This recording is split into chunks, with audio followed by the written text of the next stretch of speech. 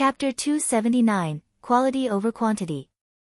When Aqua Rose and Fire Dance read the notifications they received, both of them were immediately sent into a daze.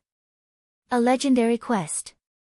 Moreover, it was a main storyline quest, a quest that was capable of changing the history of God's domain. The reward for such a quest would definitely be luxuriant. According to rumors, the minimum reward for completing an epic quest was an epic ranked item, or an item of equivalent value. In other words, if they completed a legendary quest, then the minimum reward they could obtain would be a legendary ranked item.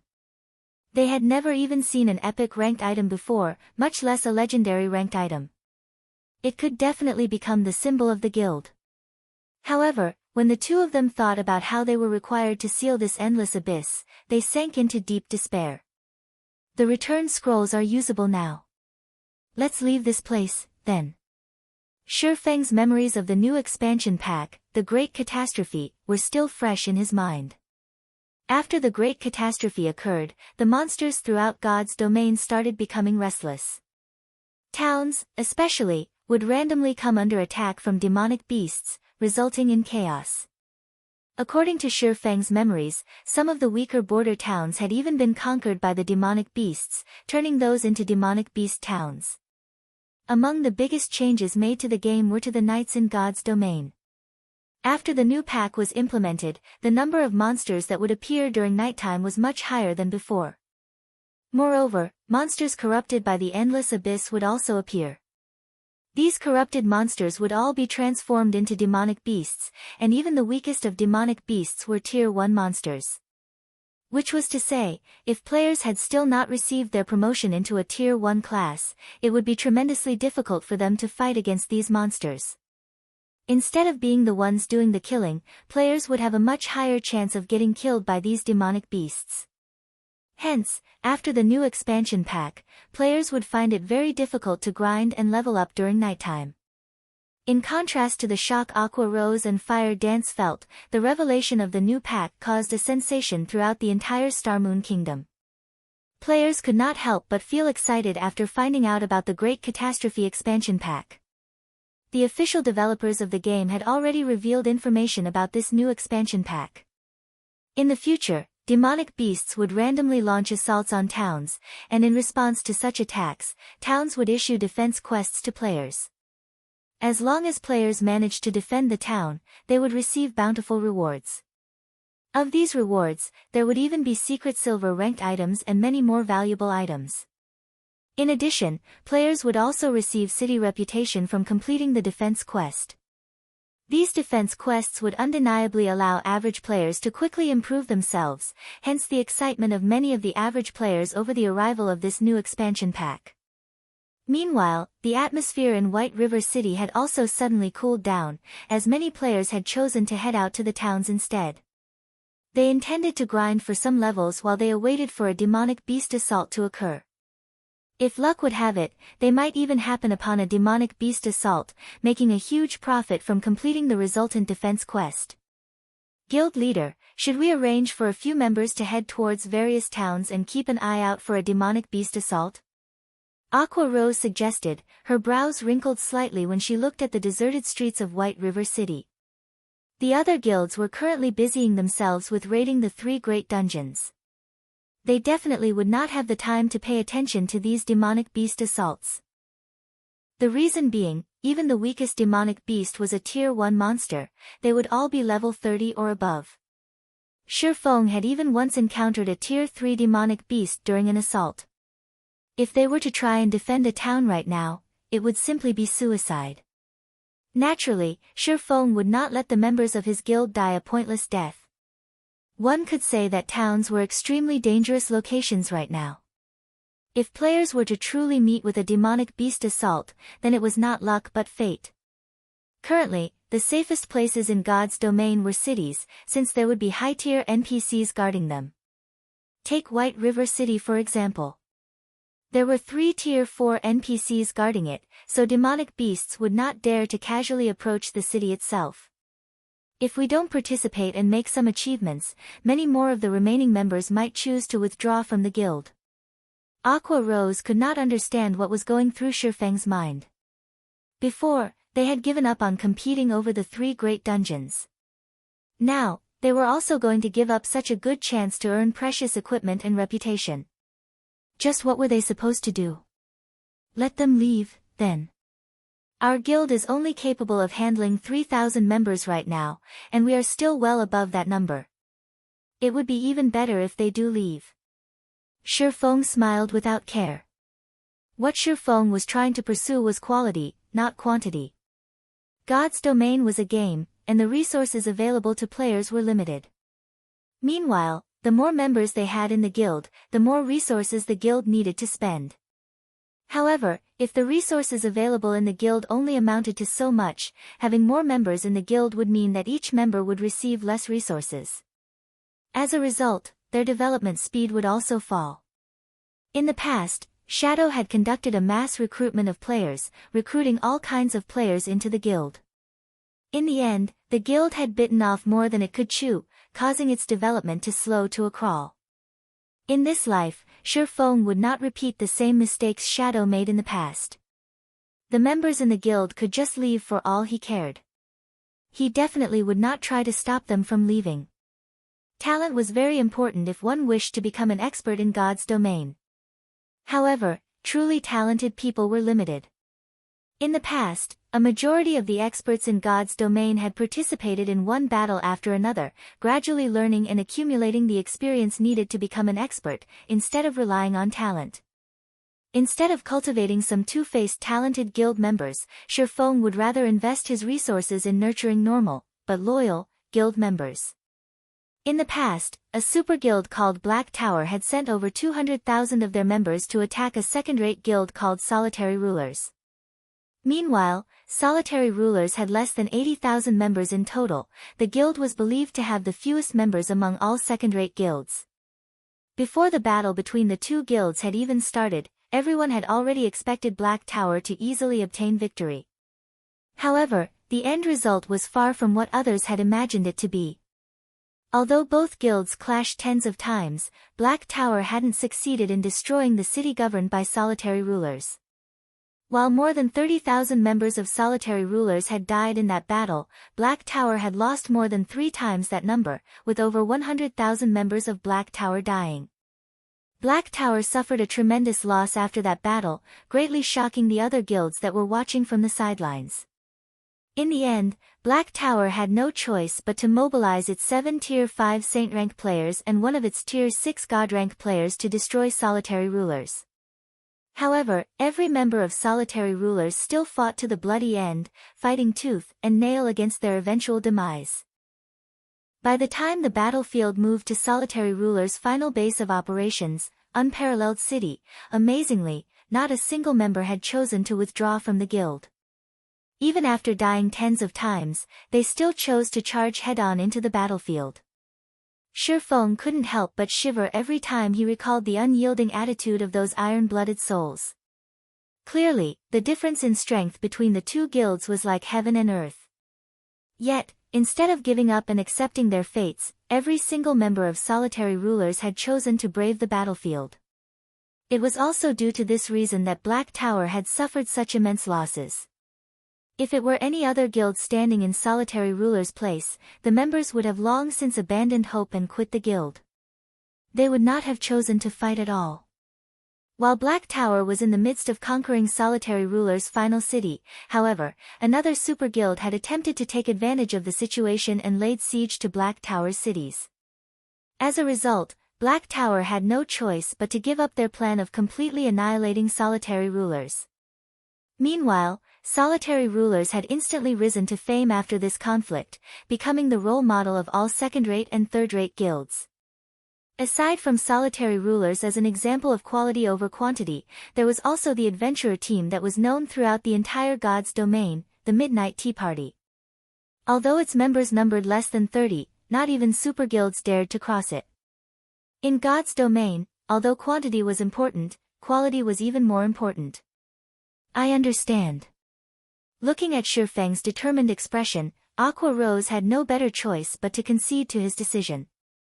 It was indeed like Shifeng had said, there were too many members in the guild.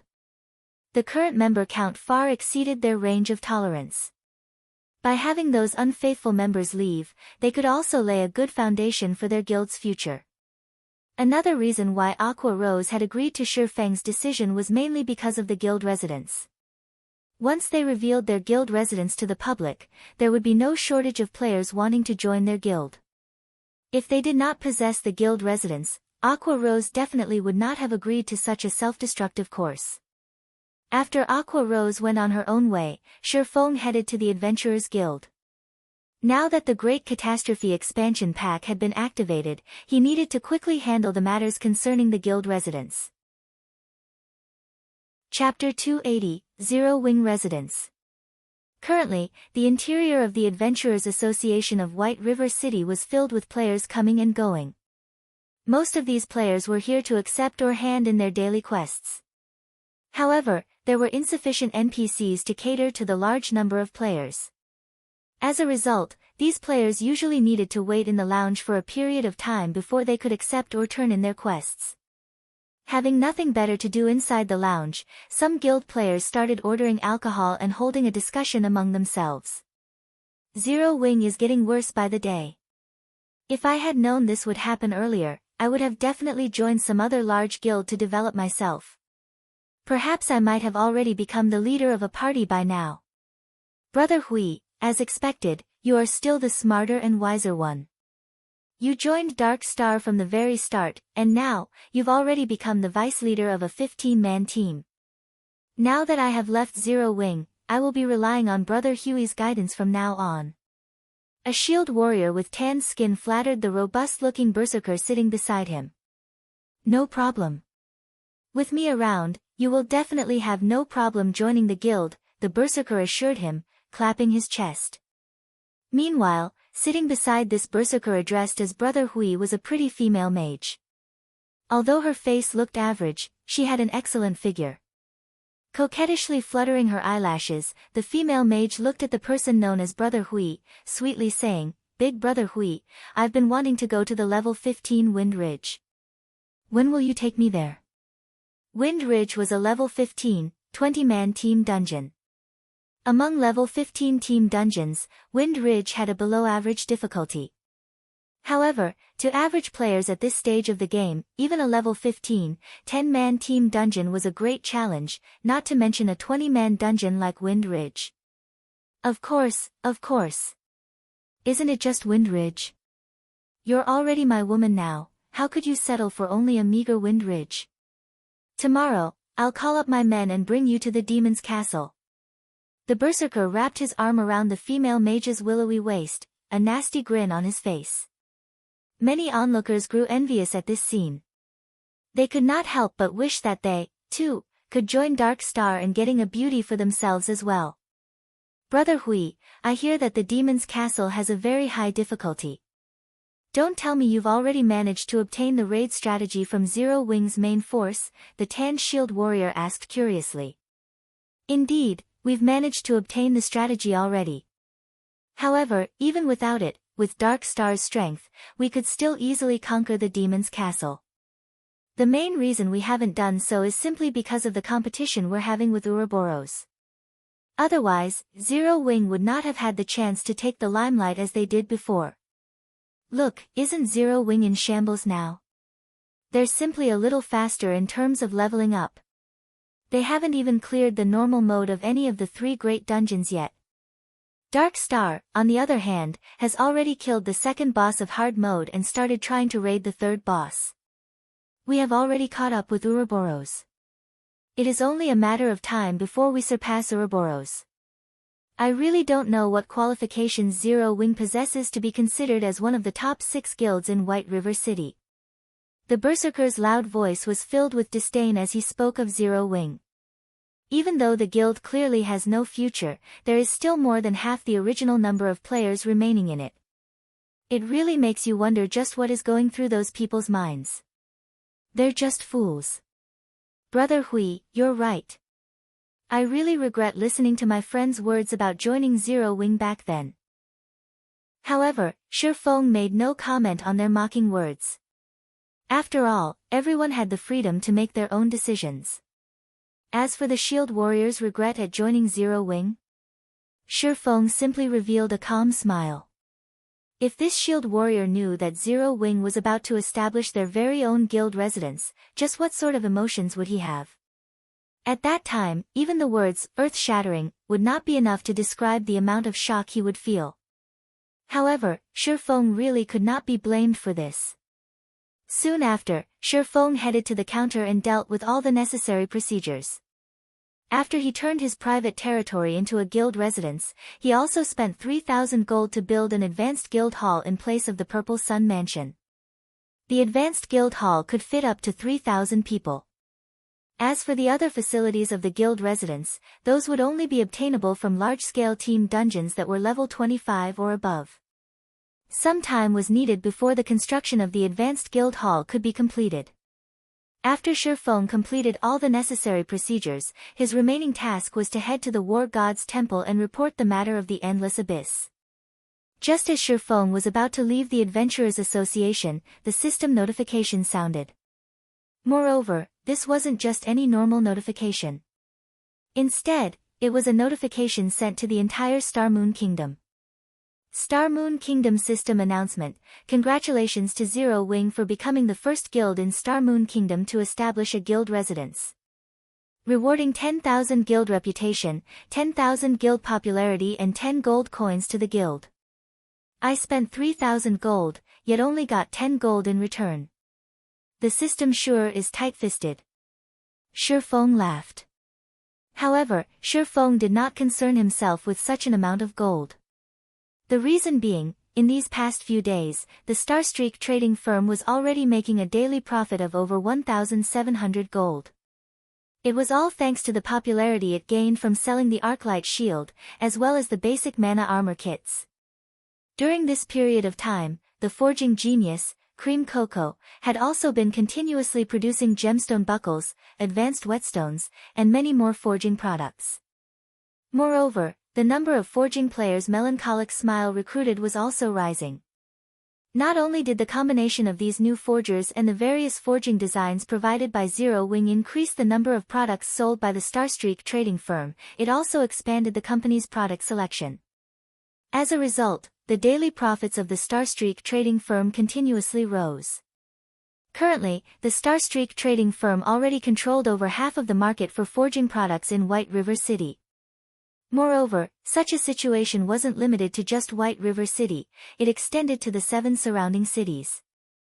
Hence, Shifeng was not lacking in money at all. Compared to having spent 3,000 gold coins, Shifeng was more interested in the 10,000 guild popularity points. This was a feature that would only become available to a guild after it established a guild residence. The higher the guild popularity, the more famous a guild would become among NPCs.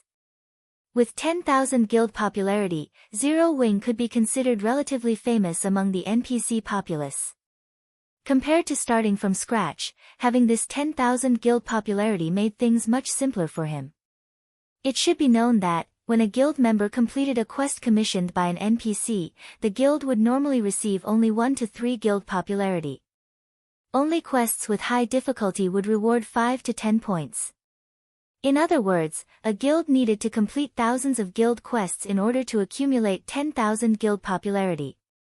These bonus guild popularity points had saved the guild plenty of development time. Meanwhile, inside the lounge of the Adventurers Association, the tan shield warrior that had just recently left Zero Wing no longer felt joyful about joining Dark Star. On the contrary, his face was as pale as a sheet of paper. Inside the Land of Death, one of the 3 great dungeons. Dark Star's main team was currently battling against a white-boned giant elephant, which was over 20 meters in height. At this time, the MT of the team, Lone Tyrant, was enduring the attacks from this white-boned giant elephant. Every time he took an attack from the boss, he would receive over -2,000 damage. His HP constantly rose and fell, his life hanging by a thread.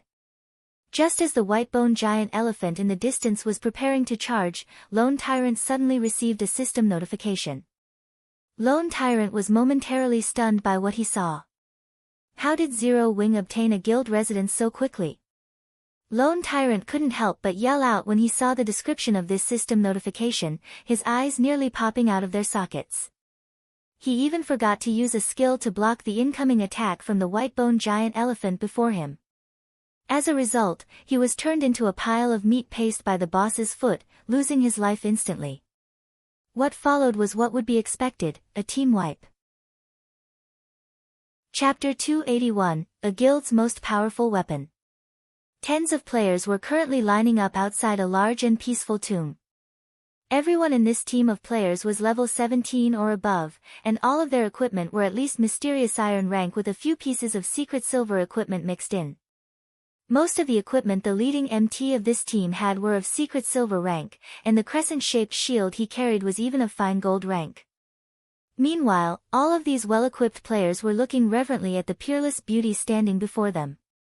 Looking out through the gaps of her silver-white helmet, her black, crystalline eyes shone with both intelligence and wisdom. Her hair, which was a midnight black, hung down to her waist, gently brushing against the silver-white armor she wore.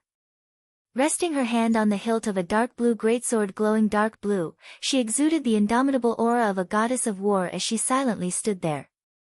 This peerless war goddess was none other than the snow goddess of Ouroboros, Gentle Snow. After undergoing the baptism of the 3 great dungeons, Gentle Snow was even more dazzling than before. She was like a rough stone that had been polished, instantly revealing the sparkle of an icy-cold sapphire.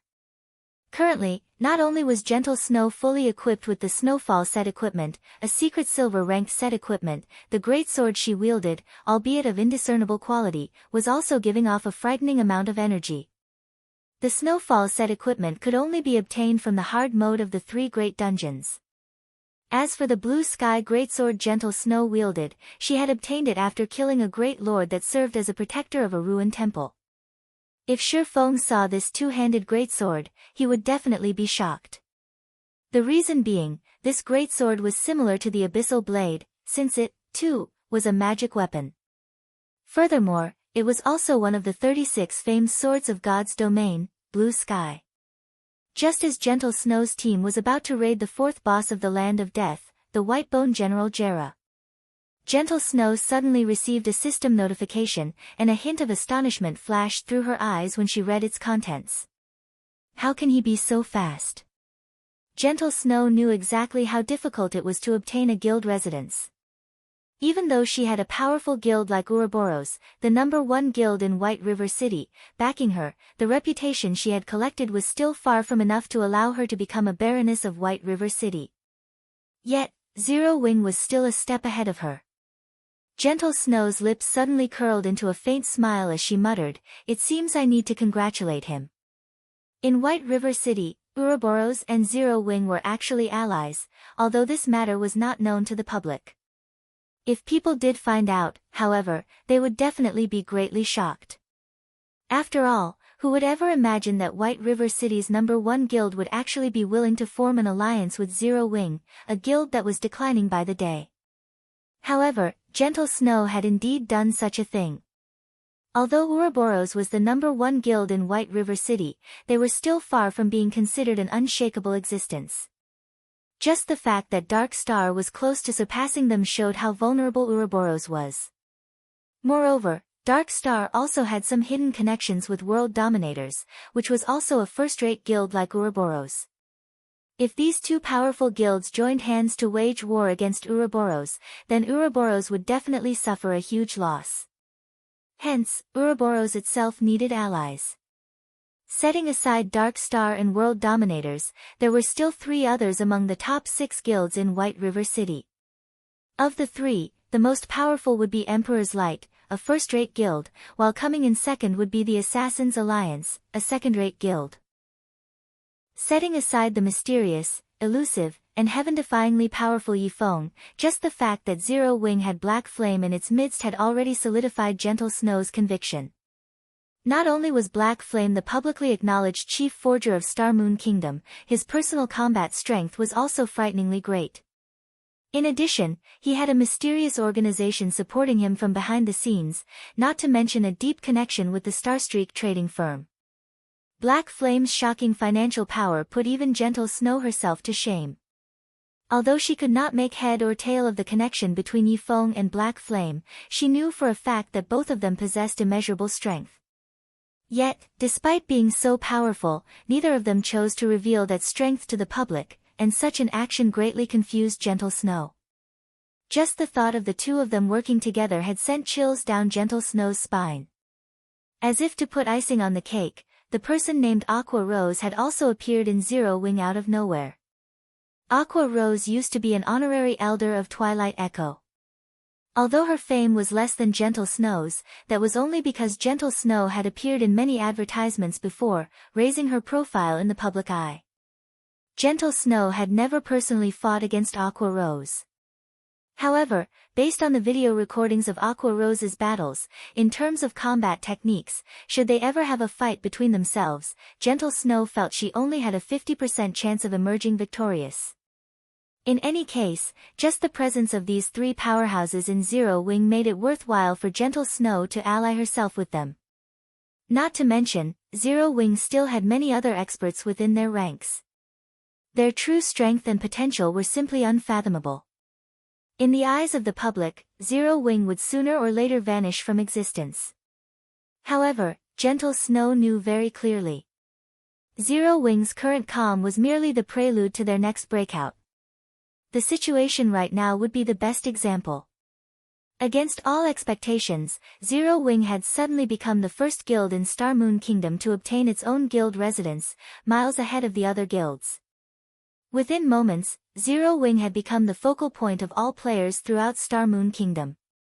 Shortly after the appearance of the system notification, Zero Wing's recruitment point was overrun by a stampede of players. Although Aqua Rose had long since prepared for such a reaction, the sea of players desperately trying to join the guild still left her breathless. Meanwhile, the players who had previously withdrawn from Zero Wing presently had regret filling up their intestines. If they had not acted so impulsively and had waited just a few more days, they would have been able to enjoy the various benefits offered by a guild residence. Now, unless they deleted their game accounts and started over with a new name, it was impossible for them to join Zero Wing anymore. However, who would have the courage to actually delete their account and start all over again? As for the players that had chosen to remain in Zero Wing, currently, they were extremely happy about their wise decision. Now that Zero Wing had a guild residence, not to mention being able to receive more quests, they could save a lot of money, thanks to the equipment and weapons repair facility of the guild residence. Neither would they need to spend money to recover their stamina at hotels, they could simply do so at the guild residence. Furthermore, they could also obtain a double EXP buff just by resting inside the guild residence. With this buff, they could grind and level up with much greater efficiency than before. In addition, guild residences could also provide private rooms. This was also the greatest benefit of having a guild residence. In the case of a private room, however, players only needed to rest for 24 hours in order to accumulate 20% double EXP, and they could likewise accumulate up to 1 level's worth of double EXP. Although the maximum capacity of the buff was the same, the accumulation speed inside a private room was double that of the guild lounge. Of course, this was only in the case of a 1-star private housing. In God's domain, housing was also categorized into different levels. Meanwhile, the higher the level, the greater the benefits a player could enjoy. The lowest level housing was 1 star, while the highest was 10 star. Each increase in level required a huge sum of money, and also certain special materials. It would not be easy for players to upgrade their private housings. For a 1-star private housing, every 24 hours, players could accumulate 20% double EXP, up to a maximum of 1 level's worth of double EXP.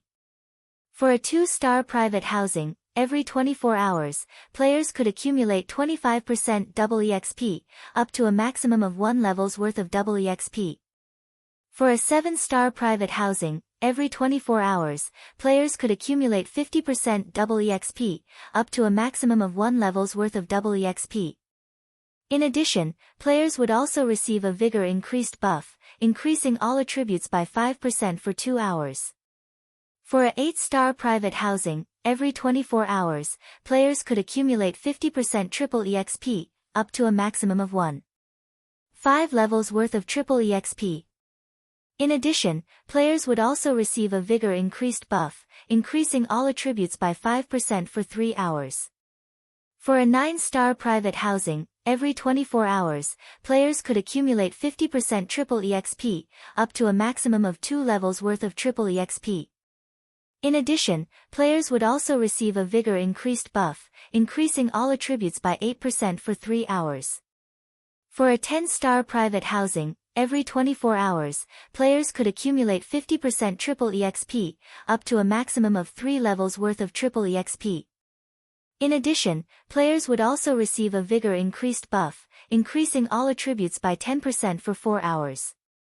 However, it was simply too difficult for players to obtain their own houses in White River City. Yet, buying a house in a town would not be convenient for them. Meanwhile, guild residences could provide its members with private rooms, although not everyone could enjoy the benefits of a private room, due to limited space inside a guild residence. Normally, these private rooms would be given to members who contributed greatly to the guild and also the upper management of the guild. If there were any additional private rooms, guild members could also rent them using the contribution points they accumulated from raiding dungeons and doing quests. In God's domain, the matter of leveling up would always be a headache to players. Moreover, the further into the game a player went, the harder it was for them to level up. It would not be strange for players to level up only once every 3 to 4 days. If players died out in the fields, they would also lose an entire level as a penalty. Hence, a tool that could aid players in leveling up quicker would definitely be well received. This guild benefit alone already held a fatal attraction for all players. And that was in addition to the large number of guild quests available for choosing, which would dramatically accelerate players' leveling speed. Chapter 282, Dark Wind. The War God's Temple, an organization that was founded shortly after the Great Destruction, had been in existence for thousands of years now, protecting the human race from invasions by foreign races. Now that the endless abyss had been opened, the humans of God's domain would have to rely on the War God's Temple to deal with the invasion of demonic beasts. It was no longer a situation that could be handled by any single country. Aside from being the protector of the human race, the War God's Temple was also a location for players to learn advanced skills. Meanwhile, players only needed to complete the quests they received at the War God's Temple in order to do so. Shortly after Shifeng arrived at the War God's Temple, he reported the Endless Abyss to the Knight Captain on duty. The War God's Temple was considered one of the most powerful forces in God's domain. Just a normal knight here was already a level 180 tier 2 NPC. As for the Knight Captain, he was a level 200 tier 3 NPC. The Knight Captain revealed an anxious expression after hearing Shifeng's report. Your Excellency Black Flame, this matter is of utmost importance. However, as I'll need to immediately send out warnings to all cities throughout the kingdom and also muster troops to the front lines, I'll have to trouble you to head to the War God's Temple in the capital city and report this matter to Lord Eucharis and seek his aid. The Knight Captain passed a gold token to Shifeng, then promptly headed out of the temple, not giving Shifeng any chance to even refuse. Shifeng was left speechless by the Knight Captain's words. Fortunately, he only needed to head to the capital city and look for the person named Eucharis, an easy task to accomplish. Following which, Shifeng left the War God's Temple and hurried over to White River City's teleportation hall. Just as Shifeng was about to enter the teleportation hall, however, 6 robust-looking players stood in front of the stone staircase, completely blocking the entryway. These 6 players were all level 18, such a level could definitely be ranked at the very top of White River City. Moreover, the equipment these players wore were of excellent quality, majority of which were of secret silver rank. Meanwhile, the solemn-looking middle-aged man who looked like the leader of this party of players had the best equipment out of these 6 players. He was actually fully equipped with secret silver equipment. His gaze was like a sharp blade, and his entire body exuded such an icy cold aura that other players unconsciously detoured as they walked past him. Although Shifeng had never fought against these 6 players before, he could clearly tell that they were very strong. There were very few parties of their caliber in White River City. Meanwhile, pinned to the chests of these players were black 6-pointed stars. This black star was none other than Dark Star's guild emblem. "What can I do for you?" Shifeng asked. "You're Black Flame, right?" I am Ming Sha of Underworld. I am here to give you a piece of good news, the middle-aged man said in a condescending tone. Although Black Flame had been titled as the chief forger of Star Moon Kingdom, in Ming Sha's eyes, he was merely a clown prancing on the stage. Whether it was in reality or in God's domain, only strength truly mattered. A forger that only knew how to stay hidden inside a room was nothing more than a tool for strong players like them. If not for the matter of the guild residents astonishing the upper echelons of Underworld, Ming Sha would not even be here trying to make contact with Black Flame.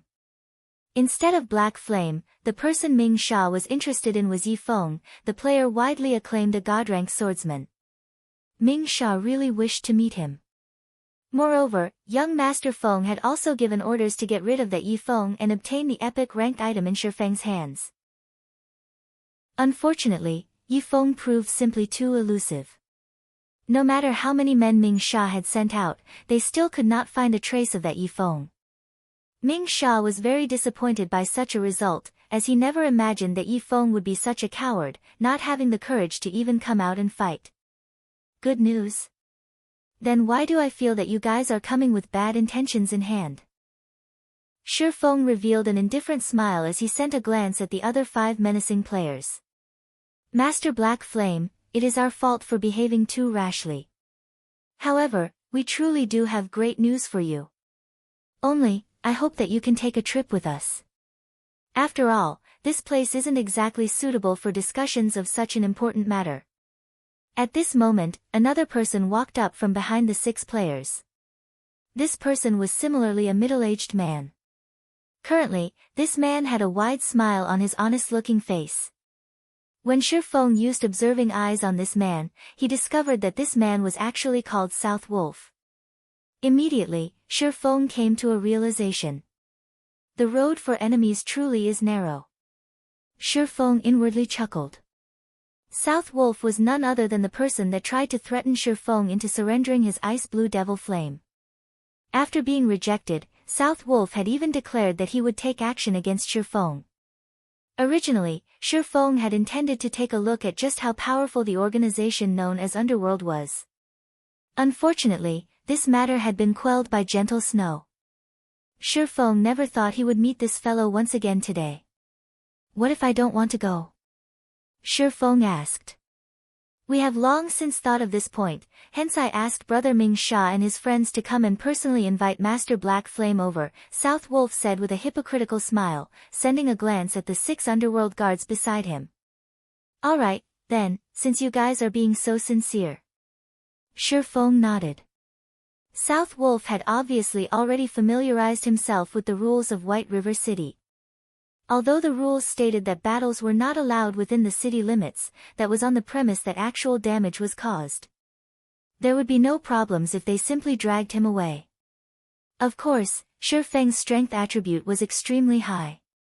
South Wolf's group had absolutely no chance of abducting him. Just recently, he had obtained 40 free attribute points as a reward for releasing the Forgotten Lands. Although Shi Feng had added 30 of those points into intelligence, in order to equip the Heavenly Dragon's breath even a little earlier, he had placed the remaining 10 into strength. Aside from that, due to the Abyssal Blade's attributes, Shi Feng obtained 2 additional free attribute points every time he leveled up. When coupling those with the strength provided by his other equipment, Shi Feng's strength attribute had long since broken through the 170-point threshold. In terms of the strength attribute, very few players throughout God's domain could be a match for him. However, it seemed that someone from the mysterious upper echelon of Underworld wanted to meet him, and Shi Feng was curious enough to agree. Let us go, then, South Wolf said as he led the way. A short while later, Shi Feng and the others arrived inside a high-class bar. Very few average players could be seen inside this bar, as most could not afford this luxurious place. Master Black Flame, please, come in. Young Master Feng has been waiting for you for a long time now. South Wolf pushed apart the doors to a private room, hinting that Shi Feng should enter. Upon entering the private room, Shi Feng immediately discovered an imposing yet charming youth sitting inside. This youth was also accompanied by 2 beautiful female companions at his sides. These 2 beauties were not players but NPCs. Just like how Anna was working as Shifeng's assistant at the Starstreak trading firm, these beauties were clearly servants of this young man. This sight was far more shocking than if he had two attractive female players accompanying him. At this stage of the game, having the ability to possess two NPC servants showed that this youth before him was definitely out of the ordinary. "You are in the upper echelon of Underworld?" Shifeng asked. "That's right. This one here is known as Feng Xianyang, the vice-leader of Underworld's Star Moon Kingdom Eastern Branch.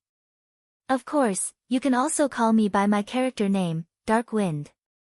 Feng Xianyang introduced himself. "I wonder, what business does Vice-Leader Feng have with me?" Shifeng asked. Judging from Feng Xuanyang's tone, Shifeng had already made a rough guess as to Underworld's strength. Chapter 283, Arrogance. Feng Xuanyang's words dripped with temptation. Just the prestige of being the #1 guild in the entire eastern region of Star Moon Kingdom would cause many to fight over it. These exact same words might have been used to attract Lone Tyrant into cooperating with Underworld back then. Under the banner of the #1 player on the ranking list, in addition to Underworld's covert support, Dark Star had managed to rocket to fame, becoming a guild capable of rivaling even the powerful Ouroboros. So that's how it is. Shifeng suddenly came to a realization. He finally understood why Dark Star could become so amazing, just like that, with experts appearing in the guild out of nowhere. Its abrupt rise was all because of Underworld helping it in secret. However, now that Zero Wing had established a guild residence, Underworld couldn't help but reconsider its original plans, hence its interest in investing in Zero Wing. Shifeng couldn't help but acknowledge that Underworld was indeed amazing. They were willing to support an entirely different guild even at the cost of sacrificing all their previous investments. From an outsider's perspective, such an action was plain foolish. However, Shifeng knew that Underworld's decision was, in fact, very wise. It was obvious at first glance how great an influence a guild residence would have towards a guild's success. If it were up to him, he, too, would choose to take such an action. "Master Black Flame, you should know that there are over 20 cities just in Star Moon Kingdom's eastern region alone. If Master Black Flame agrees to our proposition, in the future, you will become the absolute overlord of these 20+ cities. Moreover, even though Underworld will be investing in Zero Wing, we will not interfere directly in the management of the guild itself. Rather, we will provide you with a large sum in funding and manpower," Feng Xianyang slowly said in a tempting tone. "We at Underworld have already decided that, as long as Master Black Flame agrees, we will immediately inject 1 billion credits into Zero Wing, and also provide the guild with 100 gold coins every week. In addition, we will also provide 100 experts, and also one team of Underworld guards for you, Master Black Flame, to command as you see fit. If Zero Wing develops well, Underworld will invest even more into the guild in the future. Master Black Flame, what do you think?" Feng Xianyang had taken Shifeng's previous silence for hesitation, thinking that Shifeng was definitely considering his proposition, hence he sweetened the deal. In God's domain, wasn't the main purpose one established a guild earning money and gaining status? For a newly established guild, 1 billion credits was definitely an astronomical sum. Even a major corporation in a city couldn't easily take out 1 billion credits. Recently, due to God's domain's raging popularity, the number of corporations investing in the game had been continuously increasing. The value of guilds in God's domain had similarly shot up abruptly. Yet, even so, a third-rate guild with a member count of 20 to 30,000 would, at most, be worth 200 to 300 million credits. Meanwhile, Zero Wing merely had several thousand members in its ranks. Although it had both fame and experts, its value was still not worth 1 billion credits. After taking into account the value of a guild residence, Zero Wing would at most be worth 500 million credits. Hence, it would be completely illogical for Shifeng to refuse the offer of 1 billion credits. "I wonder how much shares young Master Feng is intending to purchase?" Shifeng asked, an indifferent smile on his face. "Not much, just 50%. In exchange for 50% of Zero Wings shares, you can obtain 1 billion credits, in addition to having many experts to assist you. I believe that no other corporation will be willing to offer such a high price, Feng Xianyang said confidently. Shi Feng propped up his chin with his hand, entering into a deep contemplation. Shortly after, he slowly said, although your offer is indeed attractive, 50% of the guild's shares is simply too much. I am willing to sell 10% at most. Although Feng Xuanyang's offer of 50% seemed as if both sides would be wielding half of the guild's shares, it was simply a trick to make Shi Feng drop his guard.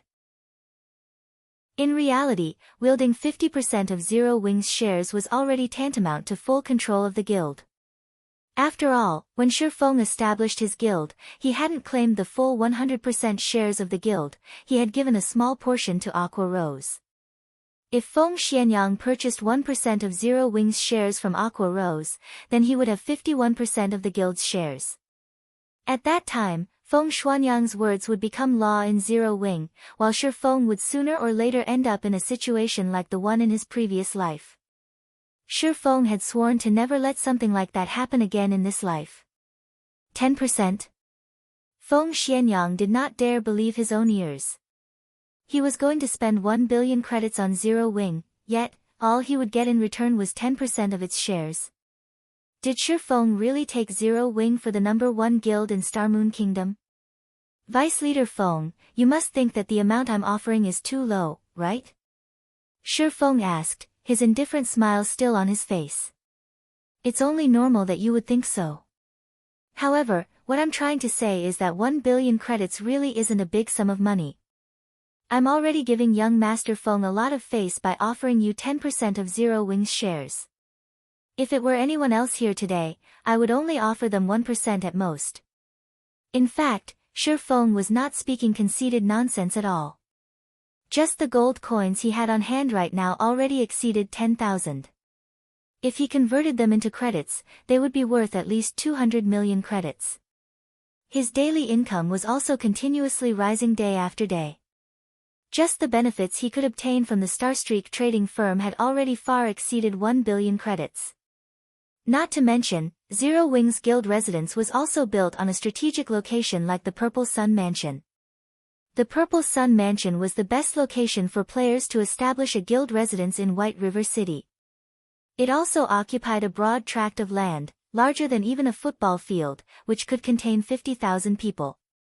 Not to mention the current state of White River City, where every square inch of land was worth its inch in gold. Even after a decade passed since God's Domain's official launch, the land of the Purple Sun Mansion would still be worth more than 10 billion credits. Although 1 billion credits was indeed an astronomical sum, it was truly not worth 10% of Zero Wings shares. Even 1% was an overestimation, not to mention 10%. Master Black Flame, there has to be a limit even to jokes. By toying around with me like this, do you take me for someone easily bullied? Feng Xuanyang's expression suddenly changed, his tone turned cold as well. Vice Leader Feng, what I speak is the truth. If Vice Leader Feng feels wronged, then let's just forget about this matter entirely. Shi Feng shook his head and laughed. After this meeting, he, too, started thinking of looking for an investment partner. The falling flowers are yearning for love, but the heartless brook ripples on. If Shi Feng had rejected Feng Xuanyang's investment proposal from the very beginning, or had argued that Feng Xianyang was asking for too high a percentage of Zero Wings shares, Feng Xianyang might still have accepted Shi Feng's answer with a smile. This was the atrocity of the truth, hence people would often prefer to hear a lie than the truth. The reason being, the truth was much crueler than a lie. If Aqua Rose were here right now, she would definitely scold Shi Feng for speaking the truth. Soon after, Shi Feng departed from the private room, leaving behind a thoroughly incensed Feng Xianyang. South Wolf, get in here. Feng Xianyang roared. South Wolf hurriedly entered the private room, asking, Young Master Feng, why are you so angry? Did that brat Black Flame fail to appreciate your kindness? Tell Lone Tyrant that he can take action immediately. I don't wish to see the guild called Zero Wing in White River City anymore. Feng Xianyang no longer had his elegant appearance from before. Instead, he revealed his sinister nature, saying, "Since he isn't willing to cooperate with Underworld, then we will just remove him, one way or another. White River City does not need a guild that Underworld cannot control." "Yes, I'll notify Lone Tyrant immediately," South Wolf said with excitement as he licked his lips. After Shi Feng departed from the high-class bar, he immediately headed towards the teleportation hall. Spending 32 silver coins, he quickly arrived at Star Moon City, Star Moon Kingdom's most affluent city. Compared to White River City, the competition at Star Moon City was much more intense. Just the number of first-rate guilds present in the city already surpassed 5. The second- and third-rate guilds were even more numerous. Meanwhile, the player population at Star Moon City was over 3 million. Such a number could easily match the total number of players in White River City and its neighboring 7 cities. One could say that Star Moon City was a location that every guild needed to compete for in the future. After all, it was a super city that would be able to contain over 10 million players in the future. Meanwhile, the resources available in the surroundings of Star Moon City were even more abundant. There were plenty of high-level maps that were only a short distance away from the city. Obtaining Star Moon City would be the equivalent of occupying a fifth of the entire Star Moon Kingdom's resources.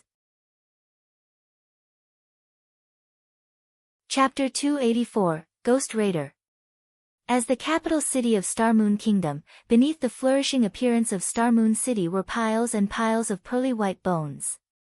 The moment Shi Feng arrived at the city, he could already sniff out the strong smell of blood. When Shi Feng walked the bustling streets of Star Moon City, none of the players he saw belonged to small and unknown guilds. Instead, all the guild players he saw belonged to third-rate guilds or above.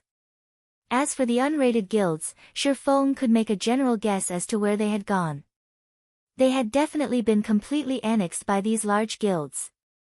Furthermore, the average level of players in Star Moon City was very high.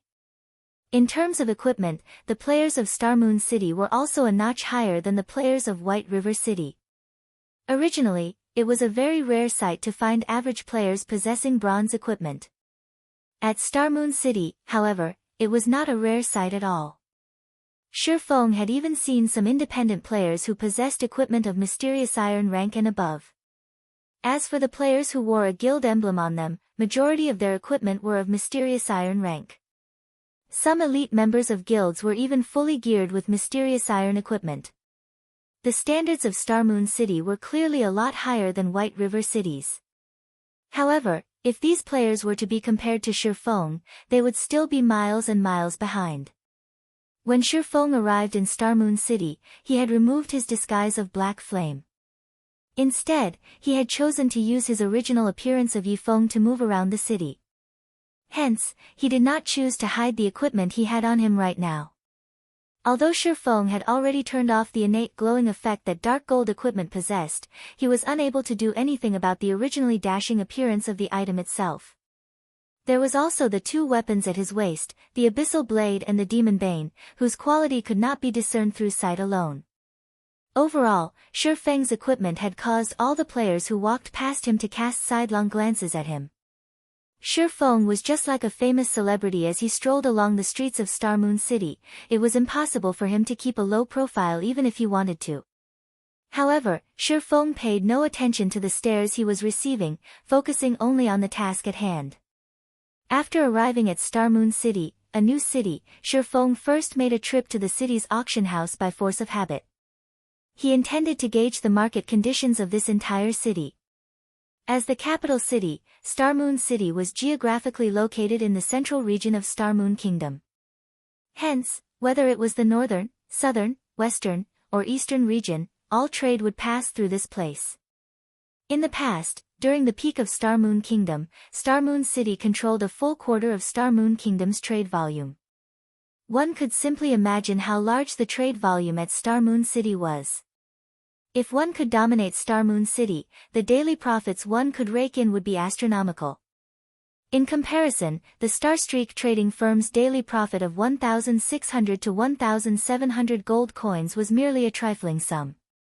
With such a large trade volume available, it would be a lie to say that Shifeng did not have aspirations towards it. Unfortunately, Zero Wing had just recently set out on its journey. It would still be a long time before he could attempt to get a share of the pie known as Star Moon City. Today, Shifeng was simply here to lay the groundwork for his eventual entry into Star Moon City's market in the future. Star Moon City's auction house was also the largest auction house in Star Moon Kingdom. When players registered an item here, the item would also be available for the players in the surrounding tens of cities to purchase. It was much more amazing than the White River City auction house.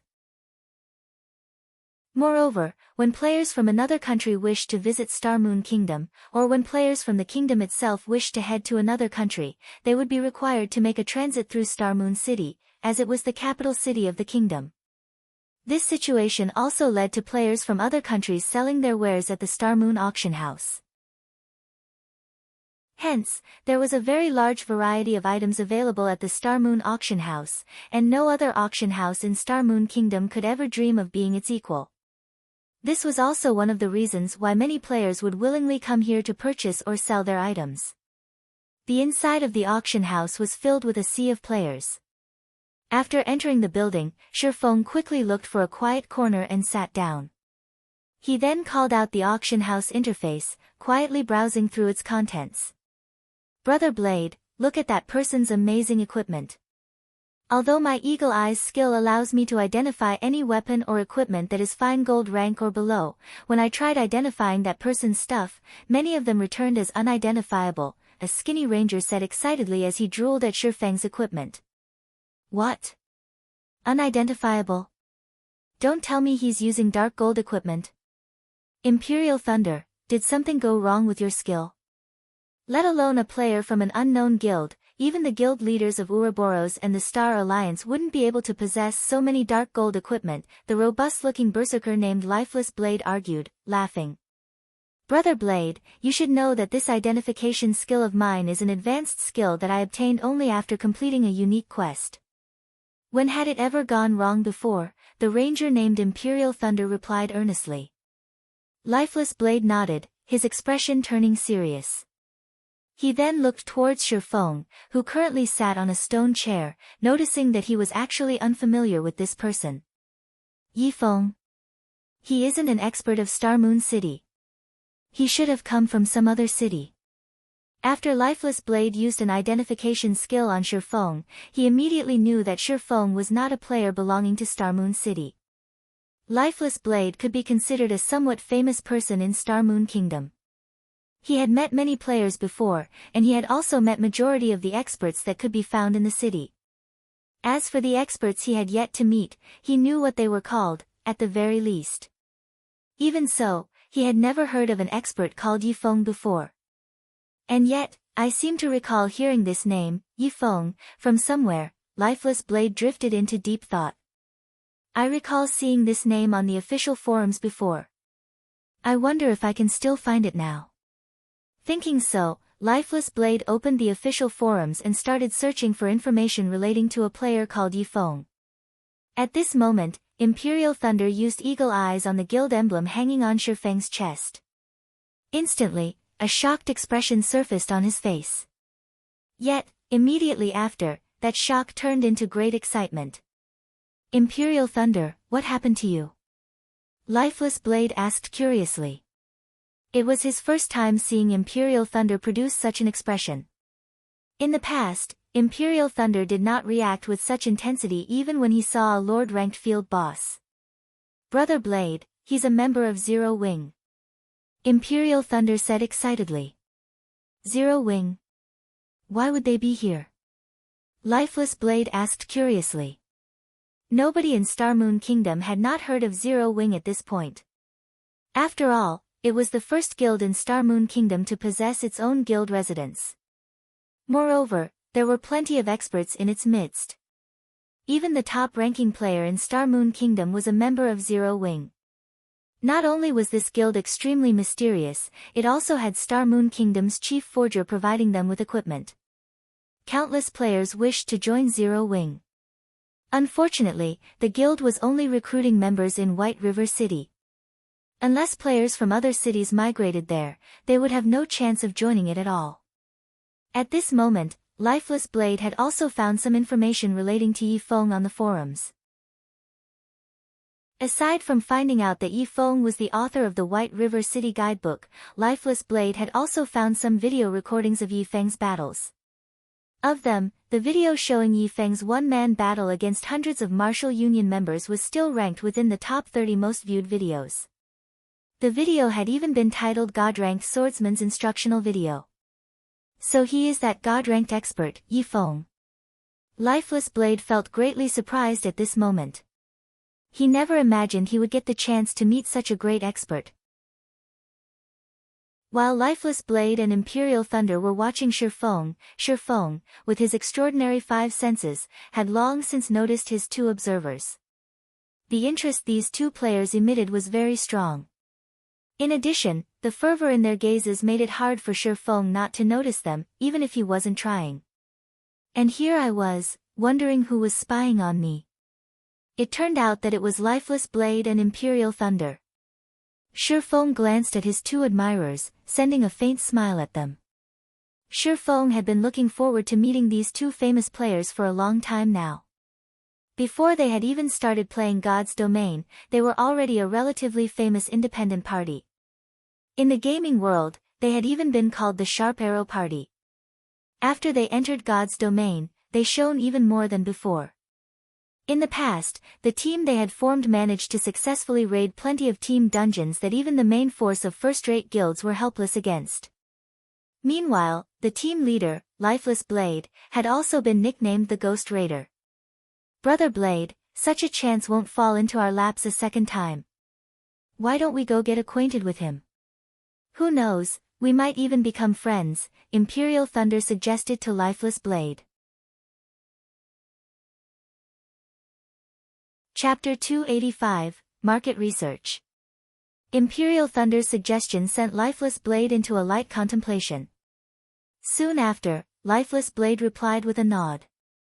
As the saying went, another friend is another opportunity. If one wished to succeed in a game, an extensive network of friends was necessary. It was especially true when it came to friends who were experts. If we are going to hastily approach and interrupt him like this, we need to be careful with our words when we speak. After all, every expert has their own unique personality, some might be cheerful, some might be indifferent, and some might be arrogant. It would be counterproductive if we happened to accidentally provoke him, Lifeless Blade whispered. Ah, of course I know about this point. Imperial Thunder laughed. You do, huh? Lifeless Blade rolled his eyes at Imperial Thunder. He then continued, do you still remember how you managed to provoke Yuan Fei, one of the top 10 rookies of the gaming world, whom we met last time? That was his fault for going overboard. He actually tried to roll for every equipment we got from that boss. Imperial Thunder still held a grudge against the player called Yuan Fei. When they had discovered a Lord-ranked field boss before, they had kindly sent Yuan Fei an invite to raid the boss together. After the boss died, the loot the boss dropped was distributed using the dice rolling system, as more than a dozen players had participated in the raid. It was also logical that every team member would only roll for the items they needed.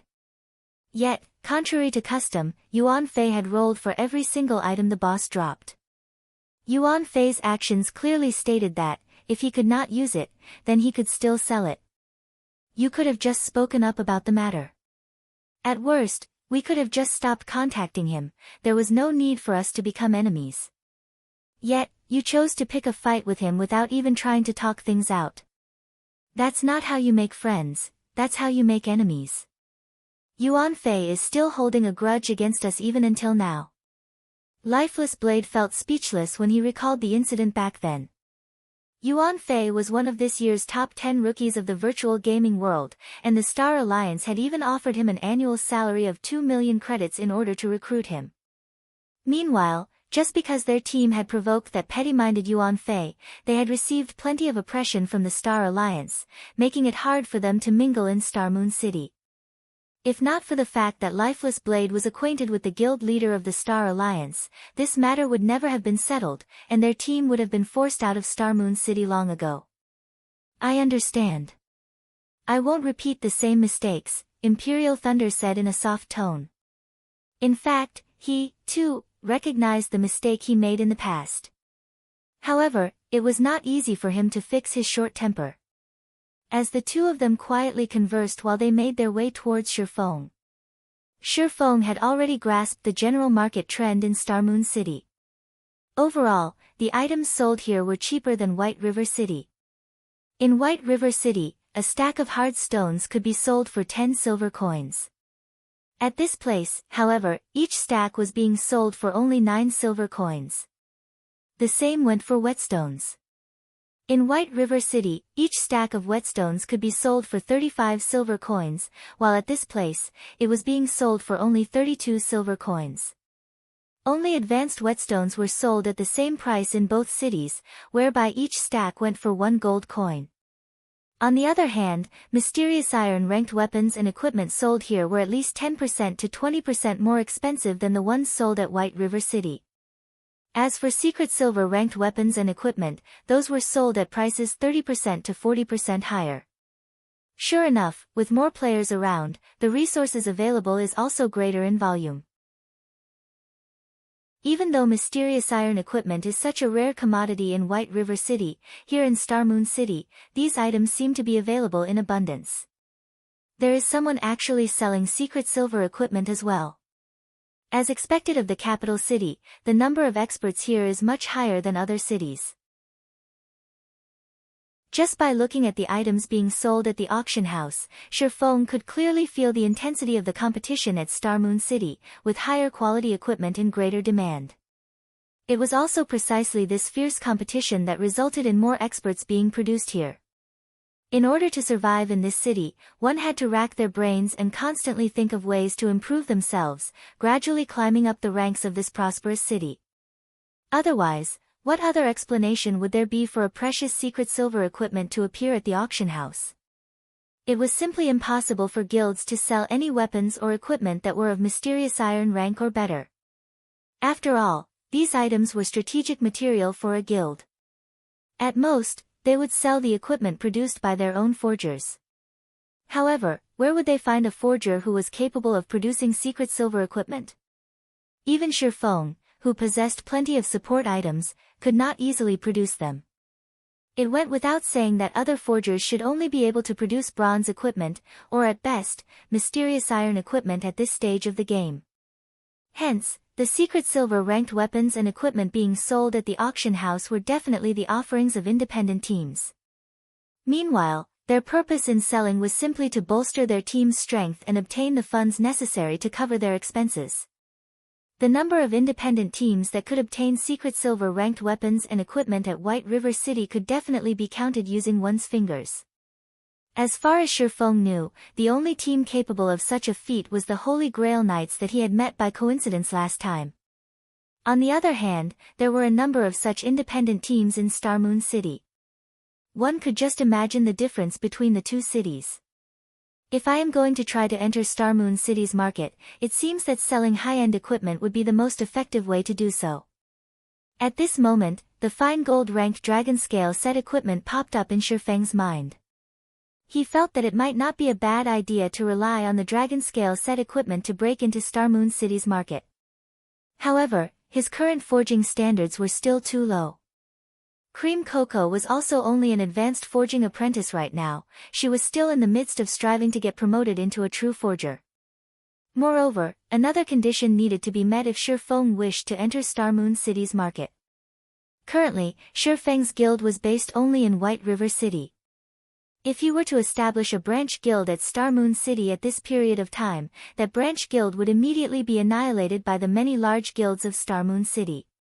Hence, what Shifeng needed right now to enter Starmoon City's market was a shop to do business with. However, not to mention a shop, even if Shifeng wished to set up a stall, he first needed to become a minor noble of Starmoon City. As for establishing a shop, at the very least, he needed to become a baron before he could do so. As expected, if I don't deal with this shop issue, I won't have any way of entering Starmoon City's market at all. After all, the auction house's 15% processing fee was simply too expensive. More importantly, placing items at the auction house was something only independent teams or players would do. If one wished to have any sort of development and earn large sums of money and fame, a shop of their own was essential. Hello there, friend. I am called Lifeless Blade. Seeing that you have come to the auction house, I'm guessing that you are here to sell some equipment, right?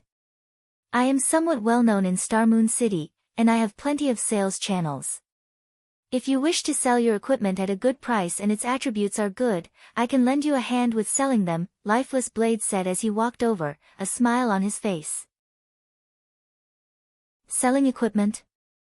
Shifeng took a look at his own get-up, discovering that the weapons and equipment he had on him were far better than what anyone else present inside the auction house had. From an observer's point of view, he definitely would not have any demands for the items sold at the auction house.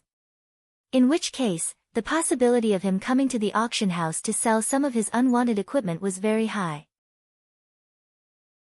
After all, with so many good equipment on hand, there were bound to be some obsolete equipment that he needed to dispose of. Immediately, Shifeng shook his head, saying, "No, you misunderstand.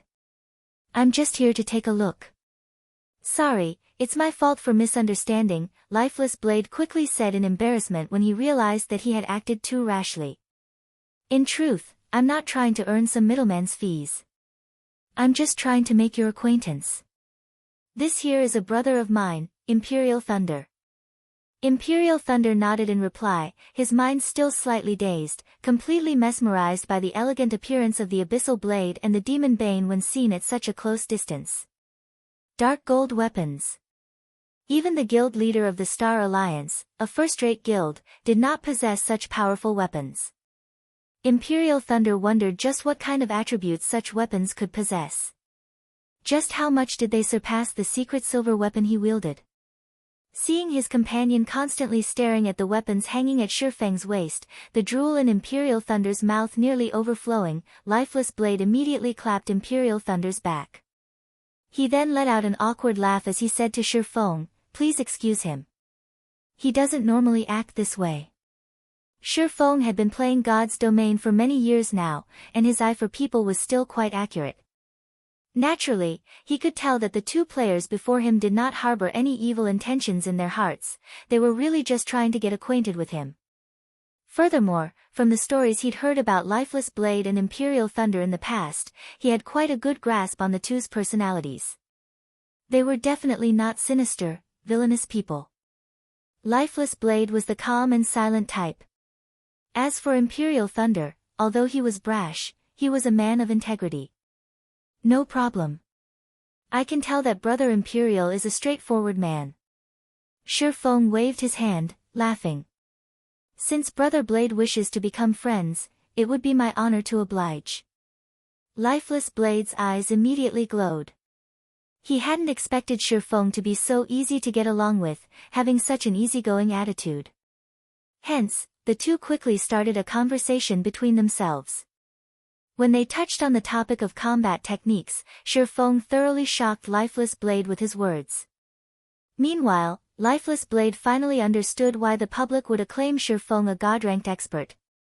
After conversing for more than half an hour, Shifeng managed to obtain a more detailed understanding of the situation at Starmoon City, thanks to Lifeless Blade. "I've gained plenty from this discussion of ours.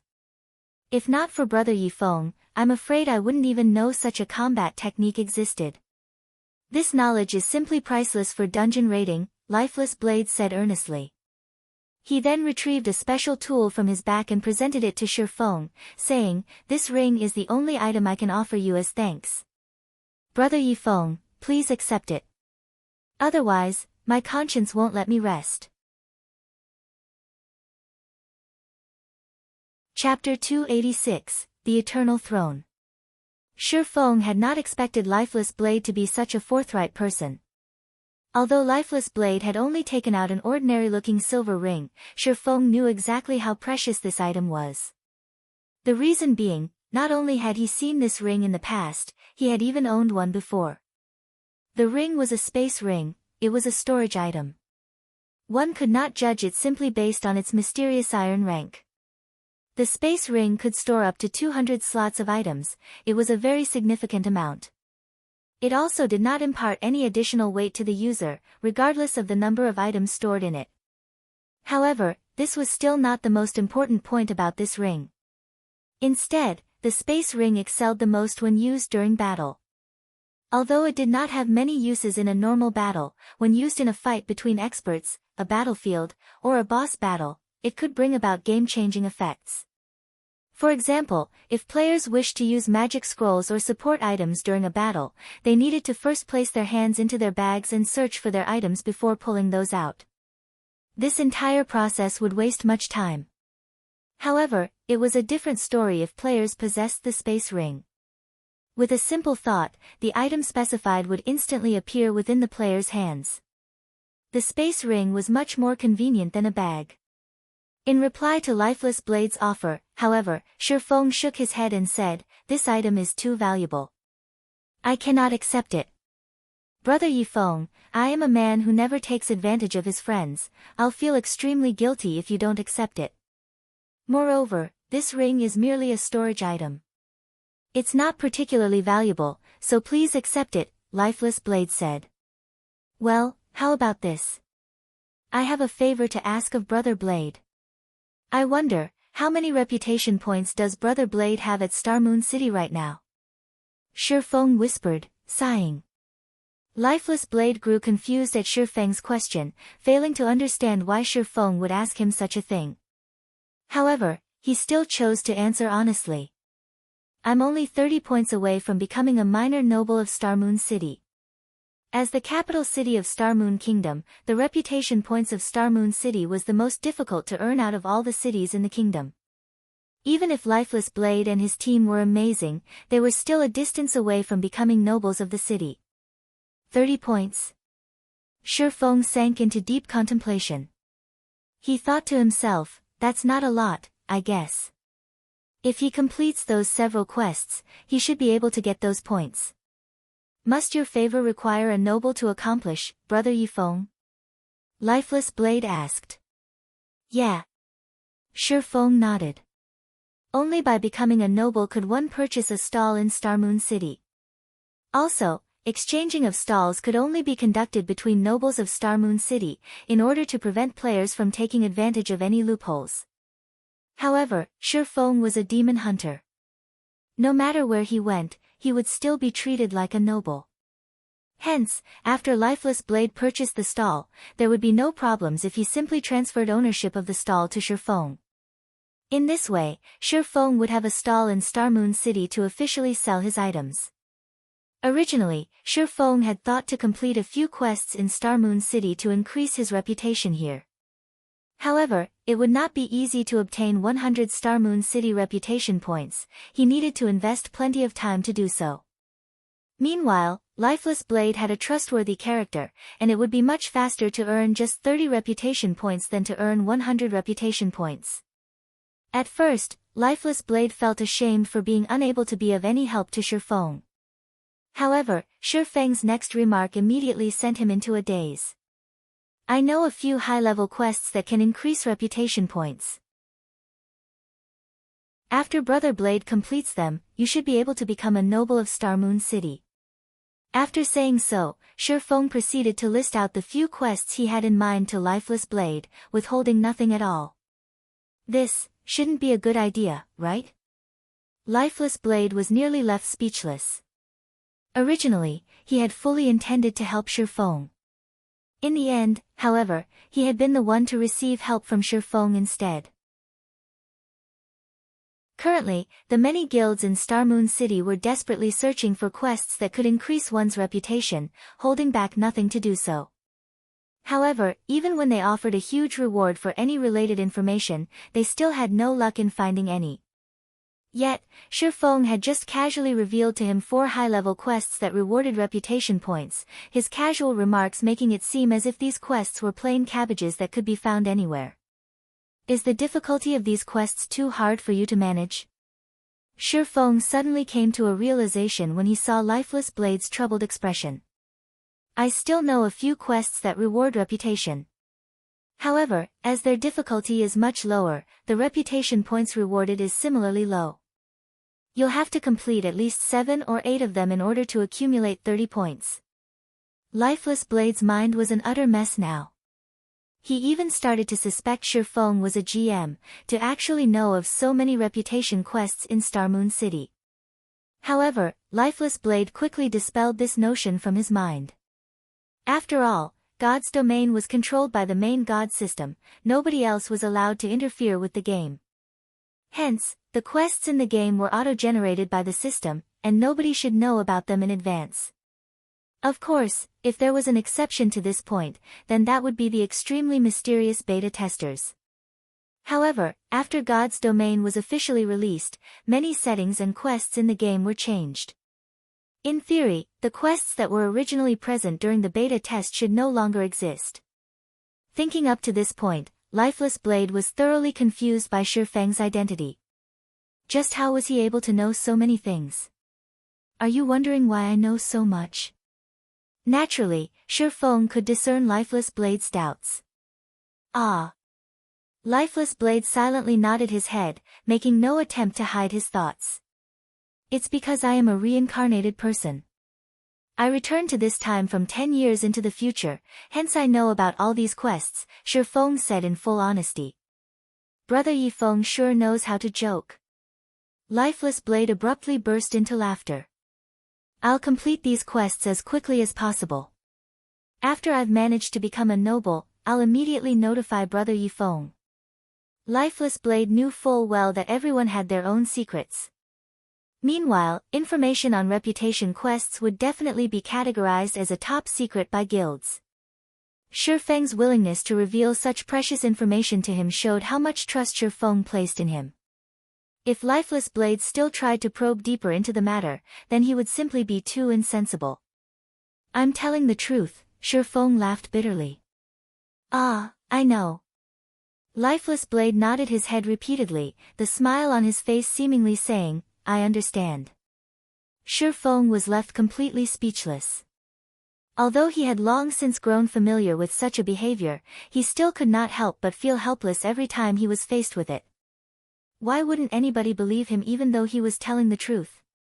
Why must the world make an honest man like him tell a lie before somebody was willing to believe him? Shifeng was no longer able to make sense of this world. Soon after, Lifeless Blade added Shifeng as a friend before hurrying off to complete the quests. Meanwhile, thanks to Lifeless Blade, Shifeng now had a better understanding of Starmoon City's situation. After Lifeless Blade's departure, Shifeng hailed a horse carriage and headed to the War God's Temple of Starmoon City. He intended to continue carrying out his legendary ranked main storyline quest. The War God's Temple of Starmoon City was built beside the palace. From the outside, the building looked like a magnificent and majestic pyramid, and at the summit of this pyramid was a house-sized sunstone, which exuded a divine light. Be it day or night, this sunstone would shine brilliantly on the entire War God's temple, and one couldn't help but admire this dazzling construction when seeing it. As the main branch of the War God's temple, it had Tier 3 NPCs roaming around outside the temple itself, and even a Tier 5 Shadow Saint would not be able to penetrate the tight security here. Although this was not Shifeng's first time visiting this War God's temple, it was still his first time coming to the 9th floor of the temple. The Eternal Throne. Just the NPC guiding Shifeng to this place was already a Tier 4 Glory Knight. In other cities, such an NPC would be an overlord-like existence that could cause others to tremble in fear. However, in this place, this NPC simply amounted to a guide. After entering the Eternal Throne, Shifeng immediately discovered one purple throne and 9 golden thrones suspended in the center of the room. On the sides were 50 silver thrones. Aside from the empty purple throne, every other throne was occupied by a person. Moreover, these people were all apex powerhouses of God's domain. A single step of theirs could send tremors throughout the entire continent. However, among all these people, only one of them had a real body, the others were simply phantoms. Sitting in their thrones, these powerhouses quietly observed Shifeng. Meanwhile, As the recipient of these gazes, Shifeng could not help but feel that his life was no longer in his hands. His body felt incomparably heavy under these stares, and his back was also already drenched in sweat. This was the imposing aura of a true apex powerhouse. It was not something Tier 4 classes could ever hope of equaling. As expected of one of God's domain's strongest powers. To think they actually have so many apex powerhouses in their midst. Shifeng was racked with emotion right now. Although he had played God's domain for over a decade, this was the first time he personally witnessed the War God's temple's true strength. What an interesting young man. However, I don't believe a little guy like you can accomplish that quest. This is something that involves the fate of the entire continent, after all. Since it is so, let us give this little guy a test. If he passes it, I believe that nobody here would have any other objections, right? A test? This lady likes it. Let's go with that. If he passes the test, I'll throw in my vote of support. If he fails, well, he'll already be dead at that point, so no punishment will be necessary. How are we going to test him? Obviously, we are going to activate the 12 trials. Ha ha ha. The 12 trials. I have only heard of it before and only treated it as a legend. The last time it was activated was more than 900 years ago. I didn't expect that I would be so lucky as to witness it being activated in my lifetime. I must really thank you, little guy. I do hope you can last a few rounds, though. Let this old man here widen my horizons. Chapter 287, 12 Trials. The occupants of the silver thrones voiced their opinions one after another, merrily deciding how they should deal with Shifeng. Standing a short distance from the golden doors of this chamber, Shifeng silently muttered, "Crap. Don't players have any human rights?" However, Shifeng had no choice under the circumstances. The NPCs before him were all apex powerhouses of God's domain. Shifeng was merely an ant in their eyes. It would be fortunate if they even decided to give him a few extra glances, not to mention involve him in their discussion. At this moment, a youth garbed in white robes, one of the occupants of the silver thrones, moved and instantly appeared before Shifeng. Although this youth was simply standing in front of Shifeng, showing no animosity whatsoever to Shifeng, the formidable pressure Shifeng felt from him was much more overwhelming than what he'd felt from White River City's magistrate Weissman. This white-robed youth was none other than Eucharis, the Star Moon Temple Lord of the War God's Temple, whom Shifeng had been instructed to look for. "Young man, we already know your reason for coming to this place. Although the endless abyss has indeed been unsealed, this is something that would have happened sooner or later. After all, no seal is eternal. In the face of time, everything is powerless. It is already good that the seal could suppress the endless abyss for hundreds of years. In the near future, we will join forces to suppress the endless abyss, preventing this matter from escalating. However, before we go and suppress it, we need to choose a person to collect the materials needed to reseal the endless abyss. However, this person must be a heaven-blessed person, and you just so happen to be one. Hence, we've decided to send you to collect the materials for us. Before we send you on your way, though, we need to first take a look at your potential. If you are no good, we will have no choice but to look for someone more suitable for the task." By heaven-blessed person, the NPC meant a player. In the NPC's settings, heaven-blessed people were immortal existences, as even if these individuals died, they could still revive shortly after. Hence, heaven-blessed people were the best candidates for collecting the materials needed for the seal. We have decided that your test will be the War God's Temple's 12 trials. You will be considered to have passed the test as long as you can clear 6 of the 12 trials. Of course, we won't make you go through the trials for nothing. As long as you can clear up to the second trial, you will be rewarded with 100 War God's Temple merit points. Also, the rewards will be doubled with every subsequent trial you clear. After you're done with a trial, you can use the treasury of the War God's Temple to exchange your merit points for treasures. You should know that the treasury of the War God's Temple contains the most treasure throughout God's domain. An ordinary secret silver ranked item only costs 200 merit points, while a fine gold ranked item costs 500 merit points, a dark gold ranked item costs 1,500 merit points, an epic ranked item costs 4,000 merit points, a fragmented legendary item costs 15,000 merit points, and lastly, a legendary item costs 60,000 merit points. If you have sufficient strength, you can even exchange for a divine artifact. However, that would require 200,000 merit points. While Eucharis was giving his explanation with a smile, Shifeng's heart was already pounding madly with excitement. Shifeng couldn't help but admit that a legendary ranked main storyline quest was indeed amazing. The highest ranked item Shifeng had seen before was only of legendary rank. He had only heard rumors about divine artifacts, he had never personally seen one before. Now that he had the chance to actually see one, his gains from this trip to the war god's temple was already plenty. However, Shifeng knew his own limits. Even a legendary item was already a luxury for him, not to mention a divine artifact. Shifeng did not even dare fancy the notion of owning one. He would be satisfied as long as he could take a look at it.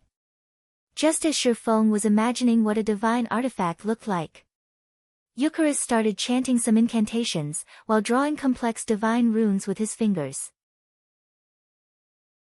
After Eucharis finished chanting, a pair of large golden doors appeared before him. There were 12 scenes carved into the dazzling golden doors, and each scene told of a cruel battle.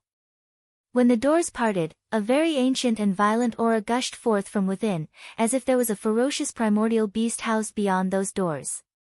"Young man, the 12 trials lies beyond these gates. Go ahead," Eucharis said slowly as he pointed towards the golden doors. Shifeng nodded in reply. Step by step, he slowly walked towards and beyond the doors, soon vanishing from the eternal throne. Ha ha ha. That little guy sure is brave. Doesn't he know that the 12 trials is the cruelest trial of the war god's temple? Eucharis, you're a devious bastard yourself as well. You actually used such a temptation against that little guy. Moreover, you've only mentioned the abundant rewards he could gain, but not the penalty for death. The merit points needed for the divine artifact. Even after saving for an entire lifetime, this old man still hasn't collected the necessary amount.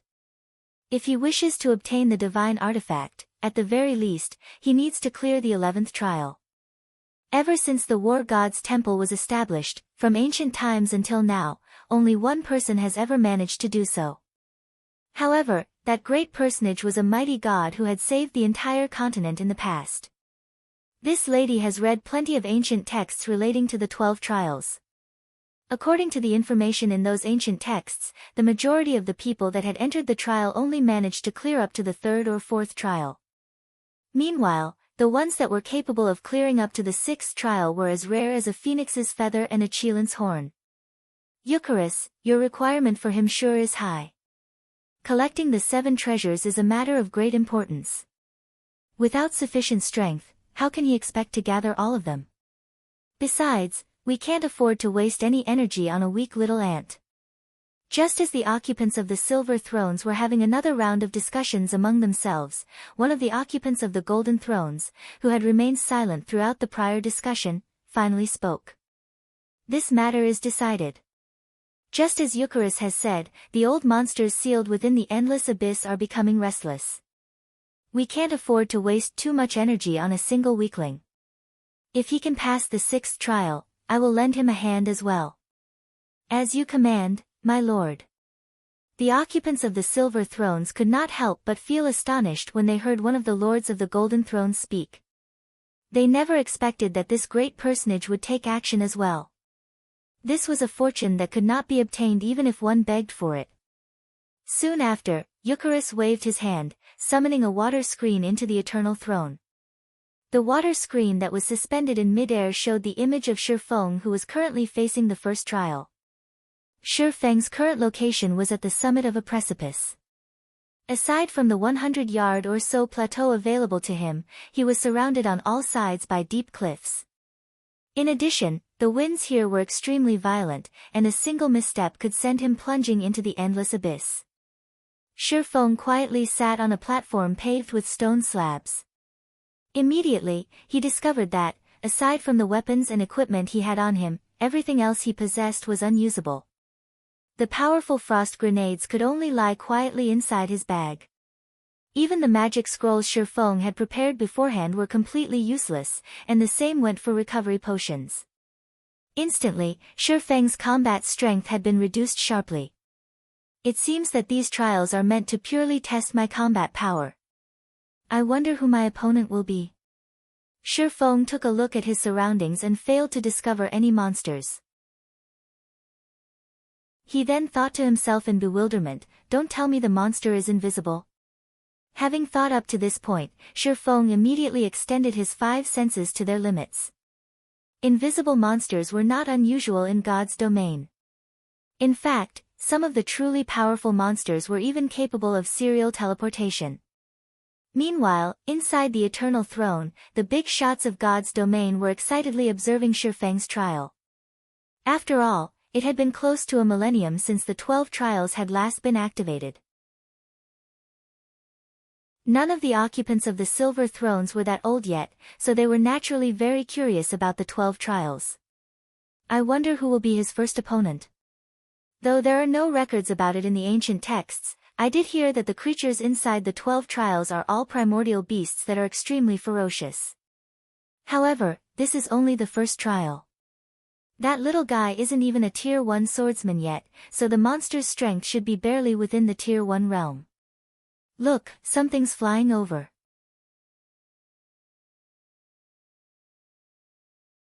Chapter 288, Continuous Clearance. Primordial Beasts. In the gods' domain of today, these creatures were either extremely rare, or had long since gone extinct. They were beings that one would not normally see. Now that the 12 trials had been activated, Shifeng would also have the fortune of meeting one. If he were at any other location, it would be extremely hard for him to meet a primordial beast. Above the stage of the first trial, a blurred figure slowly descended from the skies, remaining unperturbed even in the face of the turbulent winds of this realm.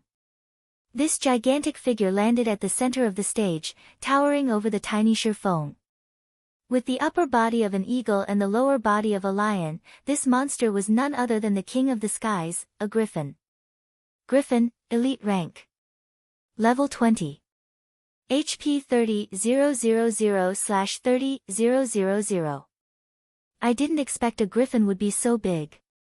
Just its wingspan alone is over 20 meters. Shifeng did not hurry into action.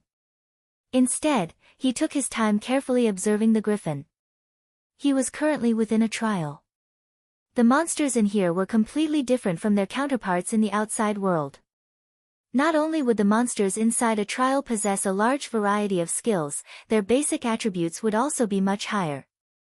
Most importantly, their intelligence would also be higher, they would not follow a set pattern when they fought. However, the griffin did not provide Shifeng with too much time to think. With a piercing cry, the griffin flapped its wings, generating a violent gale. Instantly, 2 tornadoes over 3 meters in height swept towards Shifeng, and where the blades of wind passed, everything shattered. Using a skill right off the bat. As expected, this griffin isn't an ordinary monster. Revealing a faint smile, Shifeng's figure flashed, swiftly withdrawing from the attack range of the 2 tornadoes. Following which, he activated silent steps, instantly appearing behind the griffin. Before the king of the skies could react, the pitch-black abyssal blade turned into multiple streaks of black, slashing down at the griffin's wings. Like snowflakes, the griffin's snowy white feathers fluttered onto the now blood-stained ground. Ayo! The griffin let out an agonized roar, damages of over -400 points appearing above its head, one after another. The attacks that achieved a critical hit had even dealt over -800 damage. Immediately afterward, Shifeng followed up with a level 10 chop, his sword slicing off a large chunk from one of the griffin's wings, completely crippling it. Meanwhile, the griffin instantly lost over 1,900 HP from the attack. From this short exchange, the griffin had already lost 16% of its total HP. Furthermore, with one of its wings now crippled, it could not fly even if it wanted to. The gap in strength was obvious in a single glance. Against a Shifeng who had over 200 points in agility, a flightless griffin would only amount to a sitting duck. Following which, Shifeng constantly shuttled around the griffin, sending streak after streak of black radiance stabbing into the griffin's body. However, Shifeng only used basic attacks throughout all this. This way he would not be affected by the awkward movements consequent to using a skill, which would hinder his ability to dodge. Moreover, Shifeng's attacks were extremely accurate. Every one of his attacks would land either on a vital point of the griffin or at a joint that would affect the griffin's movements, making it even harder for the griffin to strike him. Although every hit Shifeng landed only caused around -400 damage, after a dozen or so seconds passed, the ferocious griffin fell. System: Griffin defeated. First trial completed. Rewarding 100,000 EXP and 5 free mastery points. Proficiency of all skills increased by 50 points. System: First trial cleared. Do you wish to start the next trial? The trial even rewards free mastery points. How wonderful! When Shifeng saw the rewards he received, a faint smile appeared on his face. After sheathing the abyssal blade and the demon bane back into their scabbards, he clicked yes to start the next trial. Although the monsters of the trial were indeed powerful, they were barely worth mentioning when compared to Shifeng's attributes and equipment. He cleared it, and with such ease as well. Not bad. Although he hasn't yet officially become a Tier 1 swordsman, his combat power is already at that tier. It is only natural that he is able to kill the griffin. If this continues, he should be able to get through the first 3 trials without any problems. From the 4th trial onwards, however, things won't be as easy anymore. That's right. The 12 trials would undergo a change in level once every 3 trials. The monsters would also receive a huge increase in combat power between levels. The 1st to 3rd trials will be basic level, while the 4th to 6th trials will be intermediate level, the 7th to 9th trials will be the advanced level, and the 10th to 12th trials will be the peak level. My bet is that the kid will hit his limit once he reaches the 5th trial. The people within the Eternal Throne were all apex powerhouses, and their eyes were well tempered by experience. After watching only one of Shifeng's battles, they could already make a relatively clear judgment. Indeed, just like the big shots of the War God's Temple had guessed. The stage for the 2nd trial was a sylvan setting, and Shifeng's opponent this time was the moon-howling silver wolf. Inside a forest, this monster was an alpha predator. Similar to the griffin, the moon-howling silver wolf was a level 20 elite monster with 30,000 HP. Although it, too, was a Tier 1 primordial beast, unlike the griffin, the moon-howling silver wolf was much stronger on land. Its physical attacks were much more powerful, and its reaction speed was also much faster than the griffin's. However, as if to replicate the scene from the first trial, Shifeng immediately activated silent steps and arrived at the hind leg of the moon-howling silver wolf. Again, similar to the time with the griffin, Shifeng slashed his swords down at the wolf's hind legs, crippling them and greatly reducing the monster's movement speed. Following which, Shifeng simply kited the moon-howling silver wolf with the blazing meteor. Before 30 seconds had passed, the moon-howling silver wolf fell. System: Moon-howling silver wolf defeated. 2nd trial completed. Rewarding 300,000 EXP and 10 free mastery points. Proficiency of all skills increased by 50 points. System: 2nd trial cleared. Do you wish to start the next trial? Immediately after, a golden glow surrounded Shifeng's body, signifying his rise to level 19. Shifeng then placed all 6 of his newly obtained free attribute points into strength, increasing the attribute to 180 points and activating basic destructive power, the hidden passive skill for strength. Now, Shifeng's bare hands were capable of destroying a bronze-ranked item. In other words, Shifeng's unarmed attacks could damage bronze-ranked weapons and equipment, reducing their durability, and eventually destroying them. Originally, Shifeng had intended to place all 6 of his free attribute points into intelligence. However, he wanted to increase his combat power for the sake of the trial, even if it was only by a small amount. Soon after, Shifeng clicked yes and started the next trial. The third trial's monster was a blue-eyed spider, while the stage for the third trial was a location completely befitting a spider, inside a dark cave. Fortunately, there was no change to the blue-eyed spider's level despite Shifeng's rise to level 19. Similar to the previous two monsters, it was a level 20 elite monster with 30,000 HP. However, the blue-eyed spider was much stronger than the moon-howling silver wolf, though not in terms of attack power and movement speed. Instead, the blue-eyed spider had its highly potent venom and its tough and sticky silk. It also possessed superb eyesight. Even if its surroundings were pitch black, the blue-eyed spider would still be able to see clearly, as if it were daytime. Moreover, its eyes also provided it with a 360-degree field of vision without any gaps in between. Shifeng carefully looked around. Even if he possessed extraordinary strength, his range of visibility was limited to a maximum range of 5 yards. Meanwhile, the blue-eyed spider could easily spot any attempt Shifeng made to attack from a distance of 30 to 40 yards, making the situation extremely unfavorable for Shifeng. Interesting. However, Shifeng did not show any signs of panic. On the contrary, his lips curled up slightly. If it were any other player here, they might have to fight a bitter battle if they did not possess any supportive tools. Unfortunately, not me. Suddenly, a deep blue flame appeared in Shifeng's hand, lighting up the surrounding area. The scorching flame also caused the freezing temperatures inside the cave to rise sharply. Nevertheless, this was still not the end. The ice blue devil flame in Shifeng's hand quickly expanded and enveloped his body, completely covering him in a layer of deep blue flames. At this moment, Shifeng looked just like a god of fire, the flames on his body brightly illuminating the entire cave. Meanwhile, the blue-eyed spider's position had also been clearly revealed.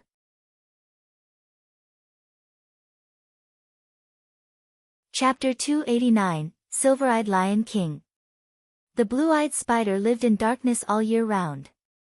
Hence, its eyes, which were accustomed to the dark, could not adapt at all when the dazzling flames suddenly illuminated the entire cave.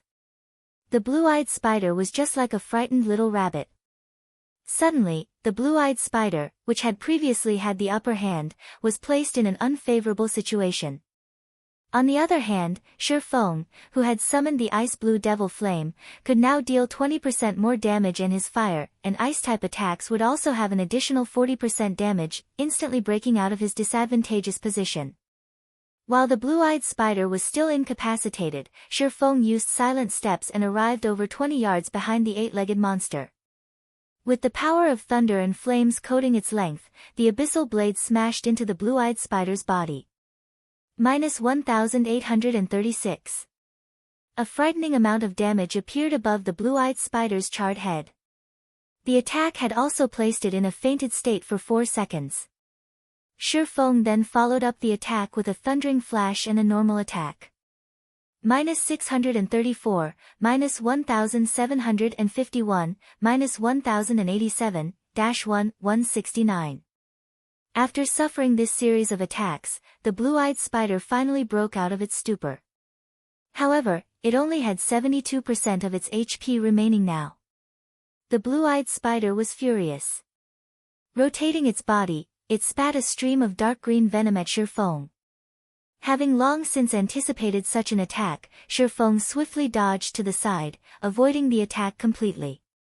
He then activated Windwalk and escaped. Shifeng knew full well how frightening the blue-eyed spider could be. Its venom attack just now was merely the tip of the iceberg. The deadliest feature of the monster was the poisonous gas emitted by its venom. If he stood his ground to fight the blue-eyed spider, the end result would be obvious: he would inevitably die of poisoning. Meanwhile, Shifeng's purpose in using Thundering Flash on the blue-eyed spider was simply to inflict the damage amplification effect on the monster. He would then kite it using the blazing meteor. Shortly after, one by one, fiery red needles streaked through the air and pierced the blue-eyed spider's body. Although the blue-eyed spider was very skilled at dodging and blocking attacks, Shifeng still managed to land 2 out of every 3 hits thanks to precision throw, the special skill he obtained back at the Steel Fortress Borussia.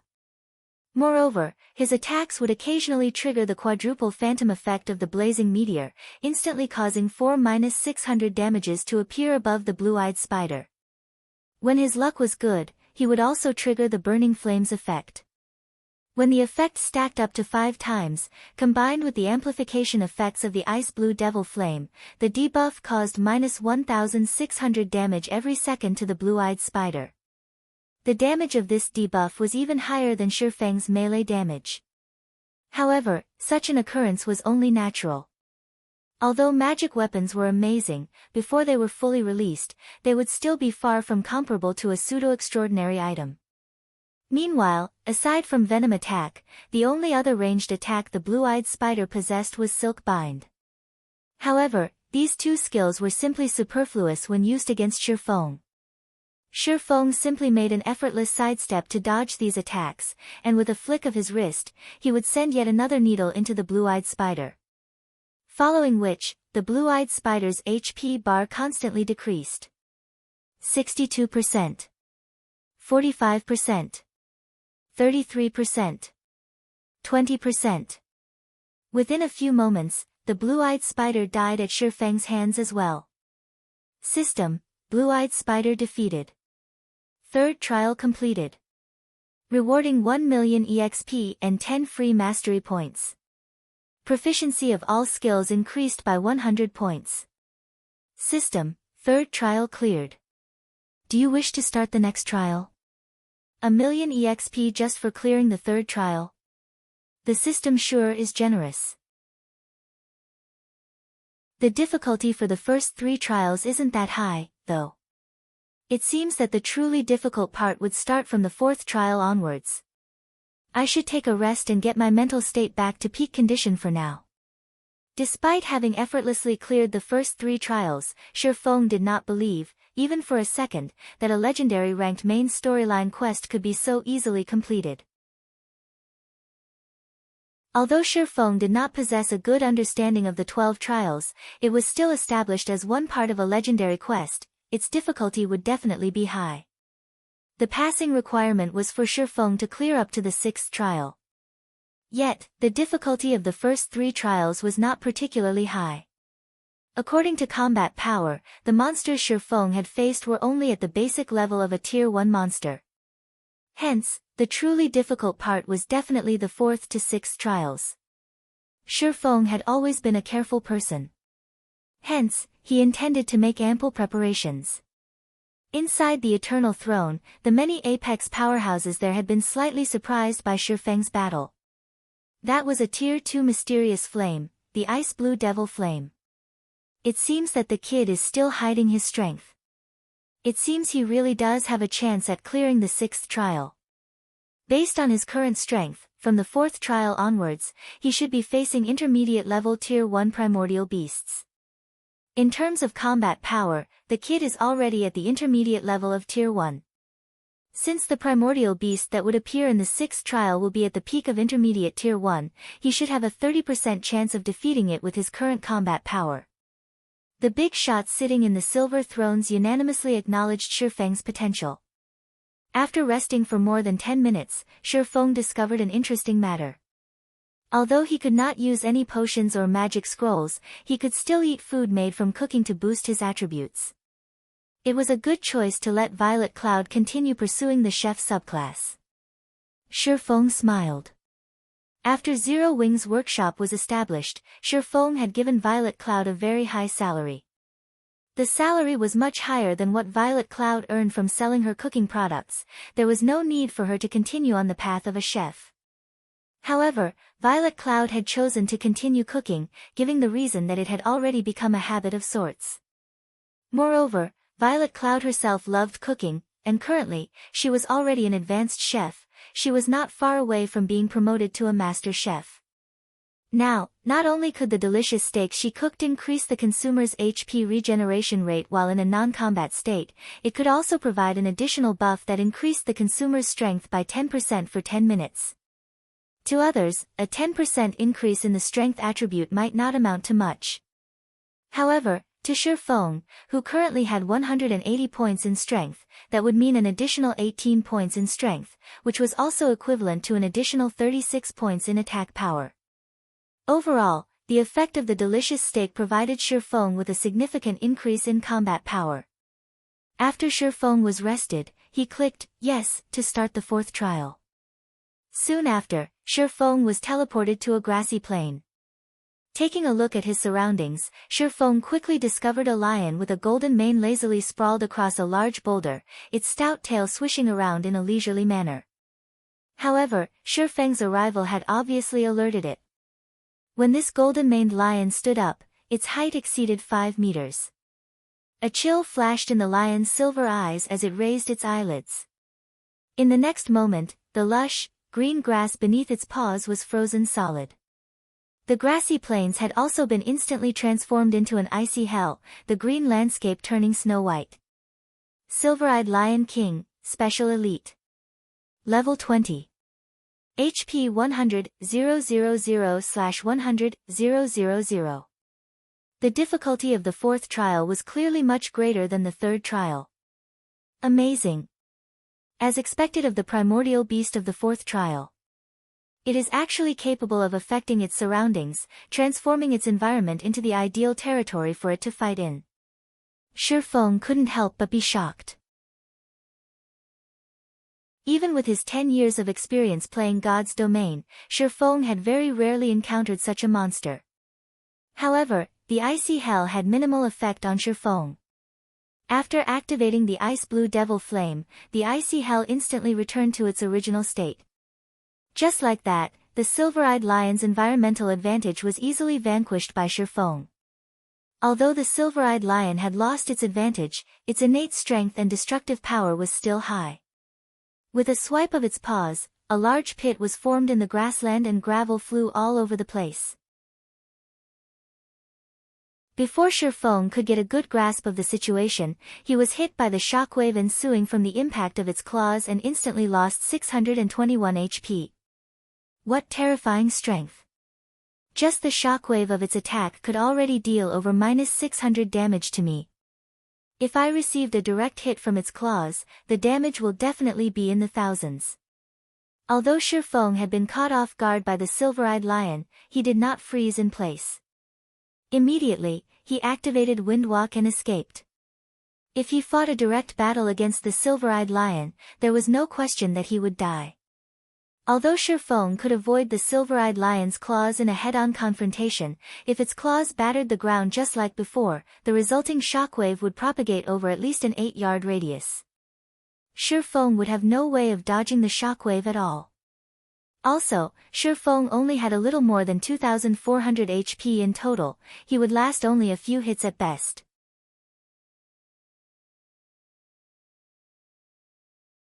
Chapter 290, Simultaneous Advancement. The silver-eyed Lion King roared furiously when it saw Shi Feng running away. Focusing its eyes on Shi Feng, the silver-eyed Lion King abruptly pushed against the ground with its robust and powerful legs. Like a violent gale, its body shot forth directly at Shi Feng. Unfortunately for it, in terms of speed, Shi Feng had a clear advantage over the silver-eyed Lion King. The distance between Shi Feng and the silver-eyed Lion King gradually grew as the chase continued. However, if Shi Feng started his kiting maneuver, the silver-eyed Lion King would quickly close this distance. Under a situation where he was not allowed to use potions to recover his HP, Shi Feng's only recovery method was his innate battle recovery. However, he would only recover 1% of his HP every 5 seconds. Based on Shi Feng's total HP, he would only recover around 24 HP every 5 seconds. If he wished to recover the 600 plus HP he'd lost, he needed to spend a relatively long period of time to do so. Fortunately, I'm a tad faster than it. The stage this time also covers a large area, so I can run around without any worries. Otherwise, I will really lose my life this time. Shi Feng sent a casual glance at the silver-eyed Lion King, while majority of his attention was focused on the surrounding terrain. God's Domain was different from other virtual reality games in that it was much more realistic than the others. One could say that a player's combat power was responsible for only around 50% of a battle's outcome. Meanwhile, 40% was due to environmental factors, while the remaining 10% was up to luck. Luck was something filled with uncertainties, so there was no need to place much consideration into it. As for the 50% combat power and 40% environmental factors, how much a player could grasp them was an important indicator of how skilled a player was. A normal expert could only exhibit around 50% of their personal combat power. In God's Domain, the main God system would be the one responsible for evaluating and making the final judgment on a player's personal combat power. This method of calculation was the most credible way to judge a player's personal combat power. As to how it was calculated, only the main God system knew this. Currently, however, the main God system would not show players how much their personal combat power was, and how much of it they could actually exhibit.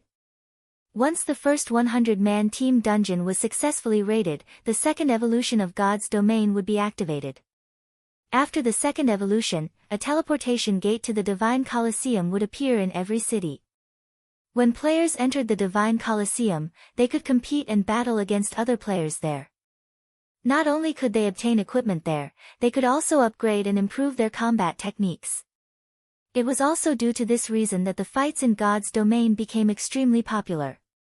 As more time passed, the popularity of fights in God's Domain would even grow to surpass that of the fighting competitions in the real world. Those who were capable of exhibiting over 50% of their personal combat power would be considered normal experts. Meanwhile, players that could exhibit over 60% would be considered second-rate experts. Once a player could exhibit 70%, they would be considered first-rate experts. If one could exhibit more than 85% of their personal combat power, then they would be considered apex experts. A majority of the players within this category were famous experts of God's Domain, and they would often participate in the international competition that was held only once a year by the developers of God's Domain. They were, without a doubt, the most popular individuals in God's Domain. Back in the days when Shifeng was still a Tier 3 Sword King, although he was not comparable to these great experts of God's Domain, he had still been categorized a first-rate expert since he could exhibit around 80% of his personal combat power.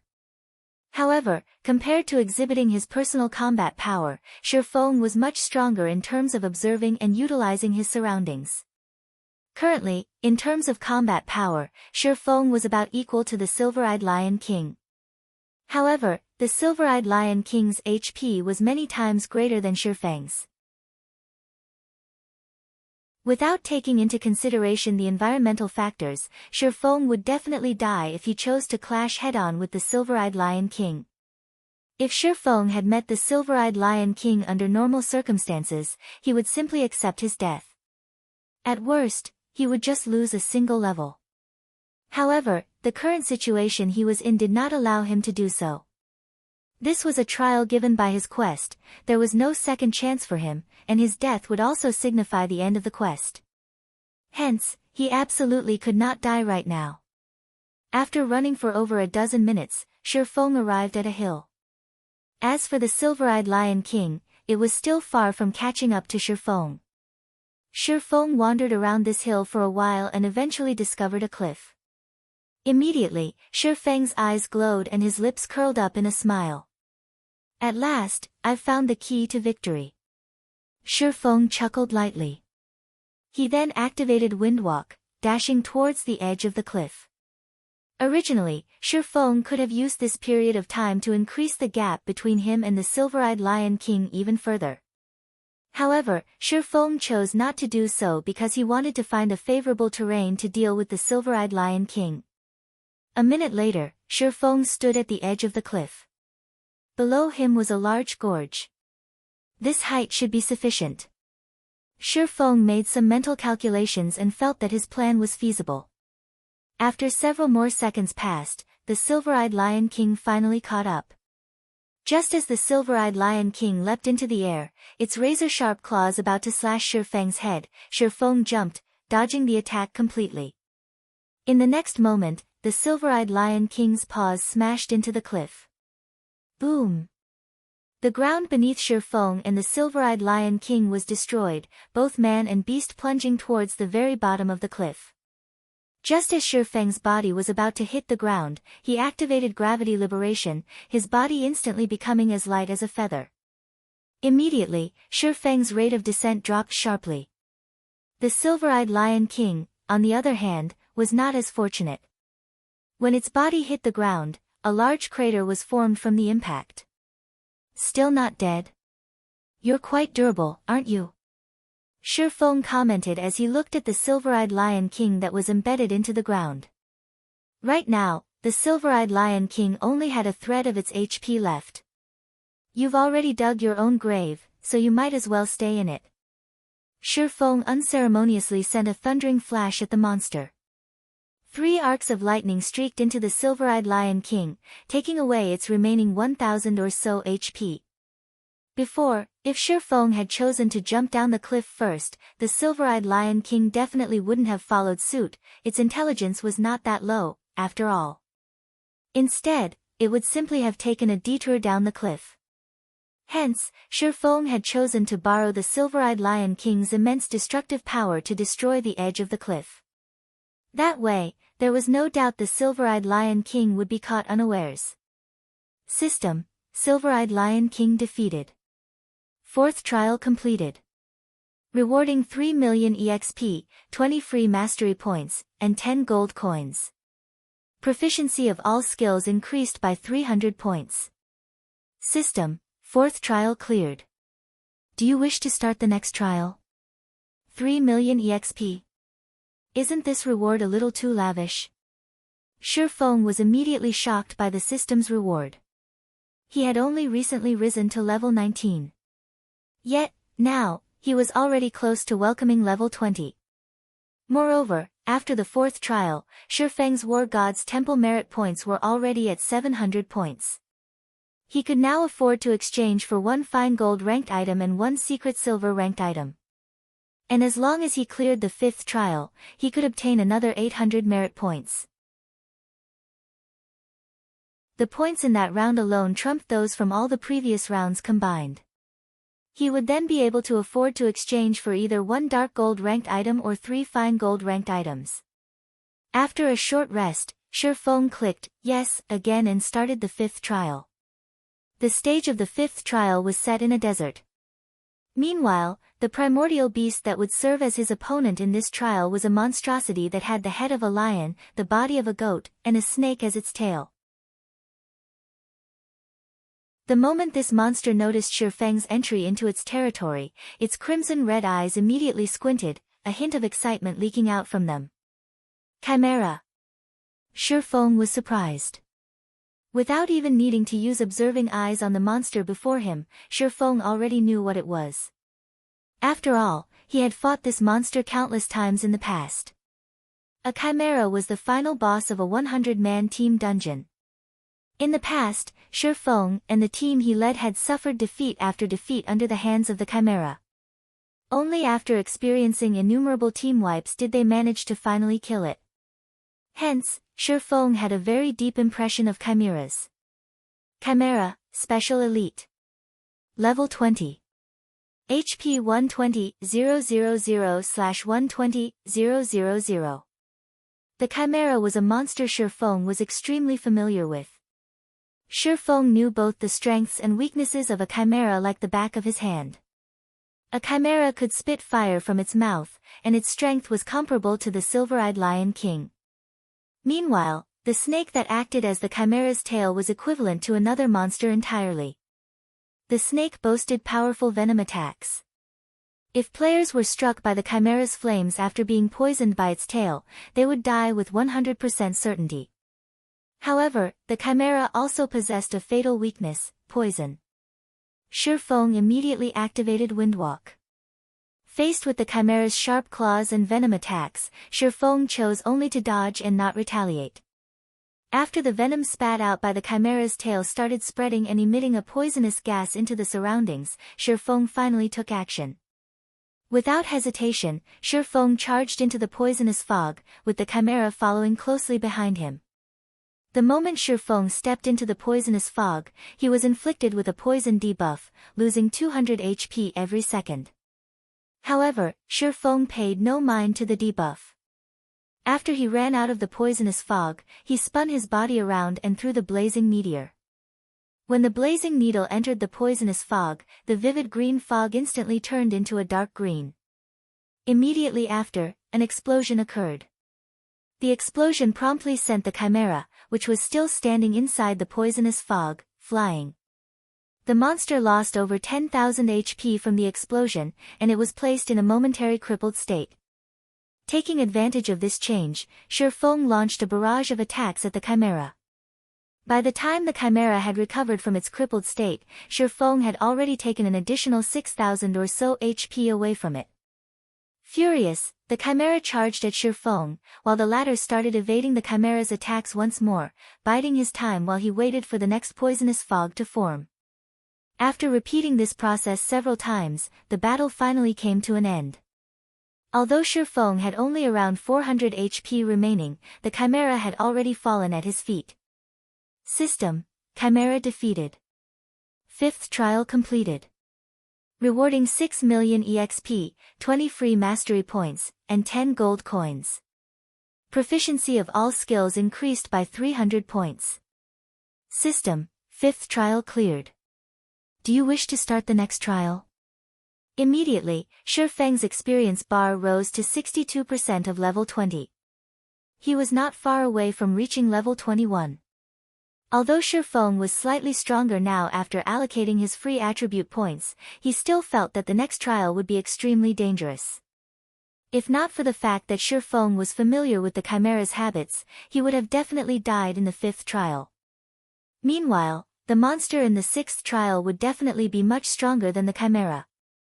It would be fortunate if the monster that appeared in the 6th trial was something Shifeng was familiar with. However, what would he do if it was a monster he had never seen before?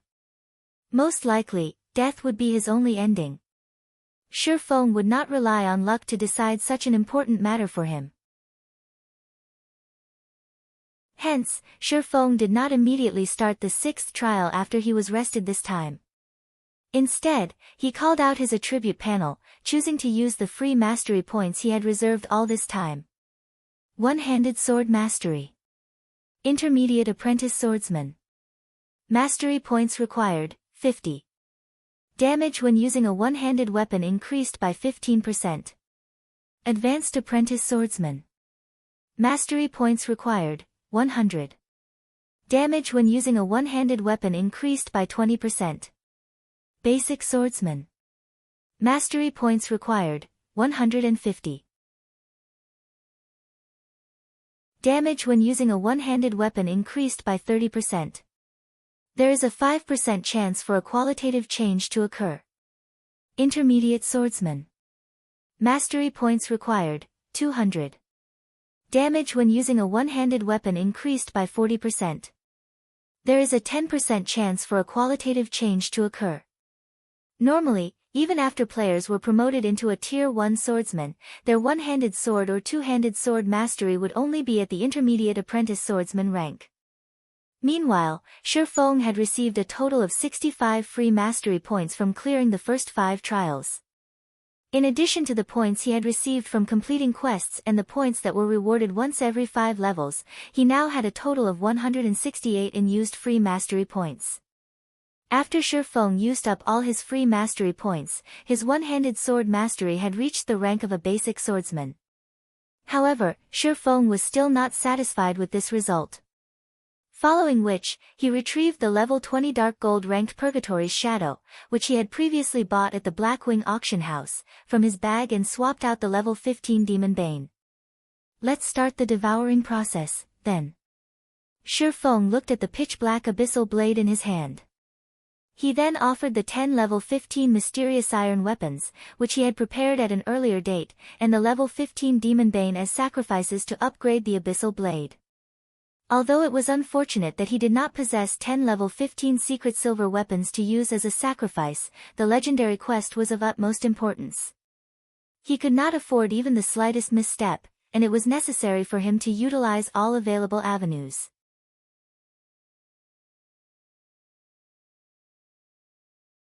Chapter 291, The Beginning of Greatness. In order to increase the Abyssal Blade's potential, Shifeng had intended to gather 10 level 15 fine gold weapons to serve as a sacrifice. Hence, he had deliberately kept the Abyssal Blade at level 10 all this time. Now, however, he no longer had the leeway to do so.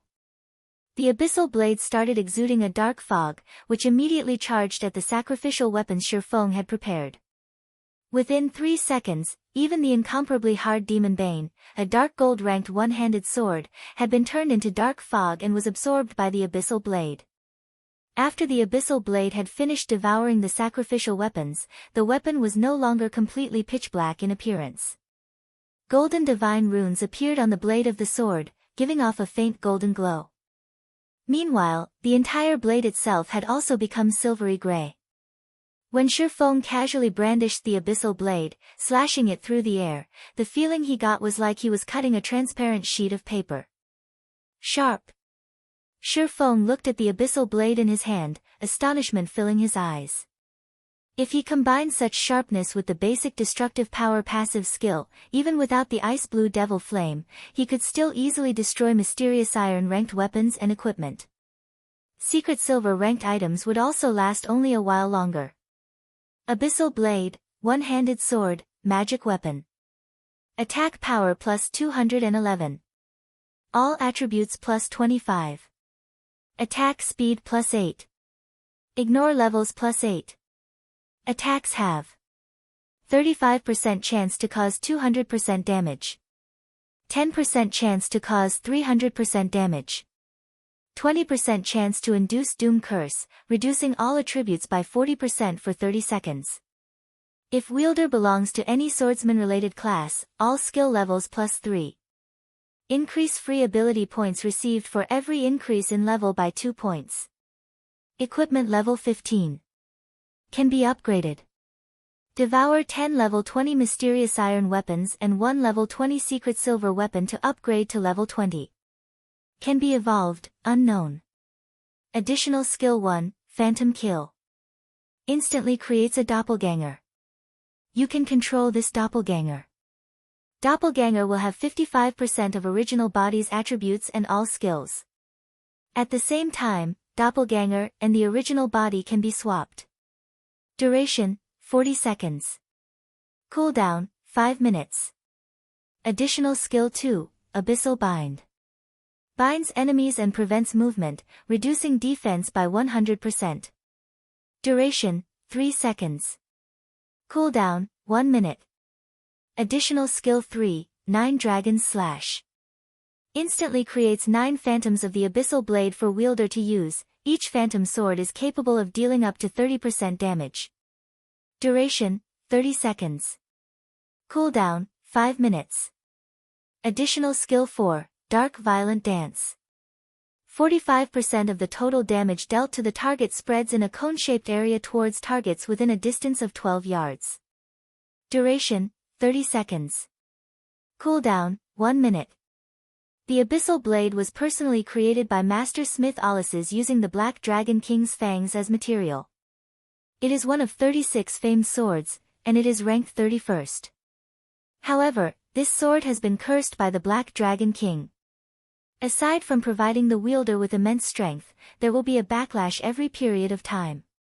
However, after being remodeled by Jack using a star crystal, the strength of the backlash has been greatly reduced.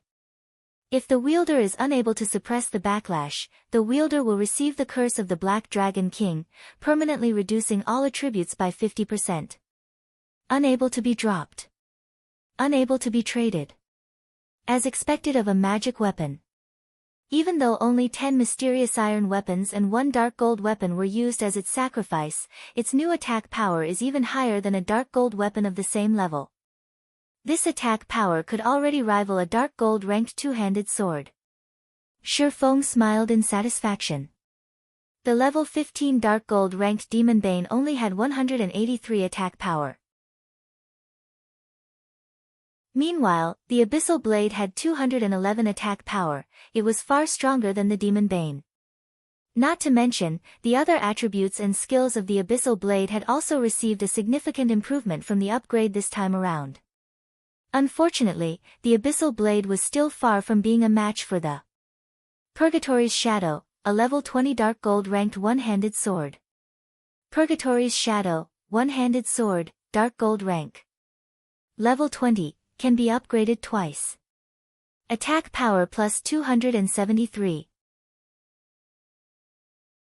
Strength plus 30, agility plus 25, endurance plus 22.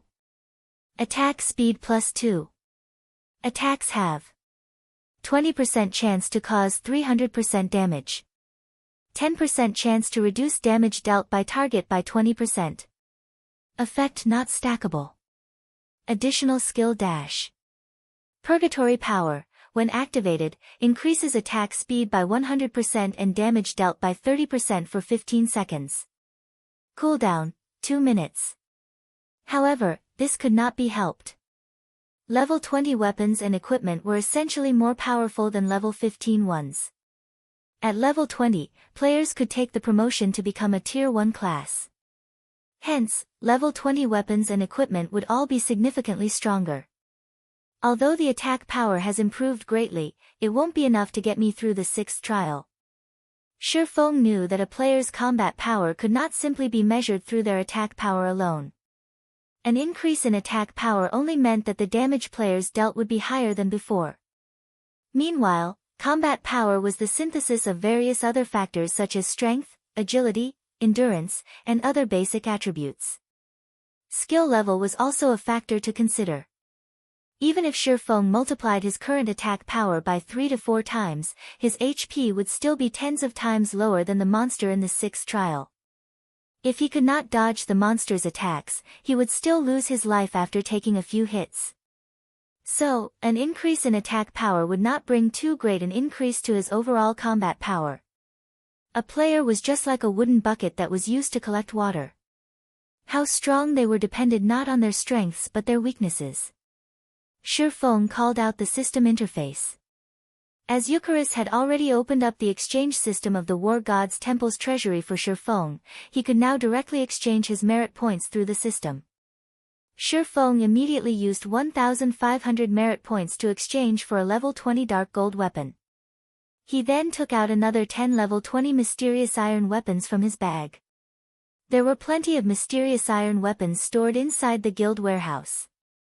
Moreover, during the past few days, while Shifeng, Aqua Rose, and Fire Dance were trapped within the Forgotten Lands, Blackie and the others had kept themselves busy raiding level 20, 5-man party dungeons to level up and obtain materials and equipment. They were making preparations to challenge the level 20, 10-man Great Dungeon. During this process, they had obtained plenty of level 20 mysterious iron-ranked weapons and equipment. Currently, Zero Wing possessed the most level 20 weapons and equipment out of all the guilds in White River City. With such a large supply, Shifeng had set aside some of the level 20 mysterious iron-ranked weapons and equipment with the weakest performance for future use. However, he had never thought he would get to put them to good use so quickly. Following which, Shifeng chose to upgrade the Abyssal Blade once more. In God's domain, level 20 was considered a large threshold. Just like the time the Abyssal Blade had risen to level 10, it would receive a large improvement when it was upgraded to level 20. Now, whether or not Shifeng could clear the next trial would rely solely on the performance of the level 20 Abyssal Blade. The devouring process this time was clearly different from when the Abyssal Blade got upgraded to level 15. After devouring the offerings, the Abyssal Blade erupted and let loose a dragon's roar. The sky and earth trembled in the face of this mighty roar. Immediately after, the Abyssal Blade broke free from Shifeng's grasp and floated in midair. Boom! The Abyssal Blade exploded, transforming into a black tornado. The surroundings went deathly still as if with bated breath. As the black tornado dissipated, a gigantic figure emerged in its place. This figure was none other than the phantom of the Black Dragon King that Shifeng had previously seen. However, compared to the first time Shifeng had seen it, the phantom that appeared this time was much more vivid. Moreover, the destructive aura it emitted was far stronger than before. Even when he was faced with the apex powerhouses back at the Eternal Throne, Shifeng had not been so scared. Of course, this disparity was also due to the fact that those big shots had been intentionally suppressing their auras. At this moment, the Black Dragon King's phantom, which was several hundred meters in height, actually turned to look at Shi Feng and revealed a human-like sneer. Soon after, the phantom dissipated and transformed back into the abyssal blade. As the sword landed, its blade stabbed deep into the earth before Shi Feng, with only its hilt remaining above ground. Some time passed before Shi Feng gradually recovered from his stupor. He then slowly extended his hand and pulled out the abyssal blade. The appearance of the abyssal blade had greatly changed after being upgraded. The entire sword was now silvery gray in color, and it exuded a faint, black aura of death. The image of a black dragon could also be seen fading in and out of existence on the blade of the sword. Meanwhile, the image of a dragon had also been carved out of the hilt of the abyssal blade. There were small black chains wrapped around the hilt as well, seemingly acting as a seal for the dragon. Have I just done something I shouldn't have? Shi Feng wondered, laughing bitterly as he looked at the lifelike dragon sculpture. Everything was playing out just as Faust, the legendary character Shi Feng had met back at the Star River Valley, had said. A magic weapon was a double-edged sword. As one allowed the magic weapon to grow in strength, the curse contained within it would also grow stronger. Meanwhile, the wielder would sooner or later be devoured by the strength of the magic weapon.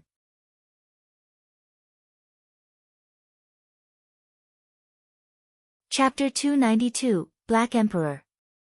Extraordinary strength comes from an extraordinary will. This was the only advice Faust had given Shi Feng. After Shi Feng grasped the abyssal blade, which had undergone a huge change in its appearance, he could fully feel the terrifying strength contained within the sword itself. It was like the sword was alive. Shi Feng could even feel pulsations when he gripped the hilt of the abyssal blade. It felt as if the Black Dragon King was roaring inside the abyssal blade and likely to break through its seals at any given time. Such powerful attributes. When Shi Feng checked the attributes of the abyssal blade, he couldn't help but secretly marvel at them. The abyssal blade was definitely the best weapon below epic rank Shi Feng had seen.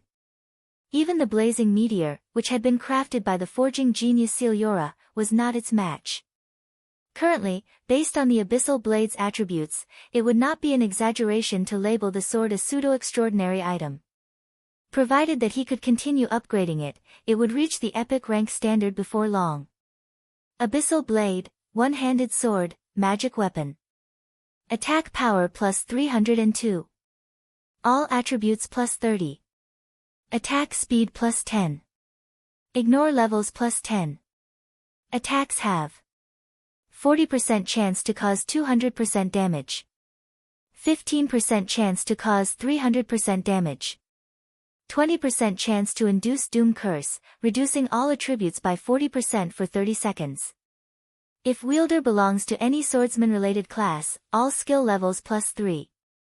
Increase free ability points received for every increase in level by 2 points. Equipment level 20. Can be upgraded. Devour 10 level 25 secret silver weapons and 1 level 25 fine gold weapon to upgrade to level 25. Can be evolved, unknown. Additional skill 1, Phantom Kill. Instantly creates a doppelganger. You can control this doppelganger. Doppelganger will have 70% of original body's attributes and all skills. At the same time, doppelganger and the original body can be swapped. Duration, 40 seconds. Cooldown, 5 minutes. Additional skill 2, Abyssal Bind. Binds enemies and prevents movement, reducing defense by 100%. Duration, 4 seconds. Cooldown, 1 minute. Additional skill 3, 9 Dragon Slash. Instantly creates 12 phantoms of the abyssal blade for wielder to use. Each phantom sword is capable of dealing up to 40% damage. Duration, 30 seconds. Cooldown, 5 minutes. Additional skill 4, Dark Violent Dance. 50% of the total damage dealt to the target spreads in a cone-shaped area towards targets within a distance of 12 yards. Duration, 30 seconds. Cooldown, 1 minute. Additional profound inheritance, Black Emperor. When activated, every critical hit will accumulate one layer of death aura. Each layer of death aura can be used to increase all attributes of wielder by 2% and attack speed and movement speed by 1% for 10 seconds, or be used to reduce the cooldown of a skill by 3 seconds.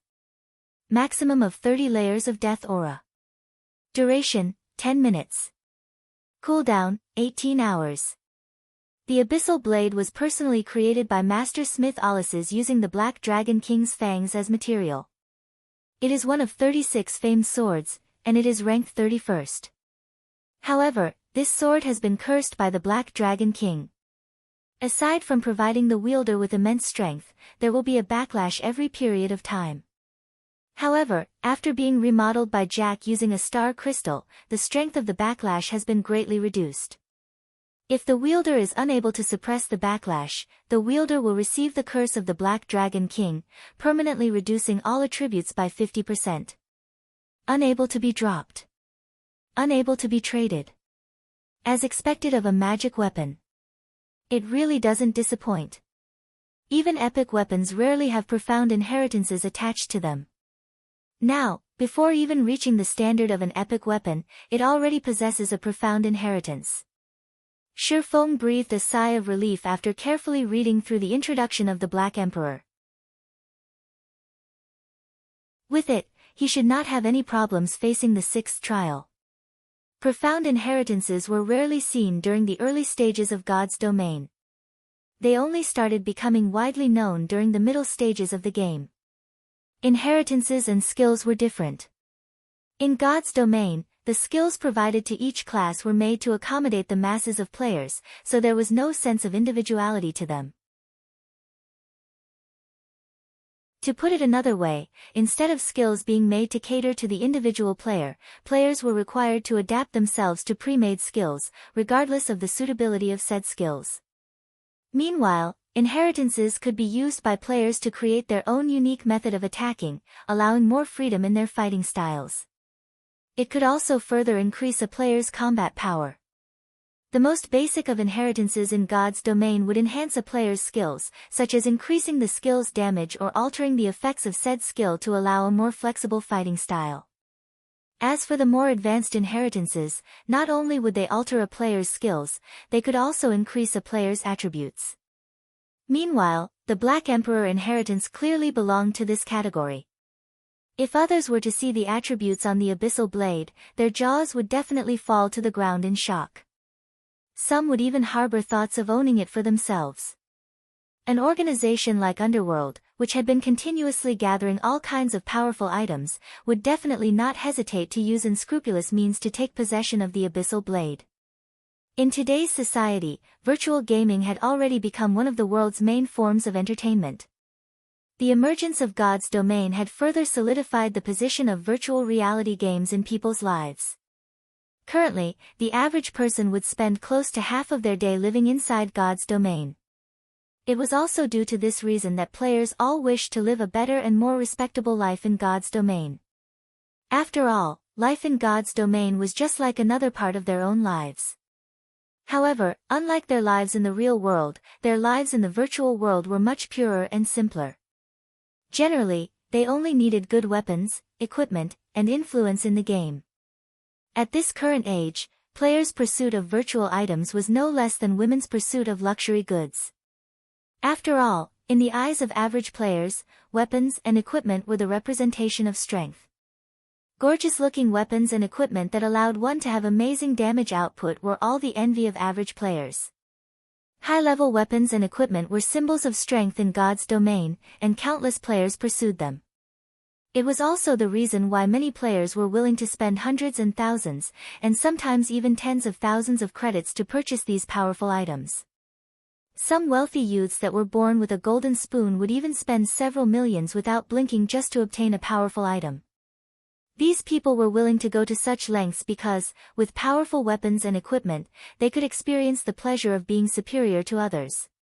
In the case of a magic weapon like the Abyssal Blade, it wouldn't be impossible for it to sell for an astronomical price of several tens of millions.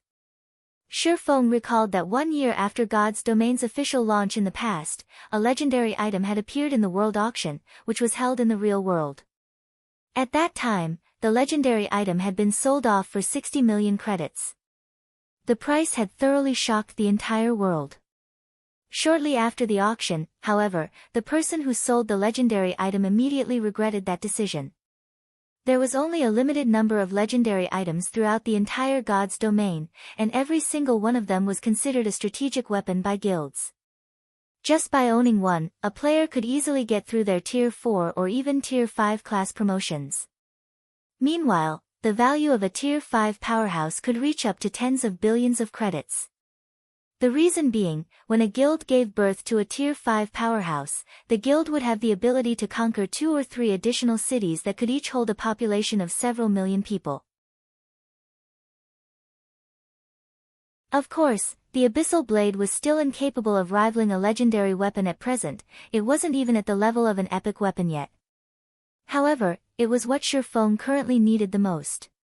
For Shifeng, several hundred points of additional attributes weren't as beneficial a powerful skill.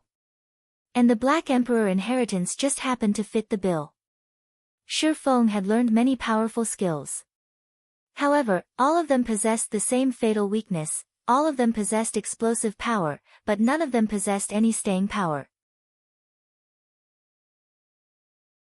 Maybe this weakness wouldn't be a problem when these skills were used inside a dungeon or against players with poor equipment.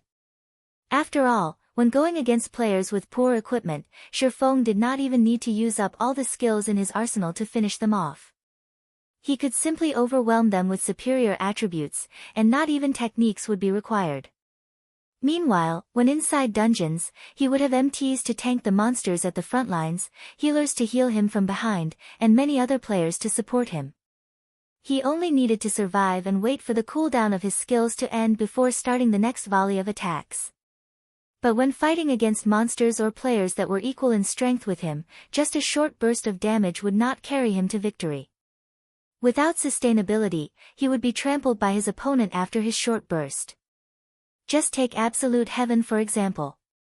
When he had ambushed Shifeng, after his series of attacks had been defended against by Shifeng, the only other thing Absolute Heaven could do was to escape. Unless Absolute Heaven had a method to take advantage of his opponent's weakness, only death awaited him.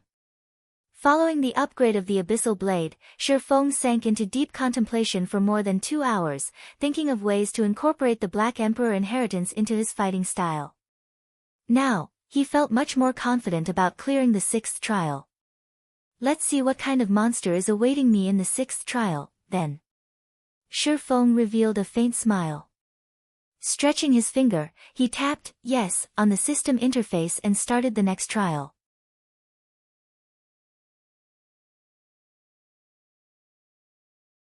Chapter 293, Balrog Serpent. Inside the Eternal Throne, the apex powerhouses of the War God's Temple were currently observing the situation inside the 12 trials, and they were all very shocked to discover that Shifeng actually wielded a magic weapon. What an amazing little guy. He isn't even a Tier 1 swordsman, yet he is actually able to master a magic weapon. Moreover, he has even released its power to such a degree. Controller of a magic weapon. Dominator of a mysterious flame. Moreover, his control over his own power has obviously crossed that threshold. He sure knows how to surprise us time after time. Yes. It would have been fine if it were just the magic weapon and mysterious flame, but he has even reached such a level of control over his own power already. Many of those who have attained a Tier 3 class can't even achieve such a degree of control. It seems he won't have any problems clearing the 6th trial. With such great potential hidden in him, if he had come to us a little later, he might have been able to clear even the 7th trial. Such a pity. The threshold these NPC big shots were referring to was simply one's ability to display 50% of one's own combat power. However, none of these NPCs knew that, in the past, Shifeng had once been a Tier 3 Sword King. Back then, Shifeng was capable of displaying up to 80% of his personal combat power. If not for his weak physique limiting his brain's development potential and also the quality of his own equipment being a problem, Shi Feng would have long since been promoted to a Tier 4 Sword Emperor. This can't be helped.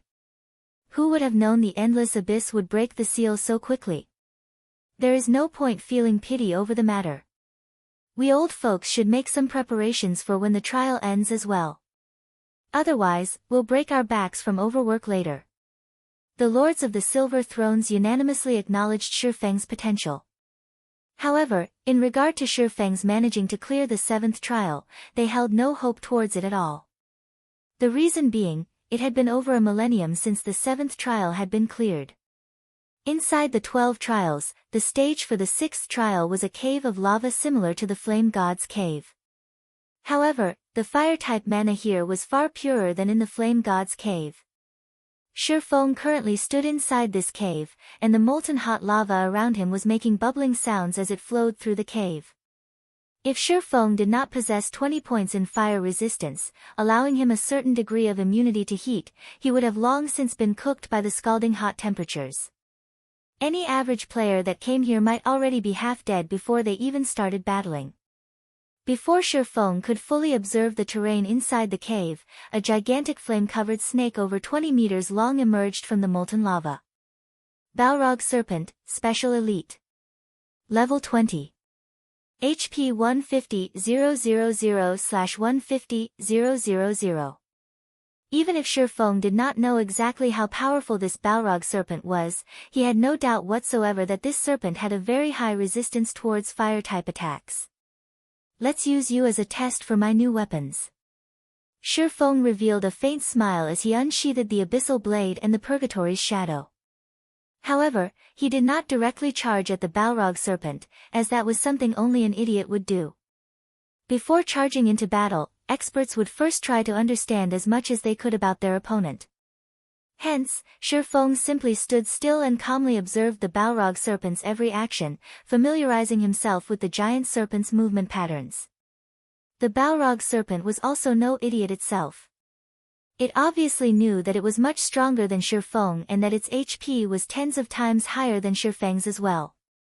So, instead of giving Shi Feng time to study it, the Balrog Serpent immediately widened its mouth and sent fireballs flying one after another at Shi Feng.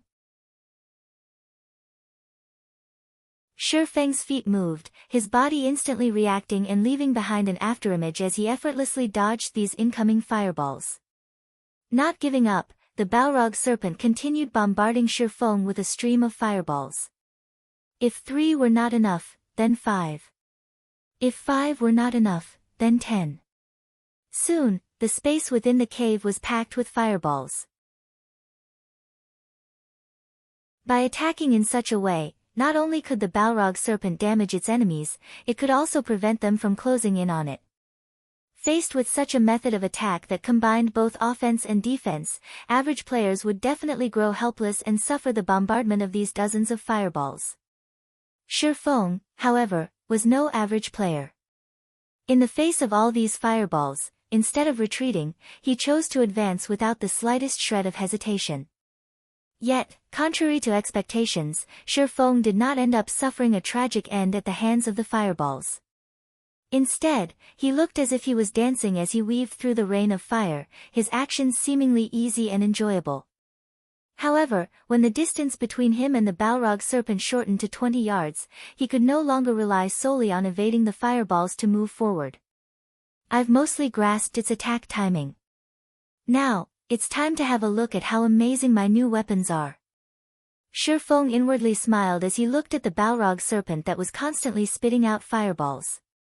Shi Feng activated the ice blue devil flame, and deep blue flames immediately wrapped around his body. He then used silent steps to appear right behind the Balrog Serpent's head.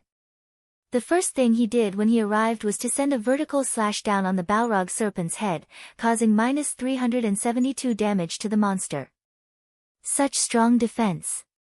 Shi Feng looked at the resulting damage, disbelief filling his eyes.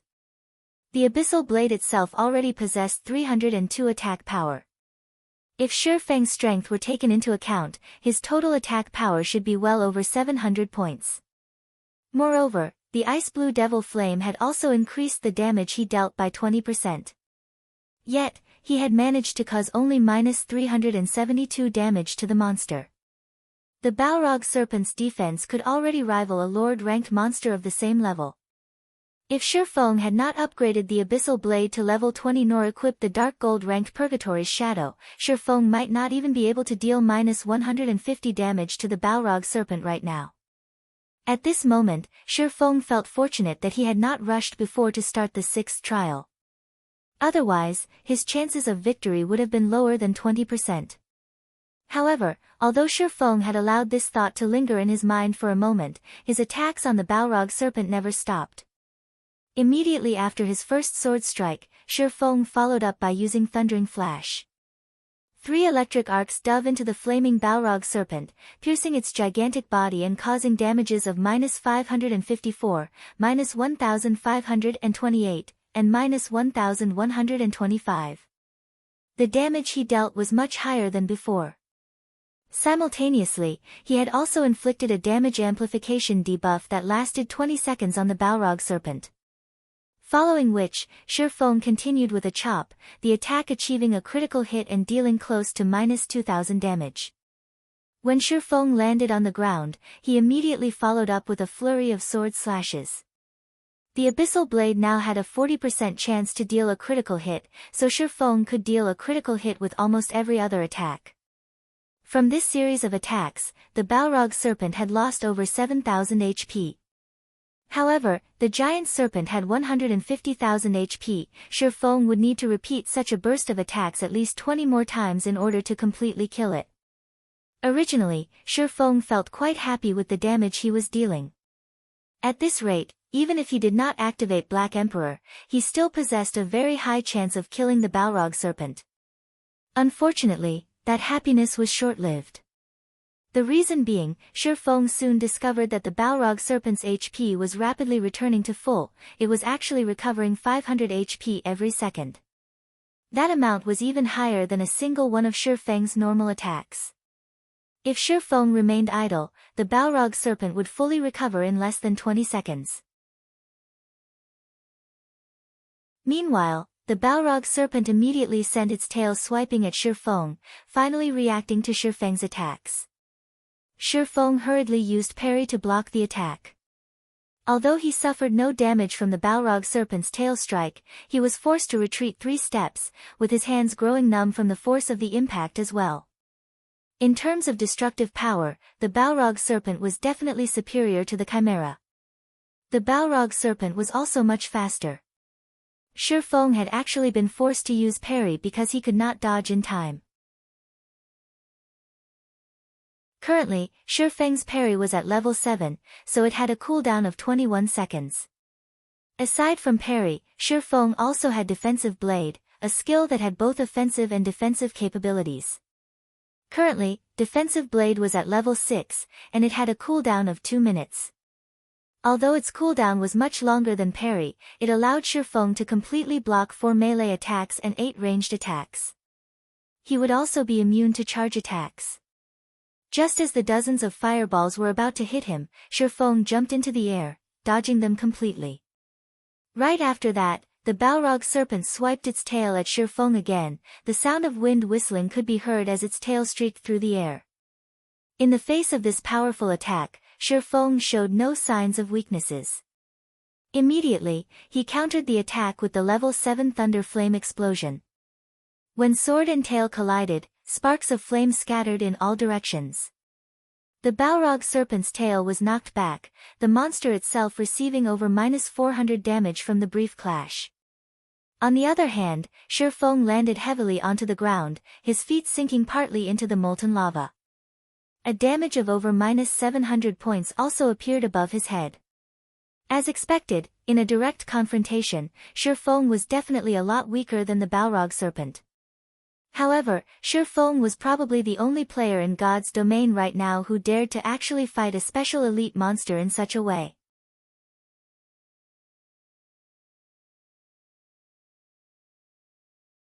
Chapter 294, Storm of Swords. Although Shi Feng lost against the Balrog serpent in a direct confrontation, thunder flame explosion, the skill he used, wasn't just a powerful destructive skill. It was also a control skill. However, the Balrog serpent was a special elite monster, it possessed a degree of resistance towards control skills.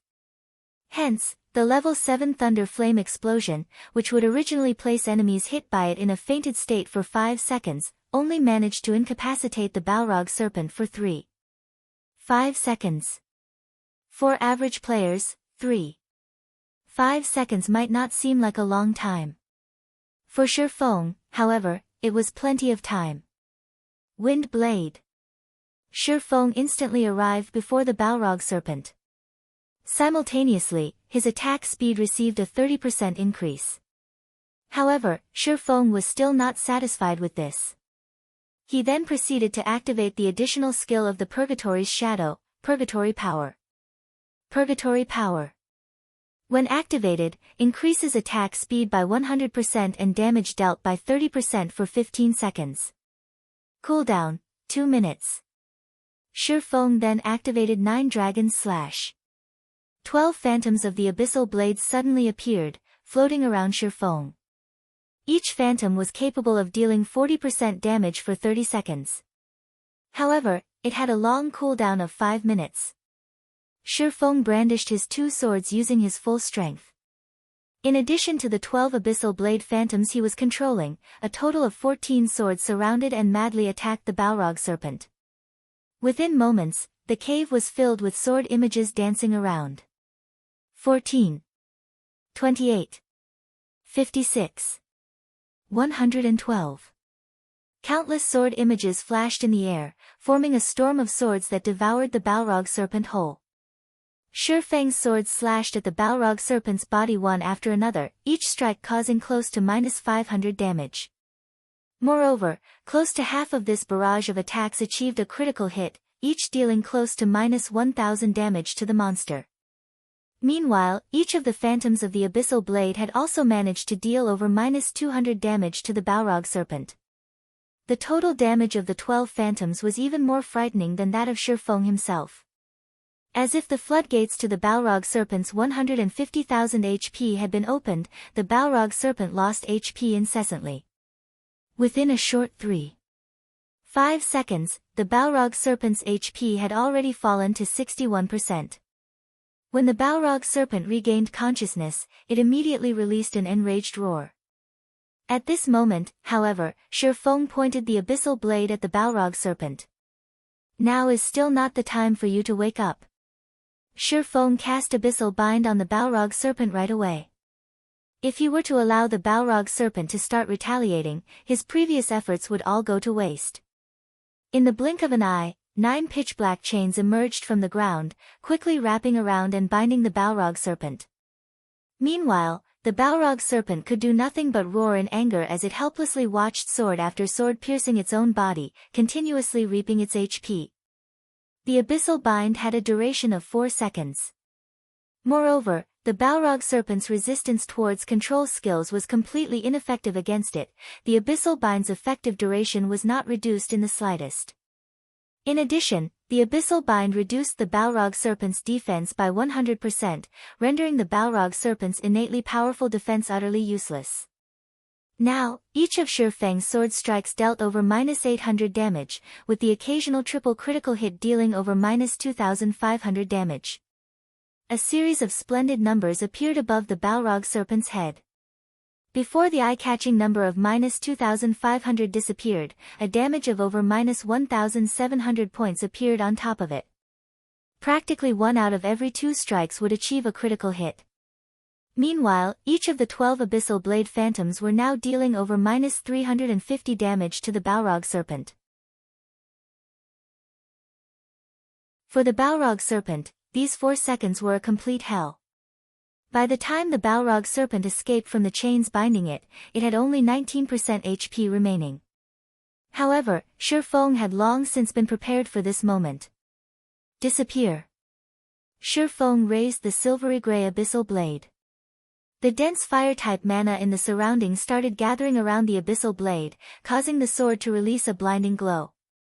This was indeed Shifeng's ultimate skill, Flame Burst. Flame Burst. Level 5, requires 4 million EXP to upgrade to level 6. Channeling time, 2 seconds. Gathers the power of flames to a single point and causes 420% damage to the target. Attack count, 6 times. Cooldown, 3 minutes 30 seconds. Before the Balrog Serpent could even start attacking, Shifeng had already brandished the scorching hot abyssal blade 6 times. All 6 sword slashes immediately sank into the Balrog Serpent's body. Minus 3,310, minus 3,347, minus 6,784, minus 6,706, minus 3,371, minus 6,754. 6 frightening damages appeared consecutively above the Balrog Serpent's head, instantly taking away the monster's remaining 28,000 HP. Soon after, the Balrog Serpent's body started fading away, and only after it disappeared completely, did Shifeng release a sigh of relief. System, Balrog Serpent defeated. 6th trial completed. Rewarding 9 million EXP, 20 free mastery points, and 10 gold coins. Proficiency of all skills increased by 500 points. System, 6th trial cleared. Do you wish to start the next trial? Shifeng's experience bar immediately rose to 41% of level 21. If put on the ranking list on White River City, Shifeng would only be beneath Violet Cloud and the others. However, he was still 2 levels behind Blackie, the current top-ranking player of White River City. Finally, I've passed the requirement. Should I try to take on the 7th trial, though? Shifeng looked at the system interface showing the trial's prompt. Privately, Shifeng had the notion to take the challenge. Now that he had cleared the 6th trial, it signified that his task was already over. He had no need to brave the dangers and accept the next trial at all.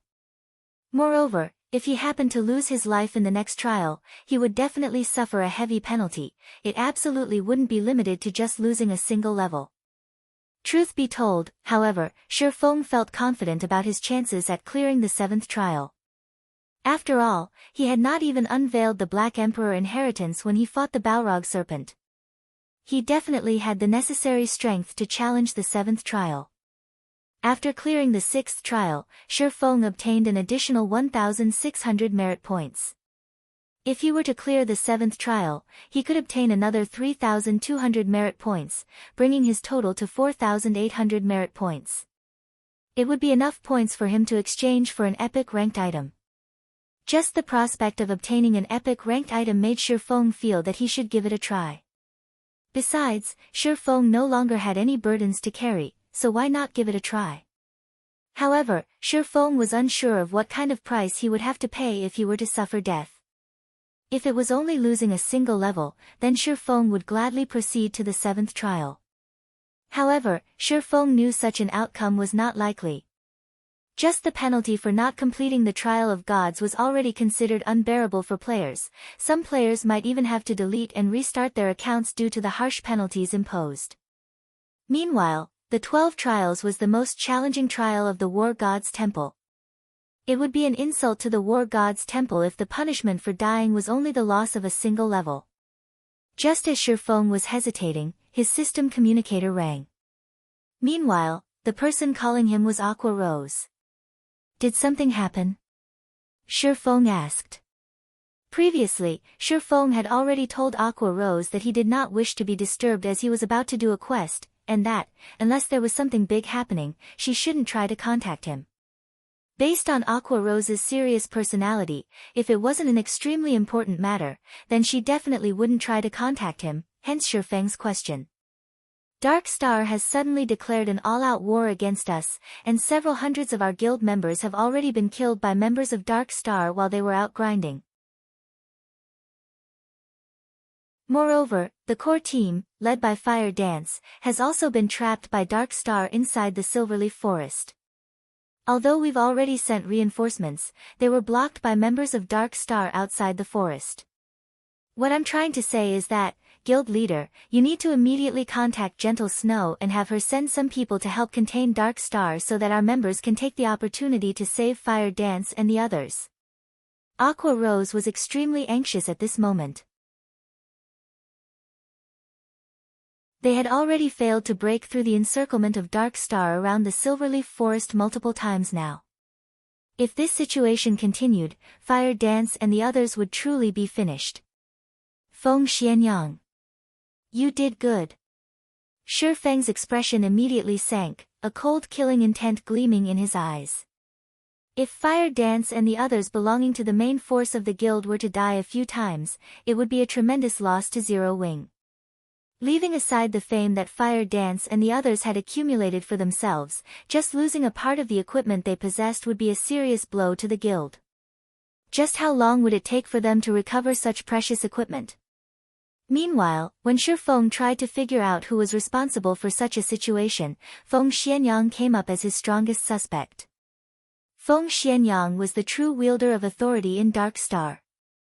After Shi Feng's previous forthright rejection, it would not be strange if Feng Xianyang retaliated. Hence, who else could be responsible for Dark Star's declaration of war?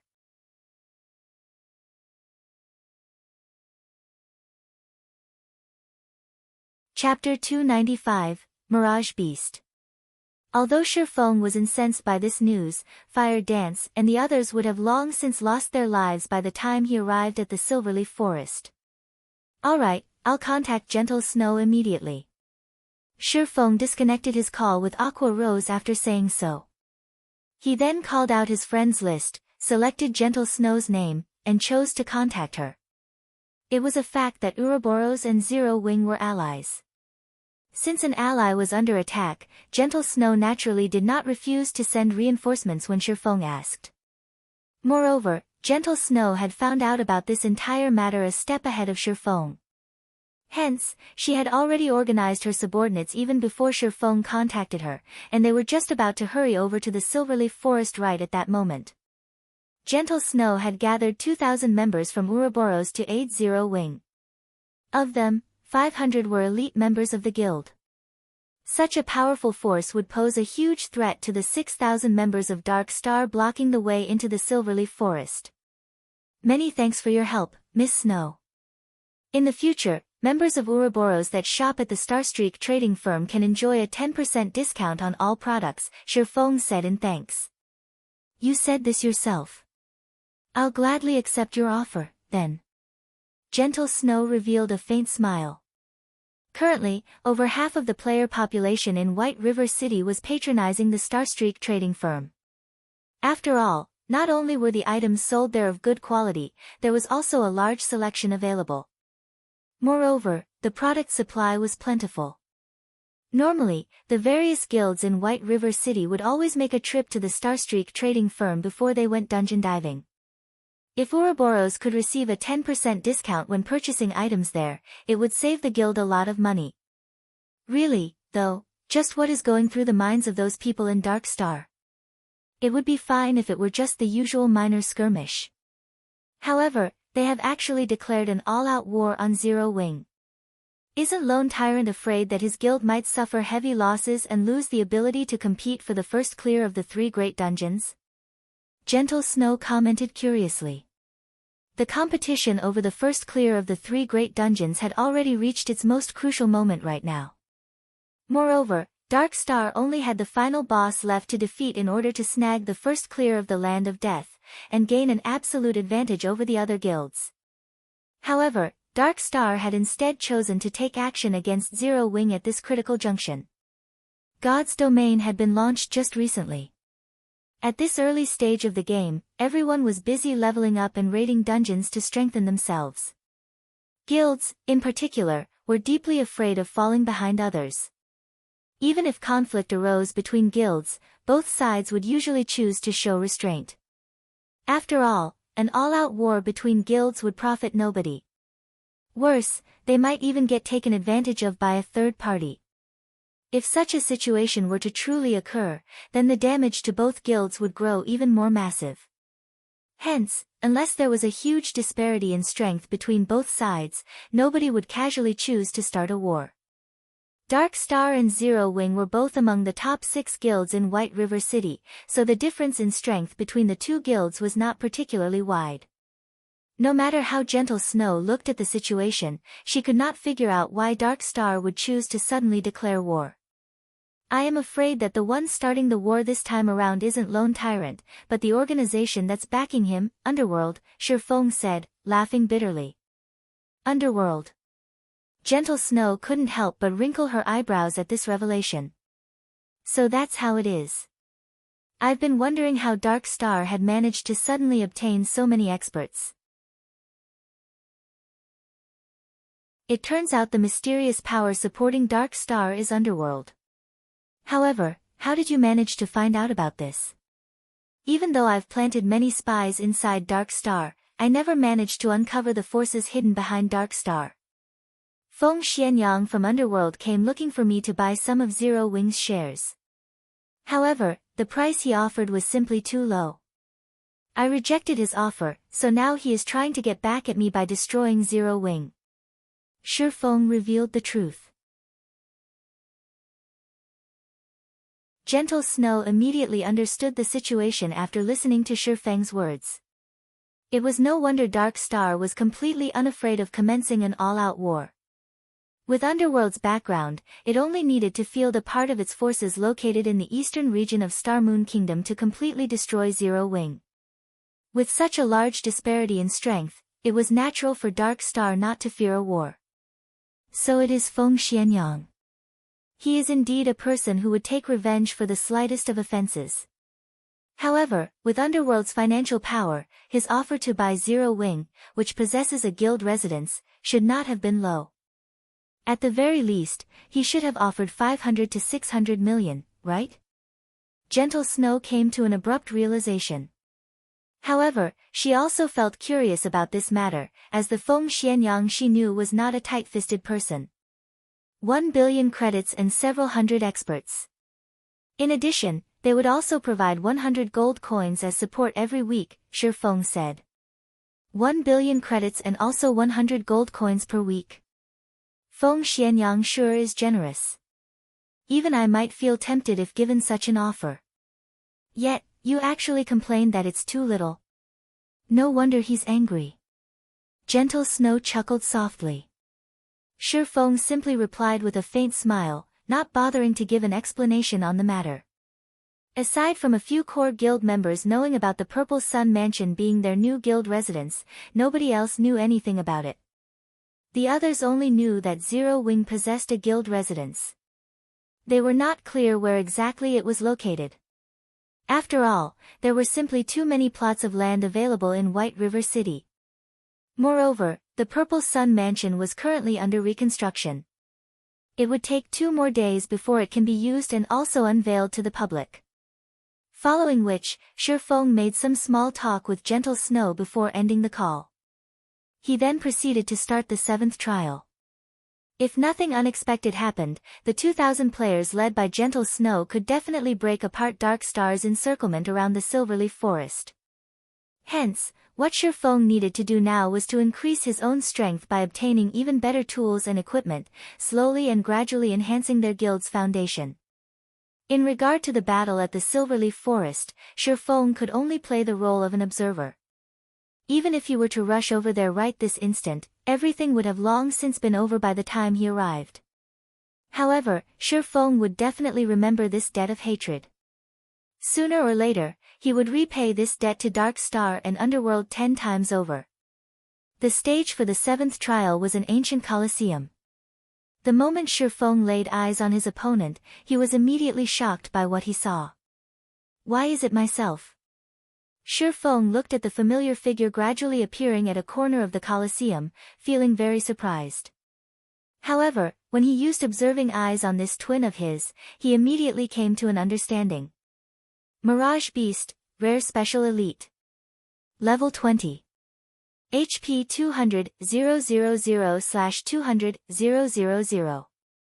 This Mirage Beast was capable of replicating the appearance and skills of an enemy. However, unlike players, it had a frightening amount of HP. In a one-on-one situation, players would find it extremely difficult to kill the Mirage Beast. In God's domain, the only advantage players had over monsters was the diversity of skills they possessed. Meanwhile, players could use these skills in various combinations to exert even stronger power. Yet, if the Mirage Beast possessed the same skills that players did, then players would lose even that little advantage they had. When comparing the power of skills, the Mirage Beast's skills might even be more powerful than the players'. Good timing. I was just thinking of trying out a few things. Shi Feng advanced, immediately directing a chop at the Mirage Beast. Meanwhile, the Mirage Beast had similarly charged at Shi Feng, and it, too, had sent a chop at Shi Feng. The moment the two swords clashed, sparks flew all around. However, when all was said and done, Shi Feng was still a player. In terms of strength, he was still far inferior to the Mirage Beast. Hence, Shi Feng was easily repelled, forced by the Mirage Beast to retreat step by step. Meanwhile, the Mirage Beast was also superior in terms of attack speed. Although the ensuing damage from a collision of weapons was small, after clashing for tens or even hundreds of times, Shi Feng would eventually lose his life. After all, the Mirage Beast possessed 200,000 HP, while Shi Feng's HP was just slightly over 2,600 after reaching level 21. Moreover, Shi Feng was receiving more damage than the Mirage Beast from their exchanges. Not to mention, both sides were also executing various skills. When Shi Feng used Thundering Flash, the Mirage Beast would activate Windwalk to dodge the attack. It would then counter with a Thundering Flash of its own. Knowing that he could not receive the attack directly, Shi Feng, too, activated Windwalk to dodge. However, the Mirage Beast activated Wind Blade to immediately appear before Shi Feng. It then followed up with a chop, sending an extremely quick vertical slash down towards its prey. Shi Feng hastily used parry to block the Mirage Beast's chop. He countered with a Thunder Flame explosion right away.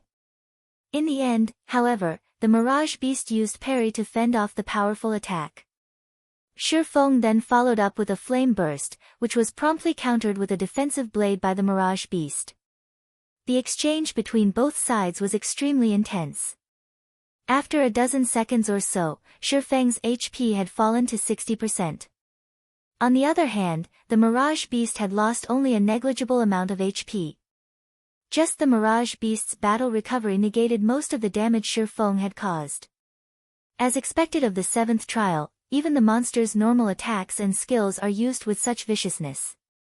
However, instead of feeling afraid, a sense of excitement was bubbling within Shi Feng at the moment.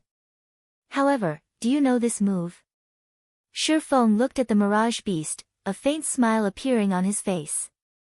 He then proceeded to activate the Black Emperor Inheritance. Dark fog immediately started emerging from the abyssal blade and then entered Shi Feng's body.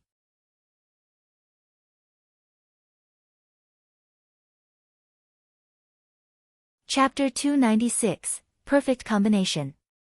Although the Mirage Beast was capable of duplicating a player's every skill, Shi Feng had already obtained a clear understanding of the Mirage Beast during this short period of time. Shi Feng had previously activated the Ice Blue Devil Flame after starting the battle. Yet, the Mirage Beast had not done so. The Ice Blue Devil Flame was not a skill Shi Feng had learned. Instead, it was an additional effect provided by the item known as the Ice Blue Devil Flame. Hence, Shi Feng could say with certainty that the Mirage Beast was incapable of duplicating the additional skills of a player's equipment. The moment the dark fog, which emanated from the abyssal blade, started permeating Shi Feng's body, a faint silvery gray aura of death emerged on the surface of his body. Immediately, he charged at the Mirage Beast, while simultaneously activating 9 Dragon's Slash.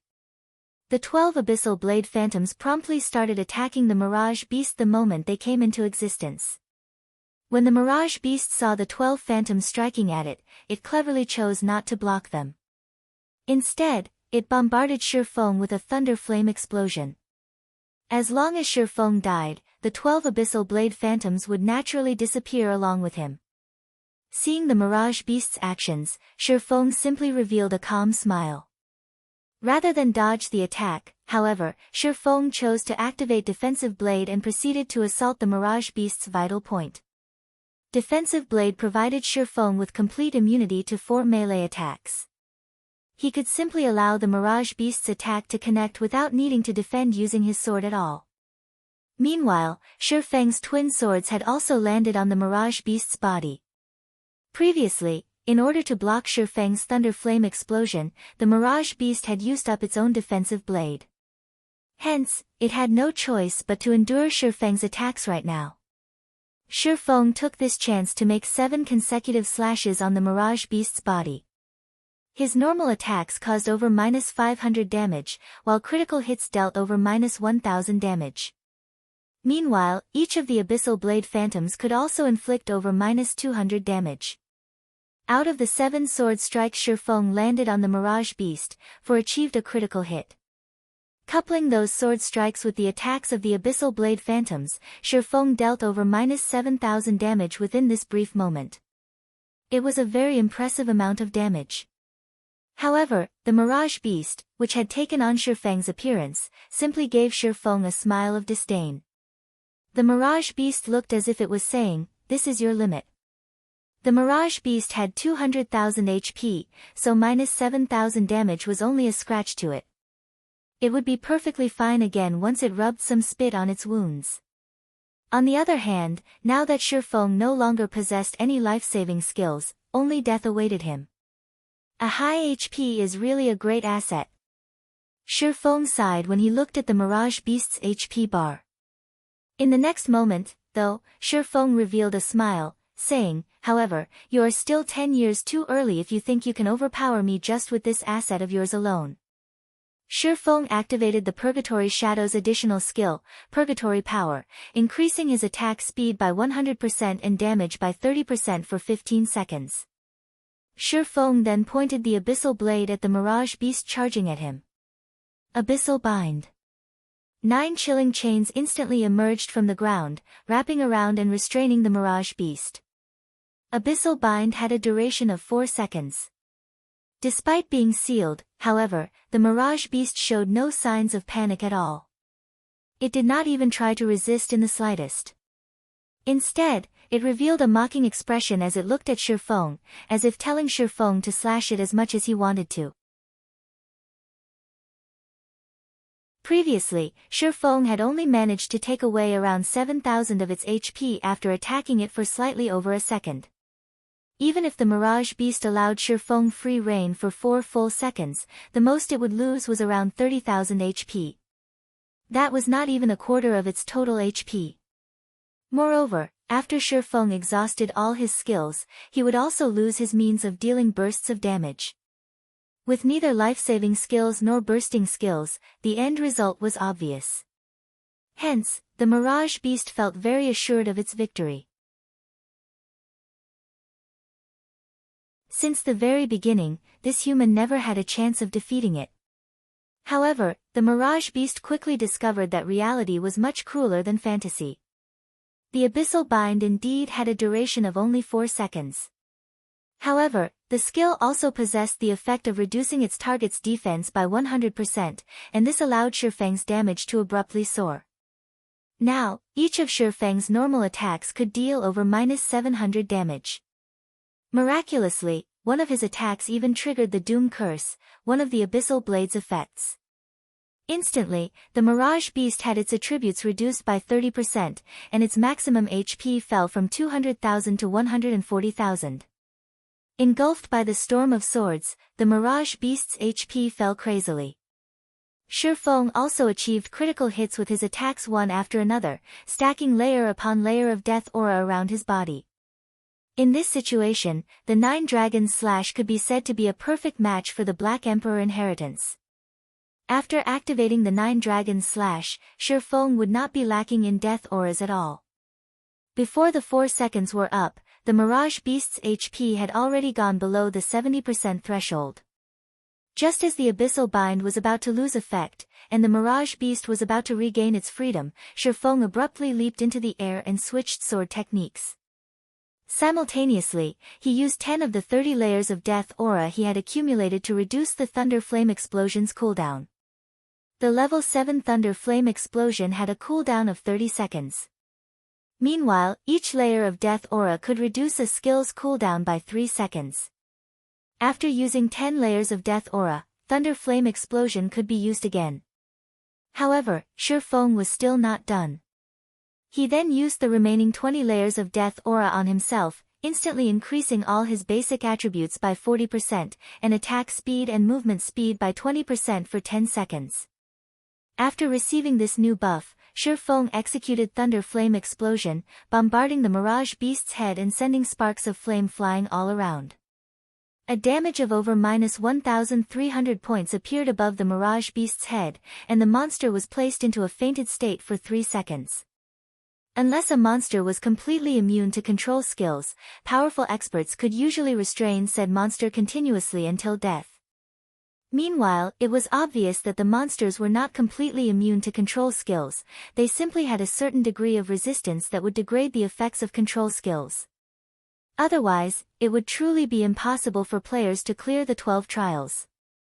Nevertheless, Shifeng was very clear about his own situation.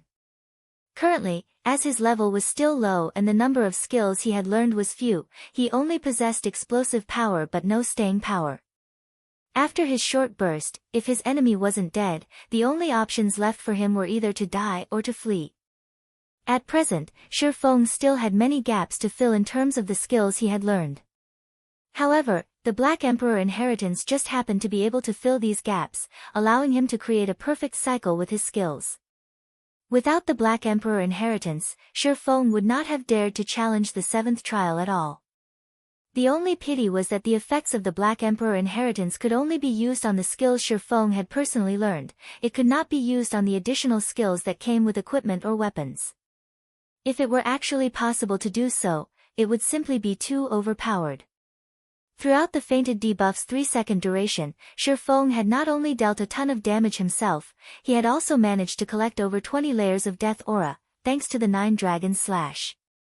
When the Mirage Beast was about to regain consciousness, Shifeng spent another 10 layers of Death Aura to reset the cooldown of Thunder Flame Explosion, before promptly using it on the Mirage Beast again. This time, however, the fainted debuff of Thunder Flame Explosion was less effective on the Mirage Beast, the debuff's duration was less than 3 seconds now. However, Shifeng did not care about this matter, because at this time, he was drowning in the pleasure he felt from brandishing his 2 swords. He felt that this was the true combat method a swordsman should have, and it was a combat method he had always been pursuing. Excessive strength easily gave rise to gaps. Instead of mindlessly trying to deal as much damage as possible, the true way to battle was to combine and coordinate one's skills to attack steadily like flowing water. In this way, Shifeng continually used Thunder Flame Explosion to incapacitate the Mirage Beast. Although the fainted debuff's effect grew weaker and weaker each time, the Mirage Beast's remaining 140,000 HP was still forcefully wiped out by Shifeng's perfect control. Ultimately, the Mirage Beast remained helpless until the very end.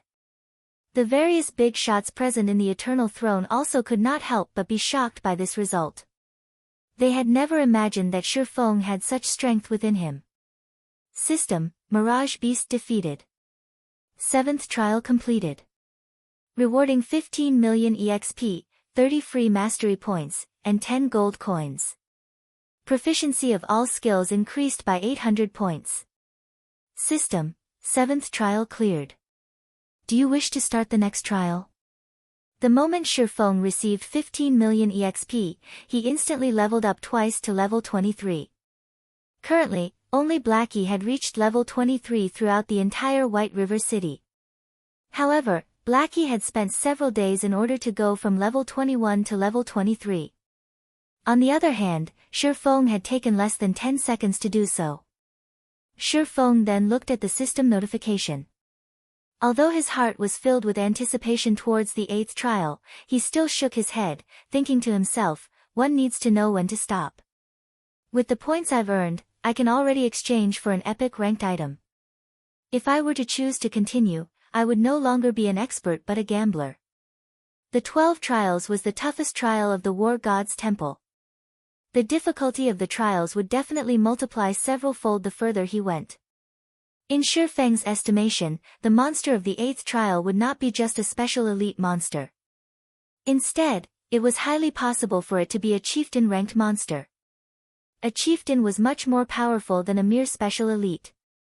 Aside from having even more HP, it would also possess a much greater resistance to control skills. Chieftain-ranked monsters also possess team-wipe skills, and a single mistake would mean the end for Shi Feng. Moreover, Shi Feng did not possess the slightest idea what kind of monster he would be facing in the 8th trial. If it was a chieftain-ranked monster that he was completely unfamiliar with, then he practically had no chance of successfully killing it. The ability to make calm analyses was also a prerequisite to becoming an expert in God's domain. As a first-rate expert, Shi Feng naturally knew when to decisively give up. Following which, Shi Feng selected No in reply to the system's prompt. He was then teleported out of the 12 trials.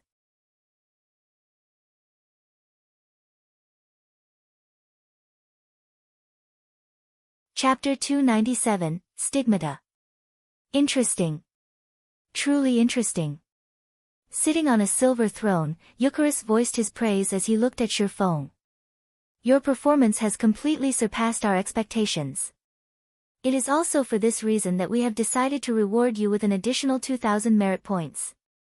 It was also a fact that the last time someone managed to clear the 7th trial was over a millennium ago. System, rewarding 2,000 War Gods Temple merit points. That's generous of them. An expression of joy appeared on Shi Feng's face. With 1,500 merit points, Shi Feng could afford to exchange for a dark gold ranked item. Meanwhile, 4,000 merit points would be equivalent to an epic ranked item. Hence, the additional 2,000 merit points he received right now was truly a big harvest. Since you've already passed our test, walk to the center of the chamber. We will give you the strength necessary to locate the 7 treasures, Eucharis said. Shi Feng then strode to the center of the eternal throne. There were countless divine runes inscribed on the floor there, joined together to form a huge magic array. Meanwhile, the 50 silver thrones were hovering around this magic array, the thrones themselves apparently connected somehow with this magic array. Let us begin, then, Eucharis said as he looked at his companions. The lords of the silver thrones nodded their heads and promptly stood up. Immediately after, the mana inside the eternal throne started churning. The mana density here was no less than at the god's grave. Meanwhile, this thick mana clustered around the magic array, forming 50 dense-looking fluid balls. Each one of these fluid balls was the size of a basin. These balls of liquid mana were definitely the densest mana Shi Feng had ever seen in all his years of playing God's domain. At this time, Eucharis had also turned his head to look at one of the lords of the golden thrones. My lord, the preparations are completed, Eucharis said respectfully. It is still not enough, the phantom sitting in a golden throne said in a low tone. Eucharis was confused by these words. The liquid mana they had formed was several hundred times more precious than even 7 luminaries crystals, and each and every drop had taken the 50 of them great efforts to form, not to mention 50 basin-sized liquid mana. Such an amount of liquid mana was more than enough to cast a silver stigmata. It is rare to find good talent. Let us lend a hand as well, the phantom sitting in a golden throne said to his 8 other companions. Very well, then. A person capable of passing the 7th trial is indeed worthy of the 9 of us taking action. The other 8 lords of the golden thrones nodded their heads in reply to their companion's suggestion. They then stood from their seats, floating in mid-air as they started to condense mana as well. In the blink of an eye, 9 house-sized balls of liquid mana appeared in the air above the thrones in the eternal throne. Eucharis and the others were shocked by this sight. Never would they have imagined that these 9 lords would actually take action and work together to cast a stigmata for a minor existence like Shi Feng. This was the first time since the appearance of that absolute genius thousands of years ago. As for Shi Feng, at this moment, he could no longer keep his mouth closed. In regard to liquid mana, Shi Feng had seen this item before in the past. Mages considered it a priceless treasure. Even when offered epic ranked items in trade, mage players would not be willing to part with the liquid mana they possessed. Just the basin-sized balls of liquid mana that each of the Lords of the Silver Thrones had formed had already given Shifeng a great shock. Now, the 9 peerless existences floating in front of the Golden Thrones had actually managed to each form a house-sized ball of liquid mana. Judging based on sizes, the total liquid mana summoned by the 50 people from before did not amount to even 1/10 of a single house. In the next moment, all of the liquid mana summoned was injected into the magic array. The divine runes engraved into the chamber started lighting up one after another, and within moments, every single divine rune inside the grand chamber was giving off a golden glow. In the center of the eternal throne, a golden divine pattern took form. This divine pattern then melded with Shifeng's body. Shifeng immediately felt his body being filled up with an infinite amount of power, his mind clear as day, as if he knew everything there was to know in the world. However, this feeling only lasted for a few short seconds before it completely dissipated. Meanwhile, Shifeng's pupils, which were originally pitch black in color, had also turned golden for a brief moment. Although his pupils regained their original color, careful observation would reveal innumerable bright stars flashing within them, looking just like the starry skies at night. System, congratulations! Player has obtained Golden Stigmata. Reputation with the War God's Temple increased by 3,000 points. The seal on the Endless Abyss has been broken. If we wish to reseal the Endless Abyss, we need the assistance of the 7 treasures, which the gods had bestowed upon the human race. However, the 7 treasures have been missing for hundreds of years now, scattered throughout this large continent. A few of these 7 treasures have even been damaged. It would be extremely difficult to locate and gather the 7 treasures. However, with the stigmata that we have engraved into your body, your task of locating the 7 treasures should become much easier. As long as you come within a certain range of one of the 7 treasures, the stigmata will produce a response to notify you of it. If you happen to come across one of the 7 treasures that is damaged, the stigmata can also aid you in repairing it. Now that our part here is done, we will move to suppress the Endless Abyss. The fate of the entire continent will depend on you now.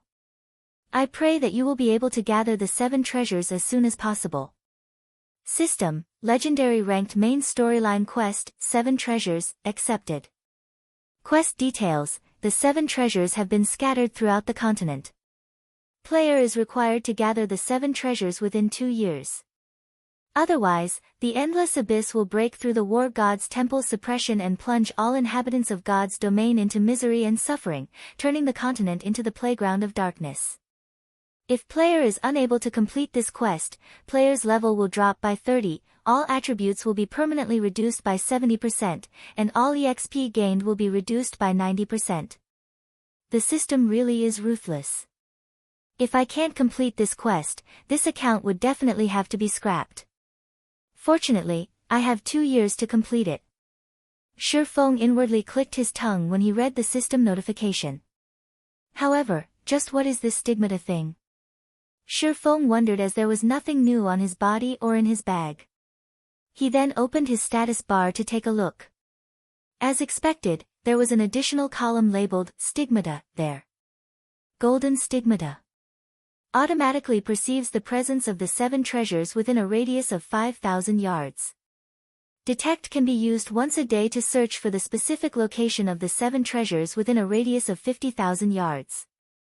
In addition, player will receive Stigmata's power, providing player with ignore levels plus 20 and all resistances plus 40.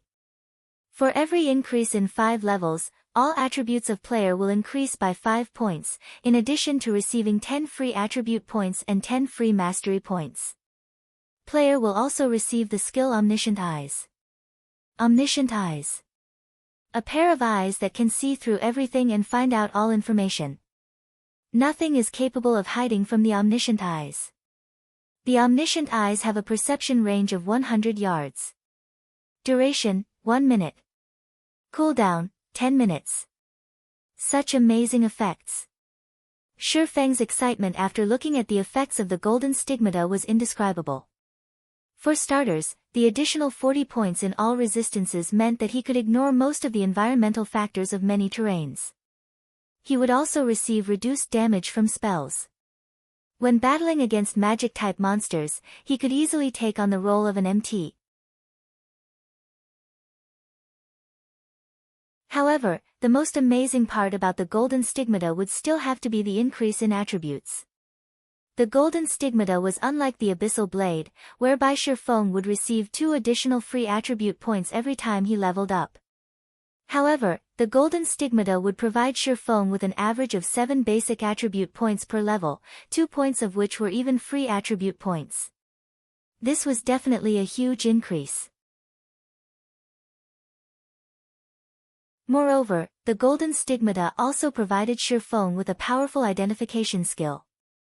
This skill would be of significant help when used against dungeon bosses or during field battles. It seems the Heavenly Dragon's breath is already waving its hands at me.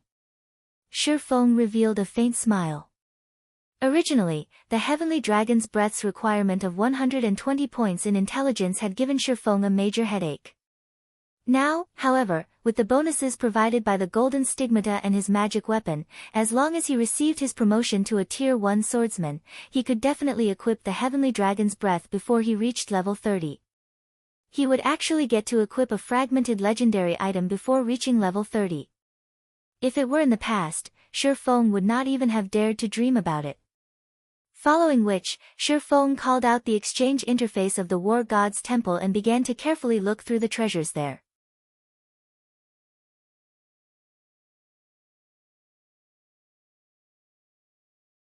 Chapter 298, Deep Pockets. Previously, Shifeng had focused his attention purely on clearing the trials. Even when he upgraded the Abyssal Blade to level 20, he had only picked out a random level 20 dark gold weapon. The War God's Temple was one of the strongest powers in God's domain. This was a fact that remained true from ancient times up to the present. Shifeng had been able to fully experience this truth simply by seeing the various big shots in the Eternal Throne take action. Hence, one could just imagine how wealthy the War God's Temple's treasury would be. As for this War God's Temple exchange system, players would automatically activate it after obtaining the first clear on a 100-man team dungeon. However, one would already require large amounts of War God's Temple reputation even to exchange for a fine gold item. In God's domain, reputation with the War God's Temple was infamous for being extremely hard to obtain, not to mention meeting the required reputation for exchanging an epic item. If not for his quest, Shifeng would not have the chance to exchange for an epic ranked item. He would not even have the chance to lay eyes on them. He would not get the chance to see the never-before-seen divine artifacts either. I wonder what sort of divine artifacts are in the treasury of the War God's Temple. Shifeng's heart was filled with anticipation as he filtered the exchange window to display only divine artifacts. A total of 2 divine artifacts was shown. Luminous Starlight, divine rank, 2-handed staff.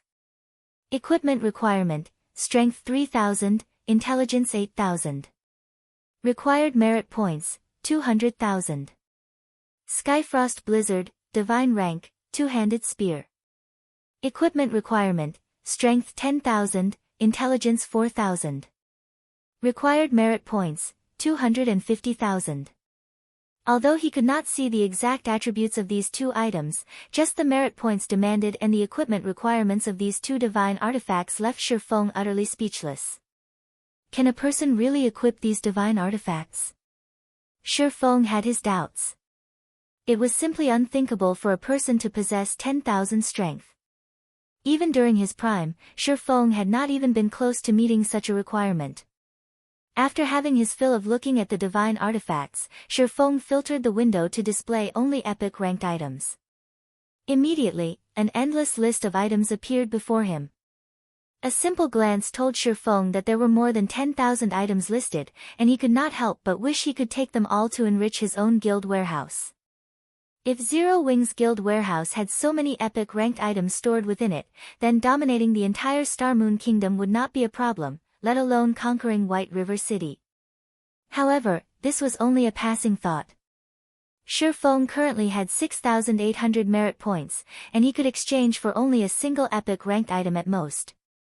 However, it was also not a simple task to choose a suitable item for himself out of these tens of thousands of items. For starters, let's forget about weapons.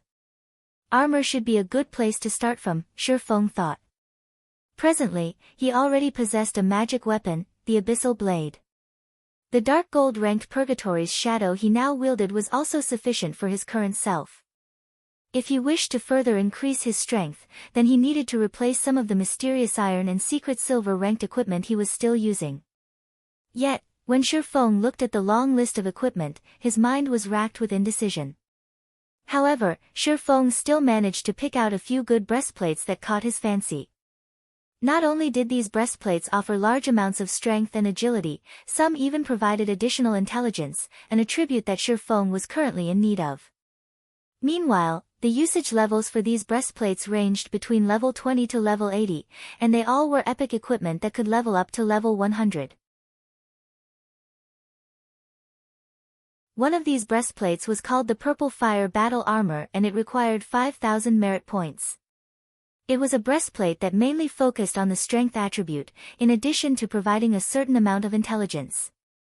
The other one was called Merciless and required 5,300 merit points.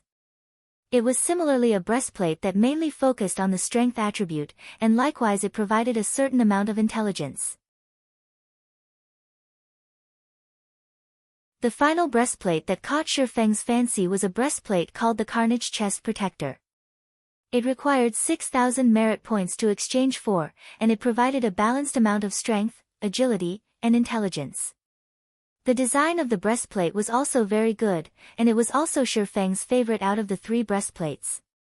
However, if he were to exchange for the Carnage Chest Protector, he would not be able to do much with his remaining merit points. Let's take a look at some other items for now. After some contemplation, Feng filtered the exchange window to display ornaments that had a minimum equipment requirement of level 20. The merit points of the War God's temple were extremely precious, so he needed to be extra careful when spending them. After browsing through the list for some time, Feng suddenly discovered an item he was extremely familiar with. Space Ring. However, instead of being of mysterious iron rank, this space ring was of epic rank.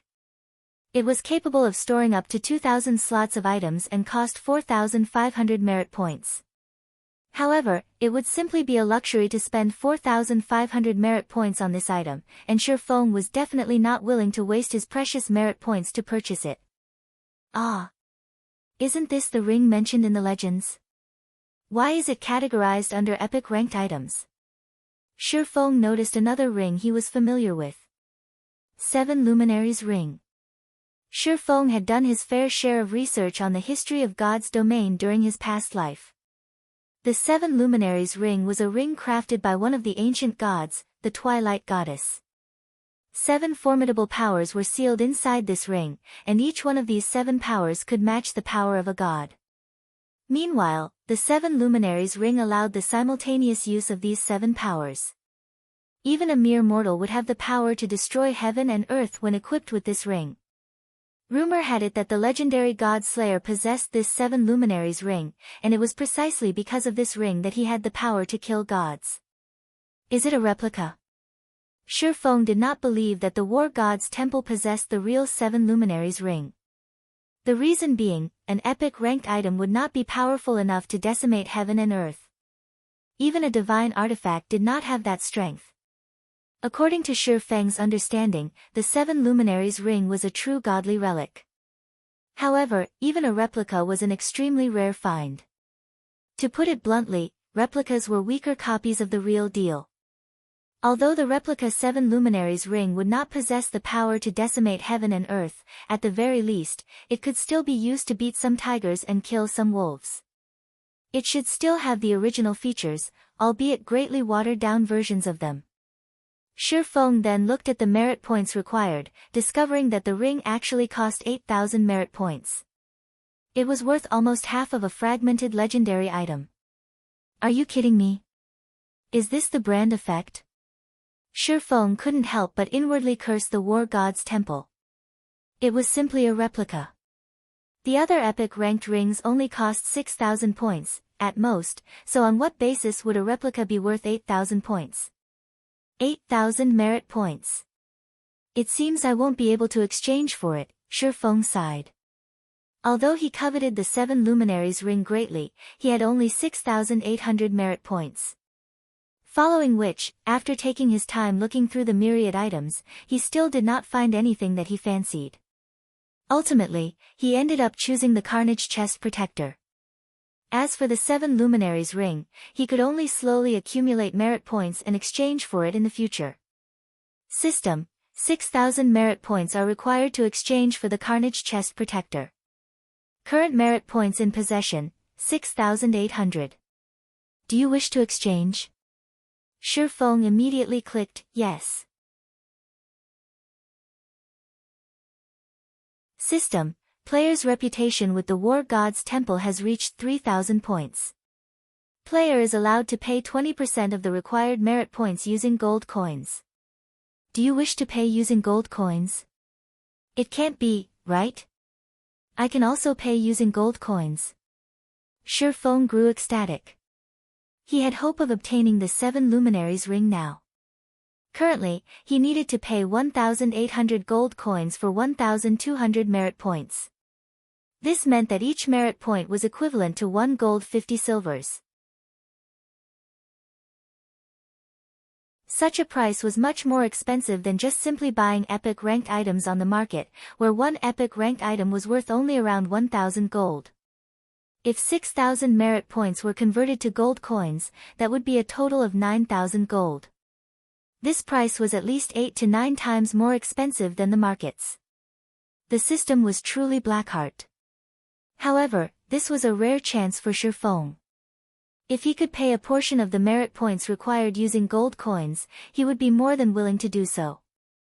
Following which, Shifeng chose to exchange for the 7 luminaries ring instead. 20% of 8,000 merit points would be 1,600 points, which would be 2,400 gold coins.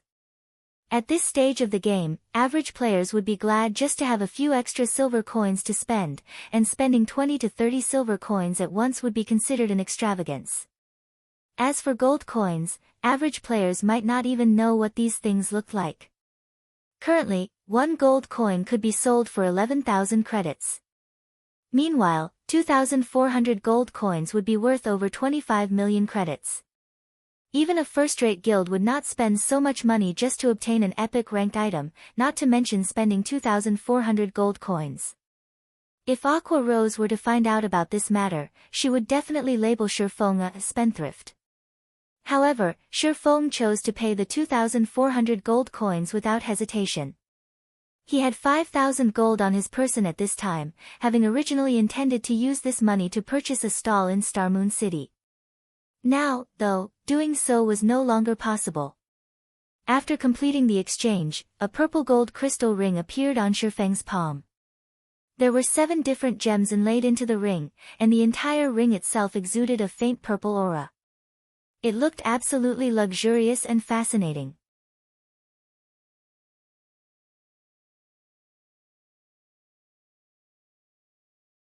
Chapter 299, One Word.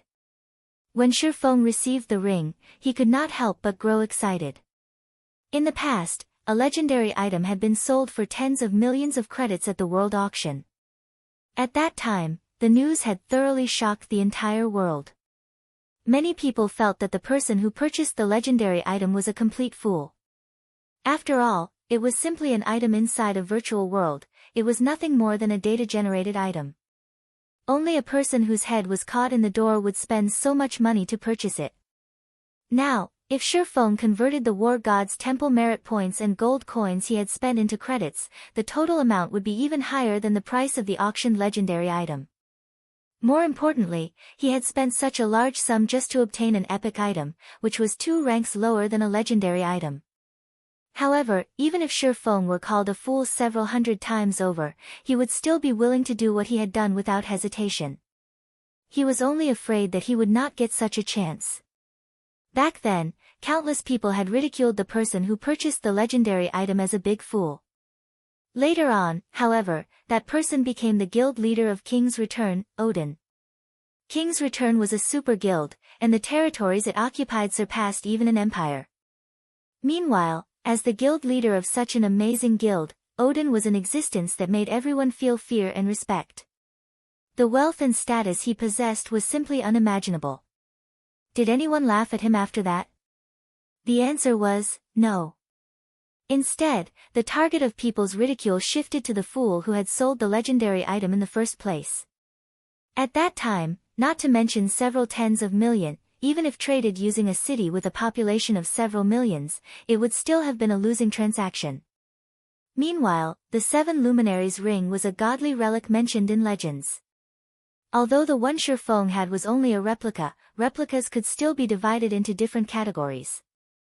If one took a replica of a fine gold item and a replica of an epic item and placed them side by side, without even making an in-depth comparison, one could already tell which one was the better item. After all, there was already a huge gap between the calibers of the two items. Moreover, the higher the quality of the target of replication, the greater the difficulty in replicating it. One could not produce a replica simply by wishing for it. The difficulty of producing an epic item that was the replica of a godly relic was much higher than simply producing a normal epic item. The difficulty of doing so might even rival the difficulty of producing a legendary item. The person who produced this ring must be a truly amazing forging sage. If the materials and energy used were of higher quality, the final product might even have become a legendary item. Shurfong was a forger himself, so he naturally could tell just how amazing the forger that managed to produce this Seven Luminaries ring was. The replica of a godly relic would definitely not have been easy to produce. Even a grandmaster forger would not be able to produce one. It would only be possible for a forging sage. Seven Luminaries ring, replica, ring, epic rank. Level 20, level 80, current level, 23. Equipment requirement, strength 200. Attributes will be adjusted according to user's level. Strength plus 45, agility plus 35, intelligence plus 35, endurance plus 30, vitality plus 30. Damage plus 10%. Maximum HP plus 15%. Ignore levels plus 10. All skills plus 2 levels. All items level requirement reduced by 5 levels. Additional skill dash. 7 Luminaries aura. There are 7 different auras: earth, water, wind, fire, time, illusion, and space. Only one aura can be used each time, and there will be a cooldown of 1 minute when changing between auras. Aura of Earth. Level 1, requires 1 million EXP to upgrade to level 2. Defense increased by 30%. Damage taken reduced by 20%. Activatable skill dash. Absolute defense, provides immunity to 7 attacks. Cooldown, 1 minute 30 seconds. Aura of Water. Level 1, requires 1 million EXP to upgrade to level 2. Received healing increased by 30%. Cast consumption reduced by 20%. Activatable skill dash. Life Bloom, heals selected target for 10% HP every second for 30 seconds. Cooldown, 1 minute 30 seconds. Aura of Wind.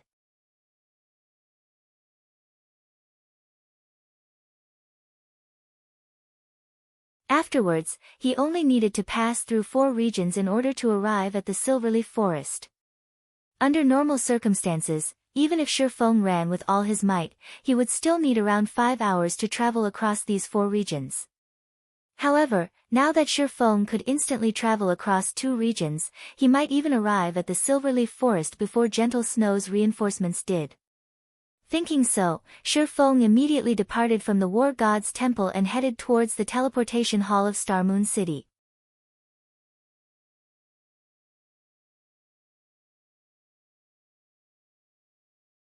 Chapter 300, Midway Interception. The Silverleaf Forest, also called the Silver Forest by players, was a place filled with monsters ranging from level 18 to level 25.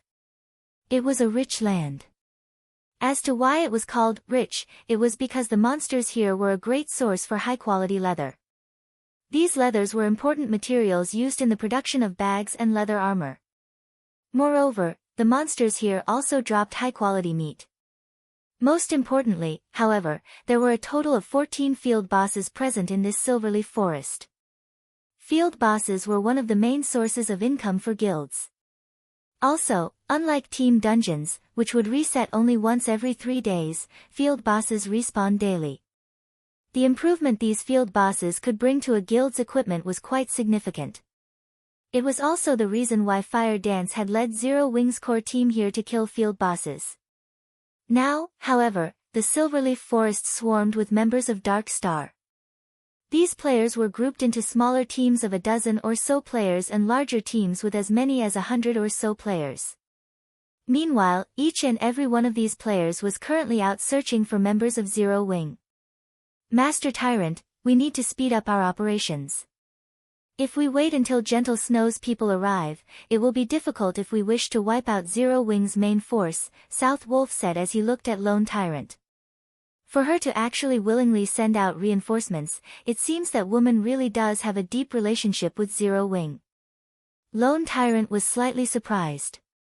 His lips then curled into a sneer as he said, even so, she is too late. We've already searched through the majority of this Silverleaf Forest. We've also tightly blockaded the 3 exits for this place. In addition, we've also placed a guild war order to seal off the entire Silverleaf Forest, so the bastards won't be able to simply return to the city using a return scroll. It won't be long before we will find them and get rid of them. However, even if they did use a return scroll and return to the city, their red names would get them killed by the guards the moment they arrived. They would also get locked up and lose their freedom for a long period of time. Such a penalty would be much worse than simply getting killed by us. South Wolf nodded in agreement.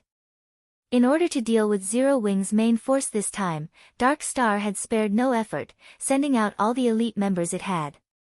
Even Underworld had sent a team of Underworld guards into the fray. There were over 10,000 players participating in the hunt this time around, and of those, 6,000 were used to hinder Zero Wing's reinforcements. With its current power, Zero Wing definitely could not contend against these 6,000 players. However, South Wolf himself could not help but admit that Zero Wing indeed possessed some real ability. Even when they were ambushed, they had still reacted in an extremely calm manner. They had immediately launched a counterattack and bravely fought back. Moreover, many within their ranks possessed relatively good techniques. This time, in order to kill the few hundred elite members of Zero Wing, Dark Star had lost over 1,000 members. South Wolf found this result simply unbelievable. The reason being, of the 1,000+ members that died, over 300 were elite members of Dark Star. Their fighting techniques could definitely be considered first-rate. The most unbelievable part was that even a few members of the Underworld Guards had been killed by Zero Wing. However, that was it. So what if Zero Wing was top-notch when it came to dungeon raiding? In a field battle, numbers triumphed over everything else. This was an unchangeable fact for all games. It's a pity that we didn't manage to locate Black Flame or Yifeng. If we could deal with them as well, we can thoroughly remove Zero Wing's name from White River City. We'll see if they dare act presumptuously in front of young Master Feng again. South Wolf's hatred of Sure Feng had never dissipated in the slightest, and he had always intended to fulfill the words he had spoken before. However, now that they were about to get rid of Zero Wing's main force, the anger in his heart had lessened slightly. Relax, those two will soon be finished as well. In White River City, nobody can protect them. Even the elites led by Gentle Snow won't be able to do so, Lone Tyrant said proudly. How so? Asked South Wolf, somewhat surprised. If Zero Wing can make allies, why can't Dark Star do so as well? Lone Tyrant softly chuckled. Allies? This was the first time South Wolf was hearing about this. Of course you wouldn't know about this matter, this is a heavily guarded secret of Dark Star. I made this alliance precisely to forestall Gentle Snow's intervention, and also to prevent them from joining together with Zero Wing to deal with us, Lone Tyrant said pridefully, as if he had full control over everything. If Gentle Snow wishes to bring reinforcements over, she'll have to first see if she can arrive at the Silverleaf Forest's entrance. Regarding the matter of exterminating Zero Wing, this time, you can rest assured. You just need to remind Vice Leader Feng of the agreement we made. Guild Leader Tyrant can rest assured on this matter. As long as you complete the task this time, we will definitely deliver the 100 million credits and weekly funding of 150 gold that we promised. South Wolf laughed. Fine, as long as you guys don't forget your promise. Lone Tyrant nodded in satisfaction. In truth, he did not place much importance on Zero Wing. When Feng Xianyang had asked him to deal with Black Flame and Zero Wing, Lone Tyrant had simply agreed, not giving the request much thought. After all, Lone Tyrant had never acknowledged Zero Wing as Darkstar's opponent. His true enemy was only one person, Gentle Snow. However, the capital injection offered by Feng Xianyang this time around was quite attractive, so Lone Tyrant naturally yielded to his request. With this capital injection, he would be able to contend against Gentle Snow for White River City on an equal footing. As an added bonus, he could also gain plenty of good equipment from Zero Wing. Guild Leader, we've found them, an assassin suddenly said in the team chat. Good, we'll head over there immediately. Lone Tyrant softly chuckled. He then gave a command through the guild channel, saying, everyone, hurry over to that location. We mustn't let them escape this time. The precious equipment on their bodies are waving their hands at us. Immediately, all the members of Dark Star that had come to the Silverleaf Forest cheered loudly. They had long since been drooling over Zero Wing's precious equipment. What secret silver equipment?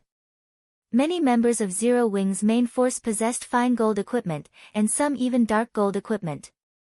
Meanwhile, at one of the dense thickets of the Silverleaf Forest, space suddenly ruptured. One man walked out from this rupture in space, and this person was none other than Shi Feng, who had arrived using space movement. Space movement sure is convenient. Too bad it has a slightly long cooldown.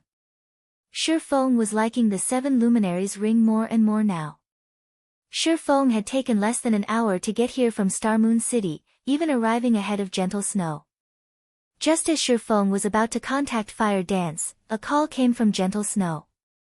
We got ambushed by 500 or so elite players, so it may be a little later before we can reach the Silverleaf Forest, Gentle Snow apologized. Ambushed? Shi Feng was surprised. To actually muster so much manpower, that Lone Tyrant sure came prepared. We weren't ambushed by players from Dark Star. Gentle Snow shook her head. No. Is it Underworld, then? Shi Feng couldn't help but feel amazed by Underworld's strength. It definitely should not be easy to field so many players for this hunt. Yet, they were actually able to deploy another 500 plus elites to hinder Gentle Snow. The organization known as Underworld really possessed a powerful framework. No. They're elites from world dominators. My guess is that Dark Star has already joined hands with world dominators. Gentle Snow then suggested, it won't be possible for my side to break through any time soon. If your reinforcements really can't break through, you all should just give up. If we wait until World Dominator's troops head over there and carry out a pincer attack against you, then Zero Wing will truly be finished. I know. Shi Feng fully understood the situation now. Dark Star wasn't planning on just giving a huge blow to Zero Wing this time. Instead, they intended to wipe out Zero Wing, removing it as a threat completely.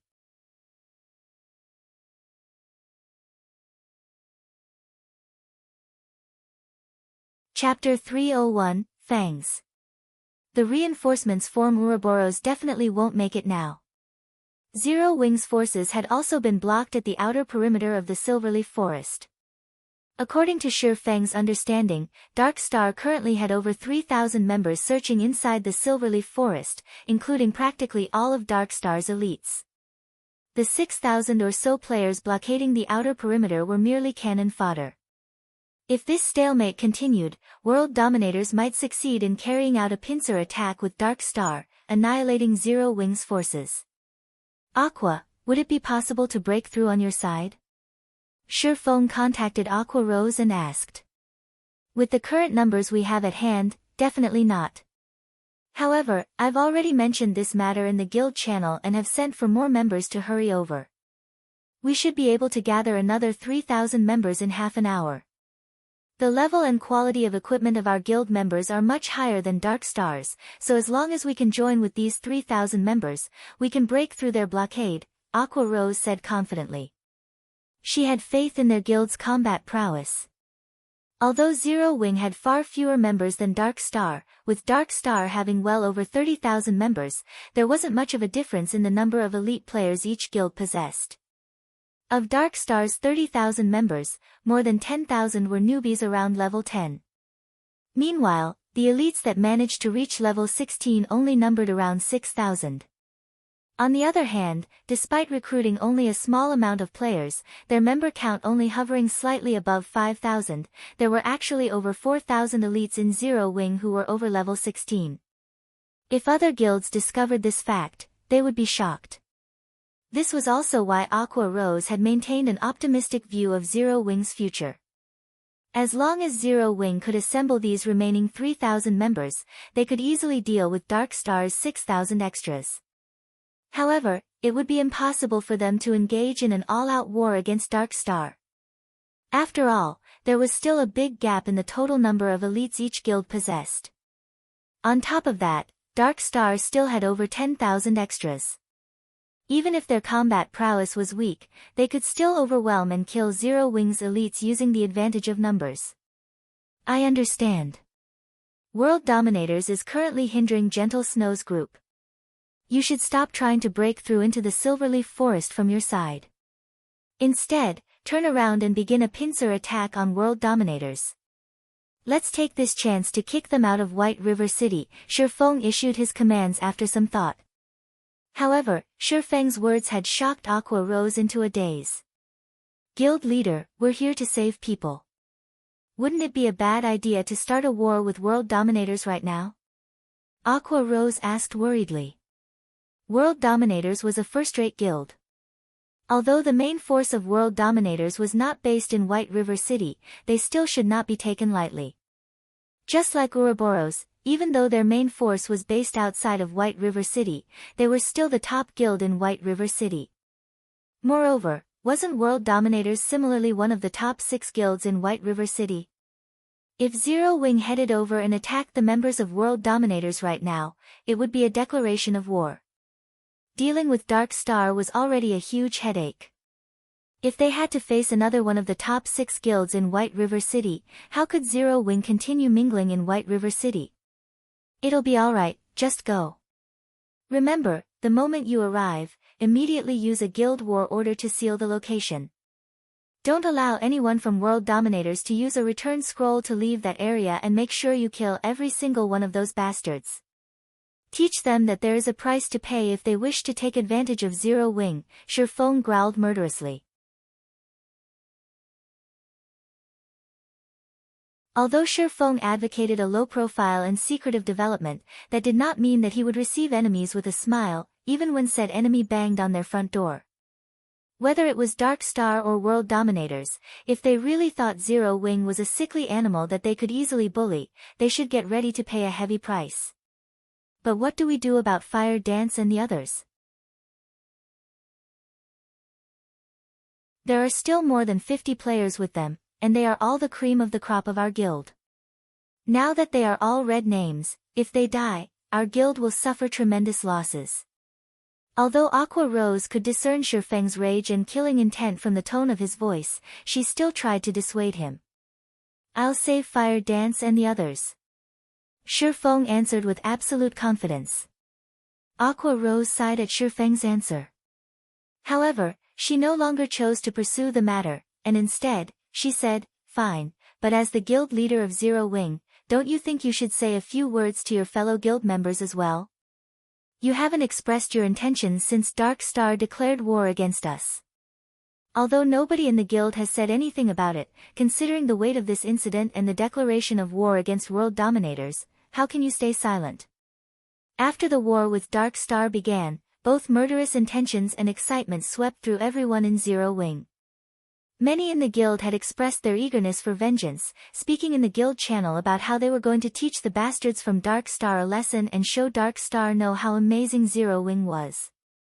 However, as the intensity of the battle between both guilds grew, and the number of deaths increased, the atmosphere in Zero Wing became heavy. Even though they had fought for so long, they still hadn't managed to break past Dark Star's blockade around the Silverleaf Forest. The number of dead Zero Wing elites inside the Silverleaf Forest also grew as time passed. Hence, it was inevitable that Zero Wing's momentum would falter. At this point, most of the Zero Wing members had already lost their motivation to continue fighting, not to mention carrying out a pincer attack on world dominators. Shi Feng, of course, was aware of Aqua Rose's concerns. However, compared to just speaking through the guild channel, Shi Feng had taken more decisive action and directly uploaded a post to the official forums. Dark Star, today you've dared to send tens of thousands of players to hunt the hundreds of players of Zero Wing. My Zero Wing guild will return this slight 100-fold. Even if we're down to our very last breath, we will massacre your 30,000 members as payback. The name of Black Flame, the chief forger of Star Moon Kingdom, had long since spread throughout the Star Moon Kingdom. Moreover, Zero Wing was also the first guild to own a guild residence. The moment this post uploaded, it immediately garnered the attention of the residents of Star Moon Kingdom. Crap! Are they starting an all-out war? I show my support for Zero Wing. Zero Wing is as amazing as expected. Even though there are only several hundred, Dark Star actually had to send tens of thousands of players to hunt them. Does anybody know the final result? I heard that Zero Wing had lost over 300 members to Dark Star already, and there are still a few dozen being hunted down. On the other hand, Dark Star has already lost over 1,000 members. Right now, every player in White River City is discussing this matter. Amazing! With just several hundred players on their side, even when faced with more than 10,000 players, they can still kill over 1,000 players. Dozens are still alive, too. I also want to join Zero Wing and become an expert. I despise Dark Star. If they can, they should duel Zero Wing fairly. What's so great about using numbers to bully someone? I am one of the members of Zero Wing that had been surrounded and killed. You guys should have seen how amazing our guild's Sister Dance and Brother Black fought. Sister Dance weaved across thousands of players, killing over 100 Dark Star members in a row. Brother Black's spells instantly vaporized hundreds of Dark Star members the moment it landed. I have a video recording of the battle, so come to Zero Wing's forum section if you want to have a look at it. After Shi Feng uploaded his post, the entire forum exploded in a storm of comments. The players that had only recently started playing God's Domain also started paying attention to Zero Wing as a result of this commotion, especially after seeing the battlefield containing thousands of players.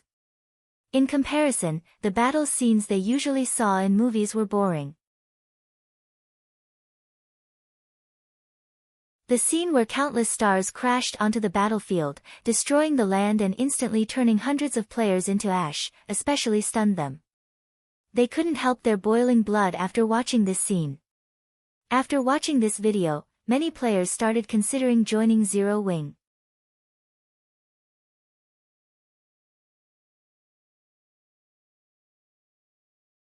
Chapter 302, Strong Capital. Shi Feng had used the name of Black Flame when he uploaded his post. Hence, just a few minutes after the post went live, it had already received a massive amount of visitors. The number of replies easily passed 10,000. Shortly after, the post had been automatically pinned at the top of the forums by the game officials, and there was also an additional bright red war tag on the post. This single word was eye-catching. Meanwhile, due to Shi Feng's post, the originally crestfallen guild members' fighting spirits immediately reignited, and they hungered for Dark Star's death. Moreover, the video of Dark Star's ambush of Zero Wing had also shocked its viewers. The video allowed everyone to understand that even players could become so powerful. When the stars of light descended, the scene seemed as if the world was coming to an end, and within an instant, hundreds of players had been vaporized. Even players outside of the spell's damage range were not spared as the wind generated by the spell's impact sent them flying. Seeing the power of this skill, everyone finally understood why Blackie had such a high level. While everyone else struggled to kill a single monster, Blackie could simply lure several hundred monsters and kill all of them with a single move. How could anybody hope to compare to such a leveling speed? After watching this video, countless players started dreaming of the day that they, too, could possess such power. Such a skill was far more useful than any piece of quality equipment. Dark Star, just you wait. I will kill everyone who tries to block our way. That's right. Brother Black and Sister Dance are waiting for us right now. How can we be so shameful? Aren't they just 6,000 monkeys? Even if I have to die 10 times over, I will extinguish Dark Star. The members of Zero Wing all released spirited battle cries as they glared at the members of Dark Star blocking their path. As long as Aqua Rose gave the command, they would charge and take action. However, just as they turned their gazes to Aqua Rose, Zero Wing's vice leader, Shifeng's voice suddenly dominated the guild channel. I'm sure everyone is clear about what has happened today. Dark Star has declared all-out war against us, and they wish to wipe our names from White River City. Although we, Zero Wing, have just started our journey and the member count of our guild cannot compare to the other guilds in White River City, Dark Star has actually started a war with us, thinking that we are easy to bully. What do you all think we should do about this? Kill them all. That's right. Why should we fear fighting back? Now, let's show those bastards that, if they wish to swallow us whole, they should prepare to lose a few teeth. Since everyone is going to try their best, as the guild leader, I cannot be stingy. Before the battle, I sent for someone to retrieve some battle tools stored inside the guild warehouse. Everyone should now look for Vice Leader Aqua Rose for your share. Also, for those who participate in today's battle, you will gain 10 guild points for each enemy you kill. Those who manage to accumulate 10 kills will be rewarded one piece of secret silver equipment, while those who kill 50 will get a piece of fine gold equipment. If you manage to kill 100, you will even receive a private room in the guild residence. Even if you die in battle, you will still receive 10 guild points as compensation. The moment Shifeng finished his monologue, everyone's hearts beat fervently, and their eyes glowed with excitement. Zero Wing's administration was very thorough, and one could only use guild points to exchange for items from the guild warehouse. However, it was extremely difficult for members to earn guild points. If converted to coins, each guild point was worth around 30 copper.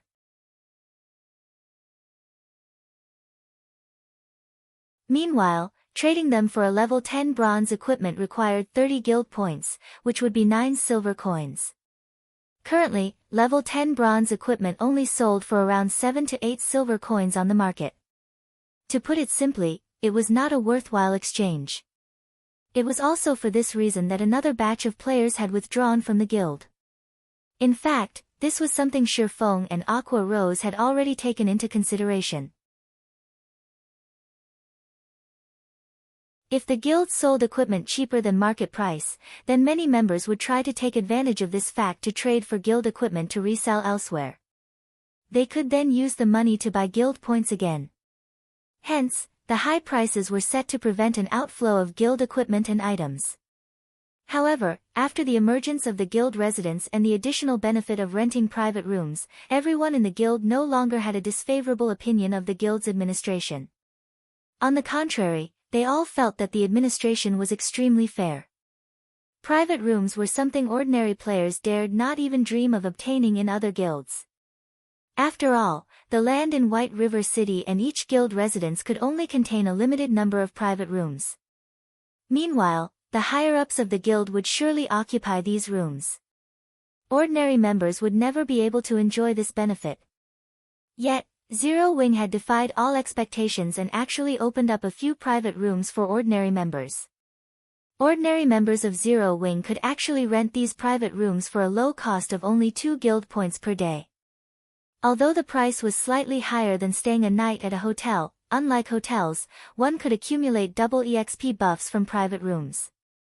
With this feature, it was definitely worth spending a few extra copper coins. The members present in this battle also heard of the benefits provided by other guilds. Although other guilds also provided rewards and compensation to its members for killing and dying in battle, the amount offered was far worse than Shifeng's. 10 guild points equaled 3 silver coins.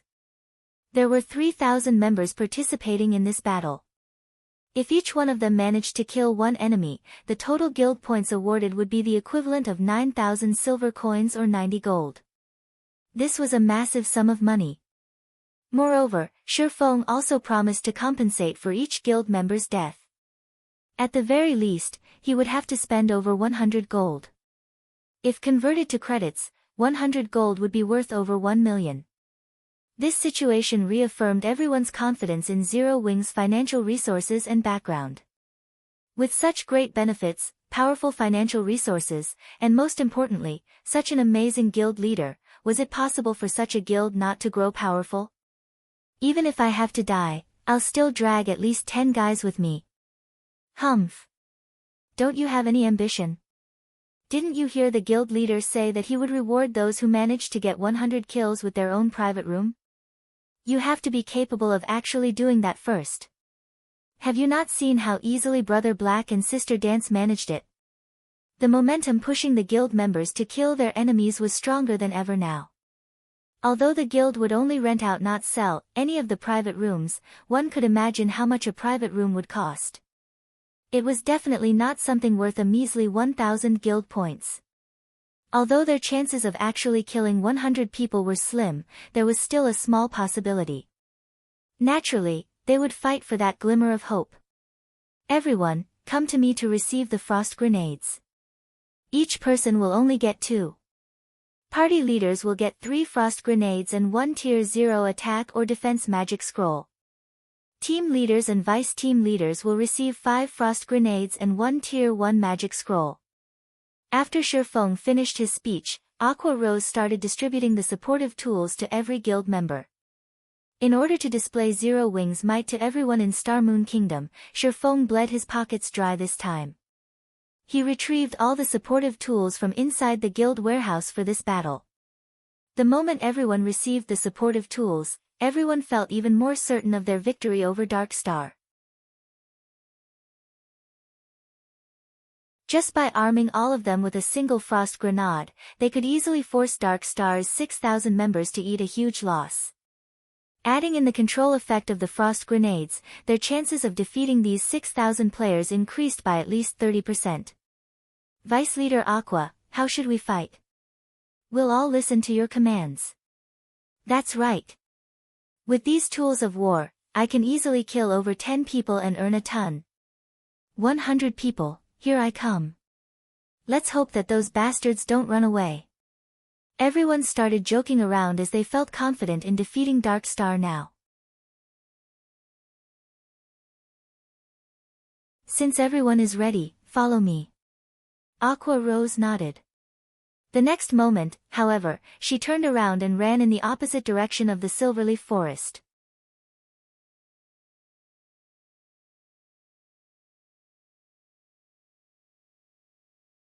Chapter 303, Hold Nothing Back. Deep inside the Silverleaf Forest. Boss, I don't know what's going on with Zero Wing, but they've retreated from Silverleaf Forest's entrance. An assassin who used stealth to stalk Zero Wing's troops reported in the team chat. It seems that they're giving up on trying to get in. Ha ha ha.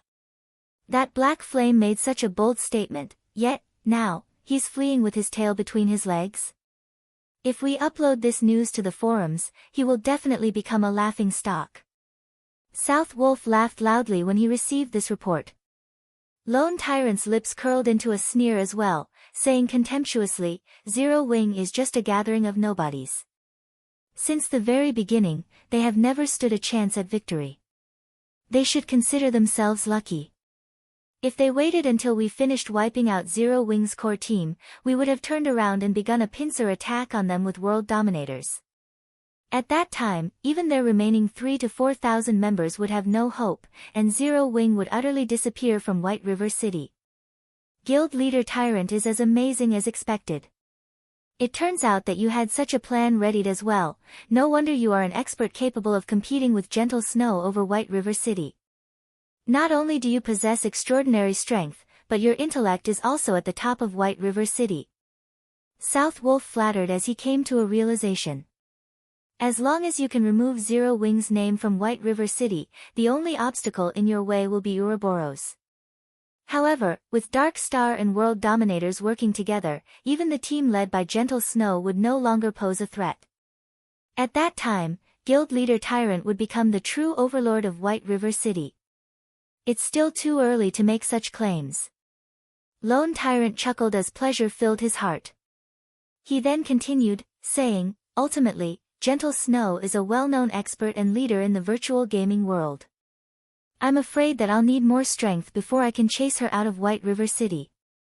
When the time comes, it will also depend on whether or not Underworld plays its part.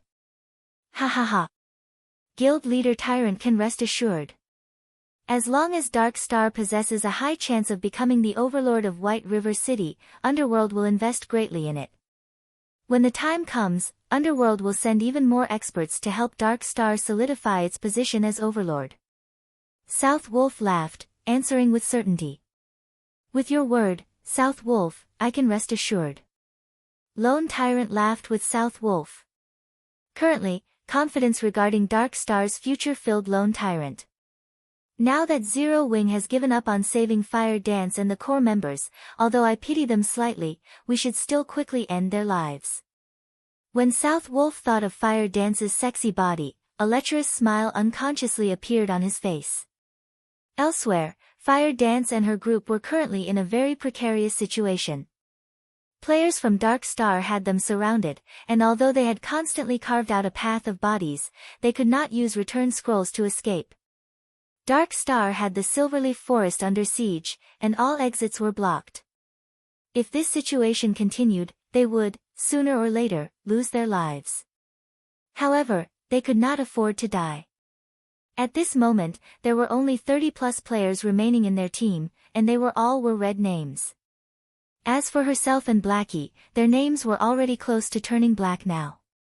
If they died, losing 3 or 4 levels would only be a small matter. The most crucial point was that they could not afford the loss of their equipment. Sister Fire Dance, what are we going to do now? The bastards from Dark Star have discovered our location again, Lonely Snow asked.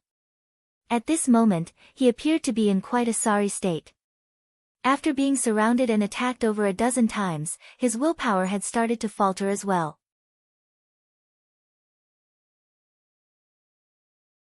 Unfortunately, no matter what they did, they could not find a way to escape from Dark Star. Let's retreat first, then talk. Aqua Rose and the others are currently breaking through the entrance now. Moreover, they also have a large stock of supportive tools, so they can definitely break past Dark Star's blockade. We just need to hold on for a little while longer before we're rescued. Fire Dance had also racked her mind, trying to think of a way to escape.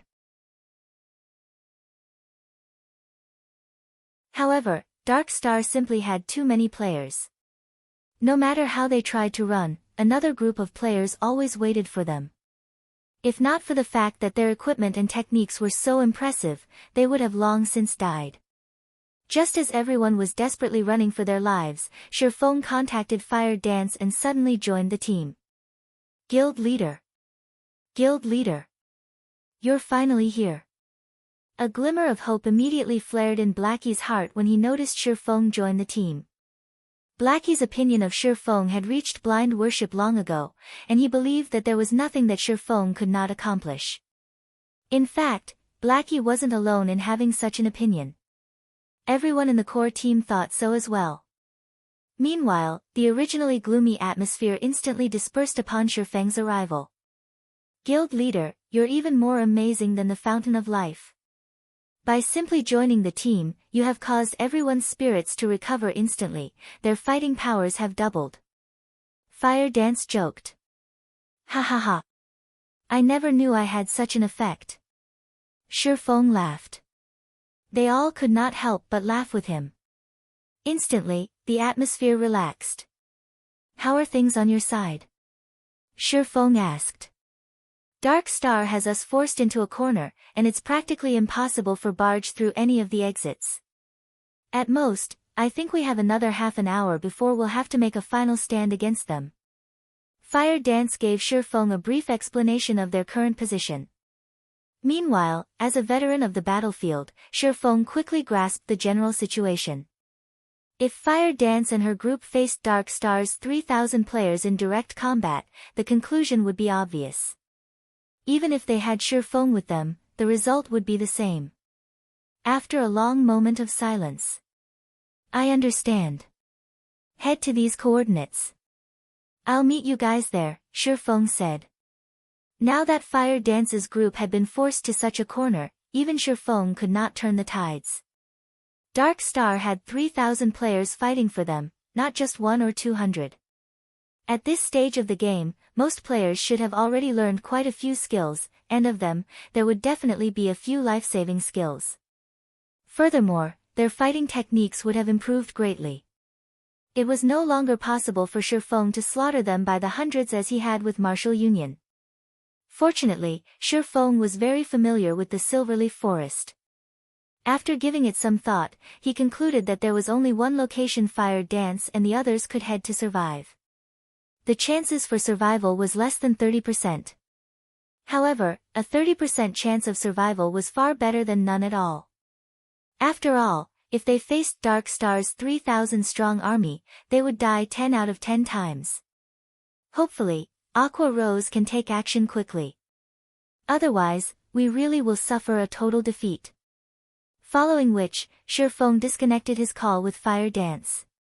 He then activated the 7 Luminaries Ring space movement once more, teleporting to the meeting location that he gave Fire Dance's group. Although Guild War orders could seal off the usage of teleportation scrolls, they were completely useless against the power of the 7 Luminaries Ring. On the gravel road leading to the Silverleaf Forest, the players from World Dominators had already started battling the players from Ouroboros. Throughout their battle, both sides had constantly sent for more reinforcements, involving more and more players in the fray. Both sides were first-rate guilds with extraordinary backgrounds. To hinder Gentle Snow's advance, World Dominators had sent over 10,000 players to this fight. Meanwhile, Gentle Snow had even more players on her side. Currently, her army had increased to over 14,000 players.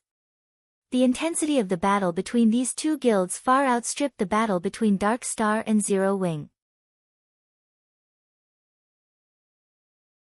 This massive encounter had shocked many players in White River City. Just what was happening in White River City? Why were 4 of the top 6 guilds in White River City battling it out against each other? Moreover, it wasn't just a minor skirmish between guilds. These 4 guilds had actually started a full-fledged war against each other, where only one side would rest when the other was obliterated. Such a situation was simply unimaginable in other cities.